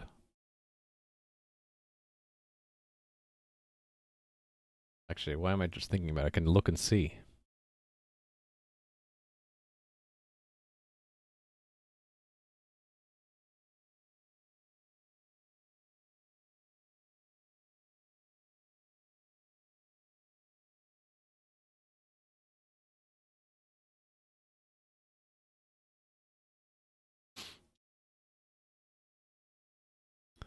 Maybe it's on this page.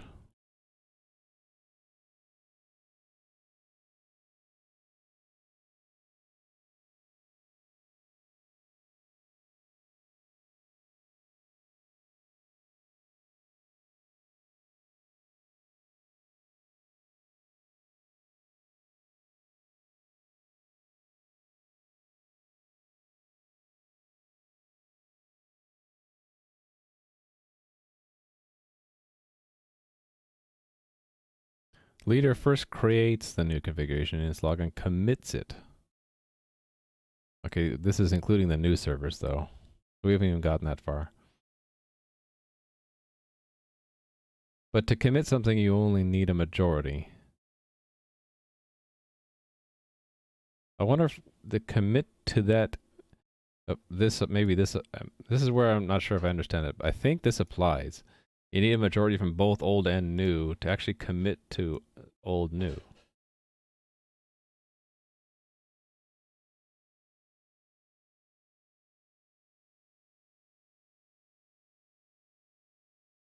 So yeah, the only majority we can get at first is the old set. So So let's just count them. Followers acknowledged, starting with at 0, and then if other instance dot second dot new, and count it. If that is greater than or equal to the number of servers, which is what? Do we have that number stowed somewhere? Oh, I guess not. But it's server config size. So I can compute it up here. Right? Oh, maybe not. Well, it's sort of, it's realm config servers size. There we go. So we have num servers. Greater than or equal to half truncated, right? No, we can't truncate. What is it in Raft? Because I suck at math, so I might as well just copy what I had here. That's not right. Oh, added 1. I guess that makes sense. Truncate and then add 1. Actually, that won't work for even numbers. This might be a bug. Really want to round up, right? So if it was an even number, I don't need to add 1. But if it's an odd number, I want to add 1. Really wouldn't I just add 1 before dividing by 2? Let me put a note to fix this in Raft later. Fix in Raft the conditional about whether or not a majority vote is received. It's off by 1. If I'm thinking about my math correctly, you would add 1 and then do a truncating division by 2. So if it was 5, you would need at least 3 to be a majority. If it was 4, you would need 2. I think that's right. Then, okay, if this is true, then we can do this thing. Actually, no, it's not that we send it out, it's that we send it to the orchestrator, right? Yeah. Send a message to orchestrator. JSON object to encoding. Mathbot, get in here and help me out. That's right. Oh, and hello. Didn't acknowledge, but wiki emol. Hi. I missed your messages for some reason. Okay. The message we wanted to receive, the test is asking to get what? Oh, this isn't right. The go ahead isn't, this isn't right. I don't know what I was thinking here. It's not that we apply it, is it?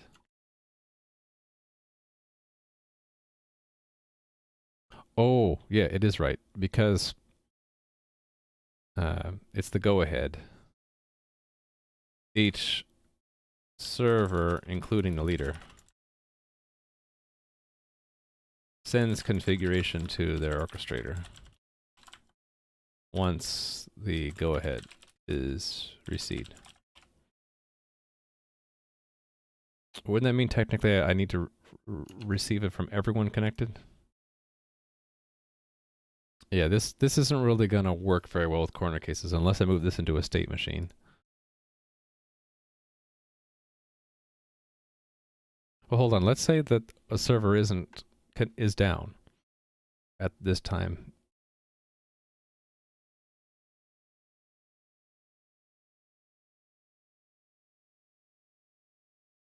Actually, maybe all servers need to be up. Maybe it needs to be unanimous to change configuration. Does that make sense? Or to get it started?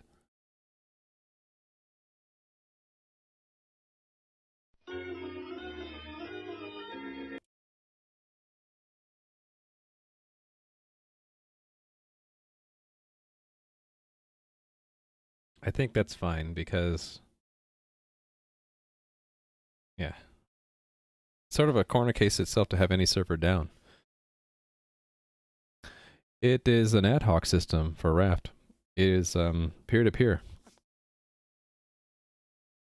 That's sort of one of the attractive qualities about it, that you can add servers, remove servers, and it's fine because you don't really need... Well, so the orchestrator isn't needed for Raft. It's needed... I kind of adding that outside of Raft as a way to just... I need something to actually start and stop servers. So Raft doesn't talk about how to start and stop servers. They just say they can be stopped or started at certain points. So the thing that the orchestrator's only job really is to start and stop servers. So it has to know the configuration because it needs to know what servers it should start and which ones it should stop. And the orchestrator is one per host, whereas the servers could be multiple per host. So there's like a many-to-many mapping. I should probably come up with some examples that illustrate that. So, see, draw up some examples of different orchestrator realm configurations. There shouldn't really be a coupling between orchestrator and Raft system. Yeah, well, this isn't in Raft. Raft isn't another module. This is sort of the integration layer between Raft and my game server. Is technically what I'm working on here. So a lot of this gets moved or gets handled by Raft, but other things like telling the orchestrator what the configuration is, that's outside of Raft.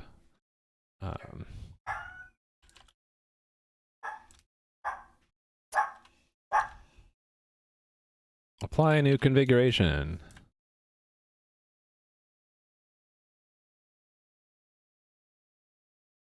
You should probably get an event log from Raft and act on it. It's that's sort of what I do, but it's a little bit more involved.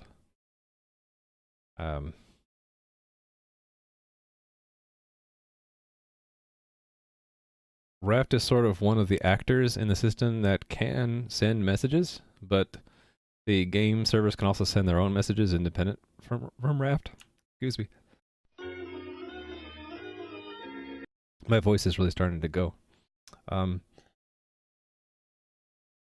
So Raft is like, you can think of Raft as being a utility used by the Realm servers in order to figure out who should be the leader and what to do next. And so a lot of this right now will get moved into Raft when I clean this up later.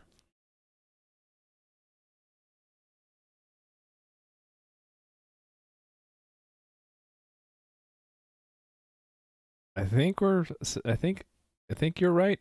I think that's what I have, but I'm not sure, and I'm kind of getting...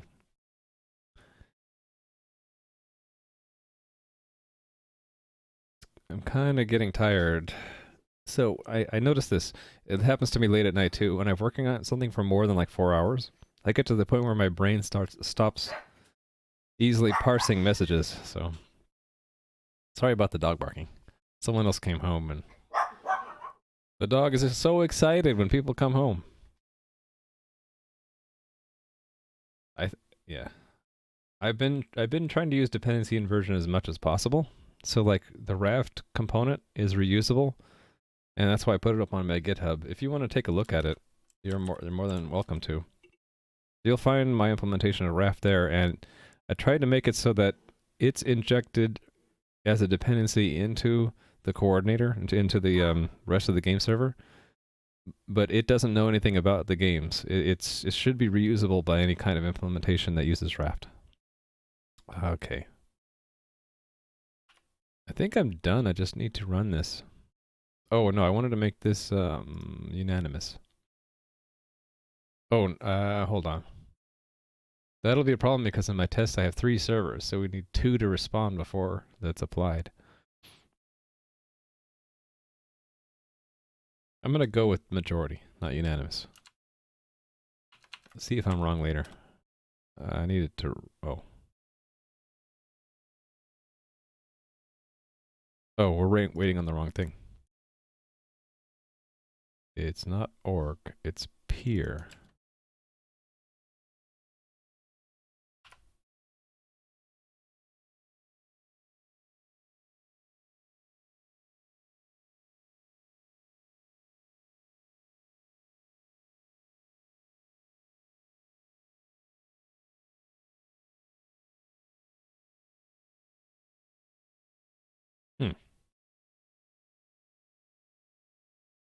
Let me put the breakpoint where we get the acknowledge.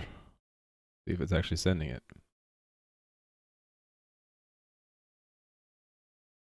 Oh, didn't send it. Didn't receive it. Is it going too fast, maybe? Is this happening? I'm running the wrong test. That's why.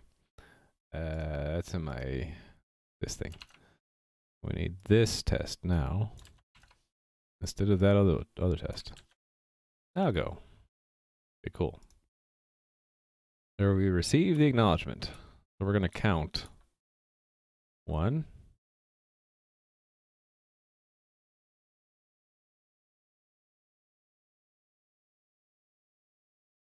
Oh, yeah. It should count itself, shouldn't it? That means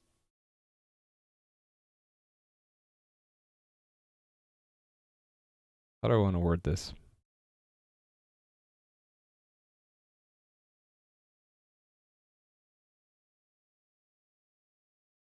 -1? So if we had 4, that would go to 1. Is correct. If it's 5, it would go to 2, which is also correct. Okay, I'm going to go with that. The +1 is to get a majority, but this is not counting yourself. So if I don't want to not count myself, then I want to subtract 1, right? I don't know. My brain gets foggy. This might be wrong. I'll catch it later. Okay, maybe I can catch it now.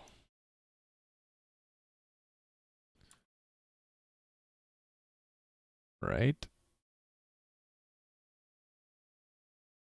Okay, it should send. Oh, it's sending it to the. What am I doing? This is wrong. Actually, you know, we should be expecting both. Oh, but that'll be the subject of another test. Let me make a placeholder for it, because I want to do that. I don't want to forget. So, leader and followers send new configuration to orchestrator. Once leader gives go ahead. Ridiculously long test name, but I'll make sure I understand what it means. So we need to send it to all instances. Well, we should really only send it to those that acknowledged. So if other instance dot second dot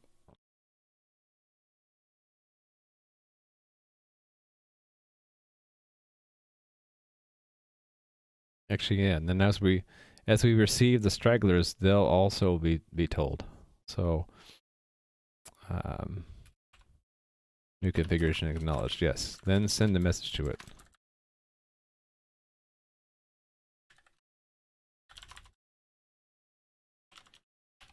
There we go.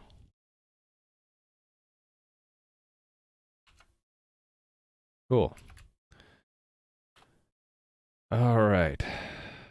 That, my friends, is a good stopping point, I think.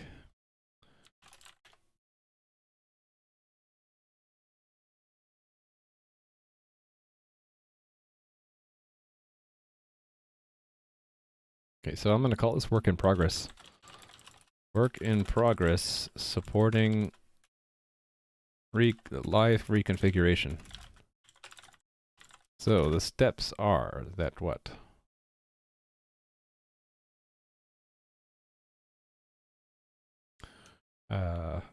Accept configuration changes from clients. Followers forward configuration changes to leader. Leader distributes configuration changes to all followers. Followers acknowledge receipt. A distributed configuration change back to leader. Leader sends go ahead. Leader tells followers to apply new configuration. It occurs to me that there's a bug here that once it receives a majority, then every time another one acknowledges, we'll get redundant sends. Oh, wait a minute, no, I already had the if there. Never mind. Never mind. Leader tells followers to apply new configuration. Once... oh, no, this is true. It's going to redundantly send apply if, like, the minority responds, acknowledging later. So I could make it even cleaner and make another flag saying that we told them to apply it. Leader tells followers to apply new configure. Oh, by the way, all this stuff about applying and acknowledging, that's going to be put into the raft algorithm once I have support for a log there. I should have said this earlier. I haven't finished the log implementation. Right now it's just leader election, but in order to do things like configuration changes, you need the log, and I haven't put any of the log stuff into raft yet. My camera's been holding, the filter's been holding up with the light changes. Maybe I finally got the color key correct. Leader tells followers to apply a new configuration once a majority of the cluster has received it. Another thing is we don't really need to distribute the configuration change to a follower that gave it to us. Let me make a note of that. So, no need for leader to distribute configuration changed. Oh, wait a minute. No, there's a corner case where two different followers send different configurations. We only want to accept the first one. So never mind. Changing to Chrome instead of color key was a huge improvement. Oh, great. Okay, so I do want to remember to don't accept new configuration changes while in the state of reconfiguring. We kind of want to reject them, saying the cluster is being reconfigured, try again later. Okay. That was it, right? The last step I had implemented so far is that the leader gives a go-ahead. Okay. So there's more work to be done. This is a good chunk of work today. More on Wednesday or tomorrow if I come home early.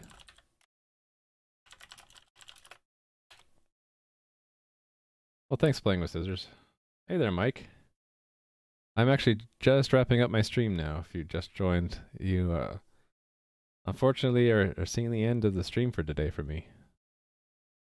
How's it going, Mike? No more transparent glasses? I changed my OBS setting from color key to chroma key, and that seemed to make a big improvement. Although it took a little bit of tweaking to get the color key correct, or the chroma key correct. So yeah, let me recap what I did today and talk about what I'll do next stream. So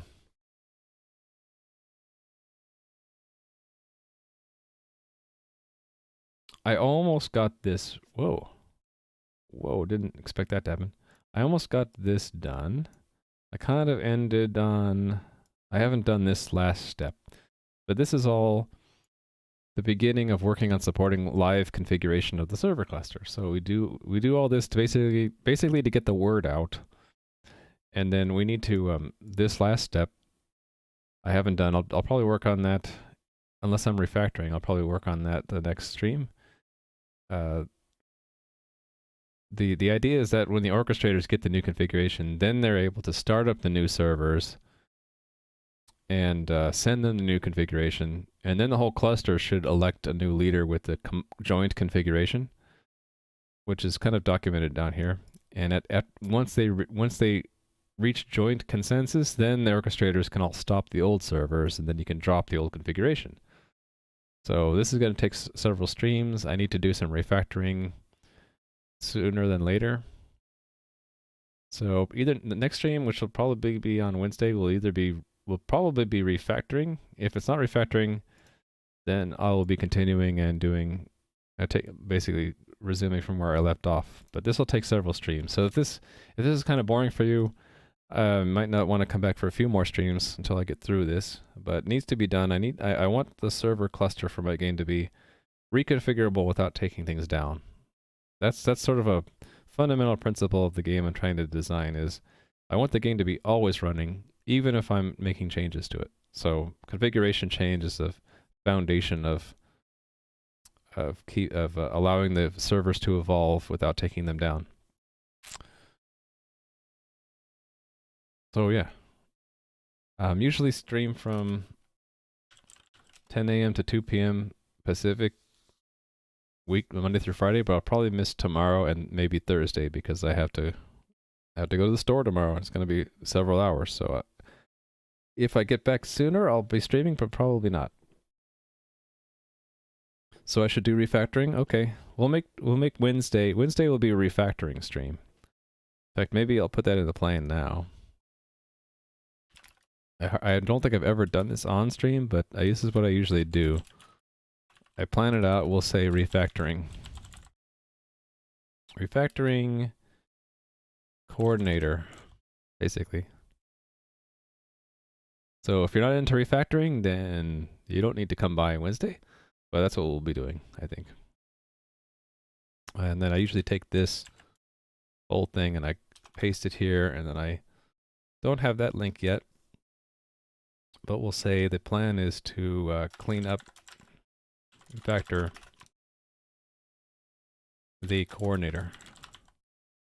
The work done, let me just zoom this in. So far in the coordinator. And then no notes yet. There we go. There's a plan for Wednesday.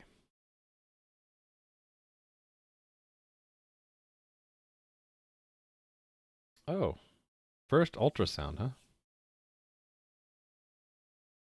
Congrats. Fourth, oh my goodness.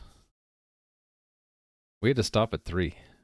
3 was too much for us. I can't imagine having more than 3. But congrats, dude.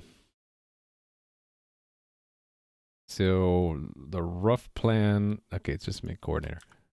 The rough plan on Wednesday will be refactoring. So let me go, I'll bring this up for now to say we did this much, and I'll go peek off stream to see who we can host. Keeping the species alive, right? Okay. Who is streaming that we can go say hello to?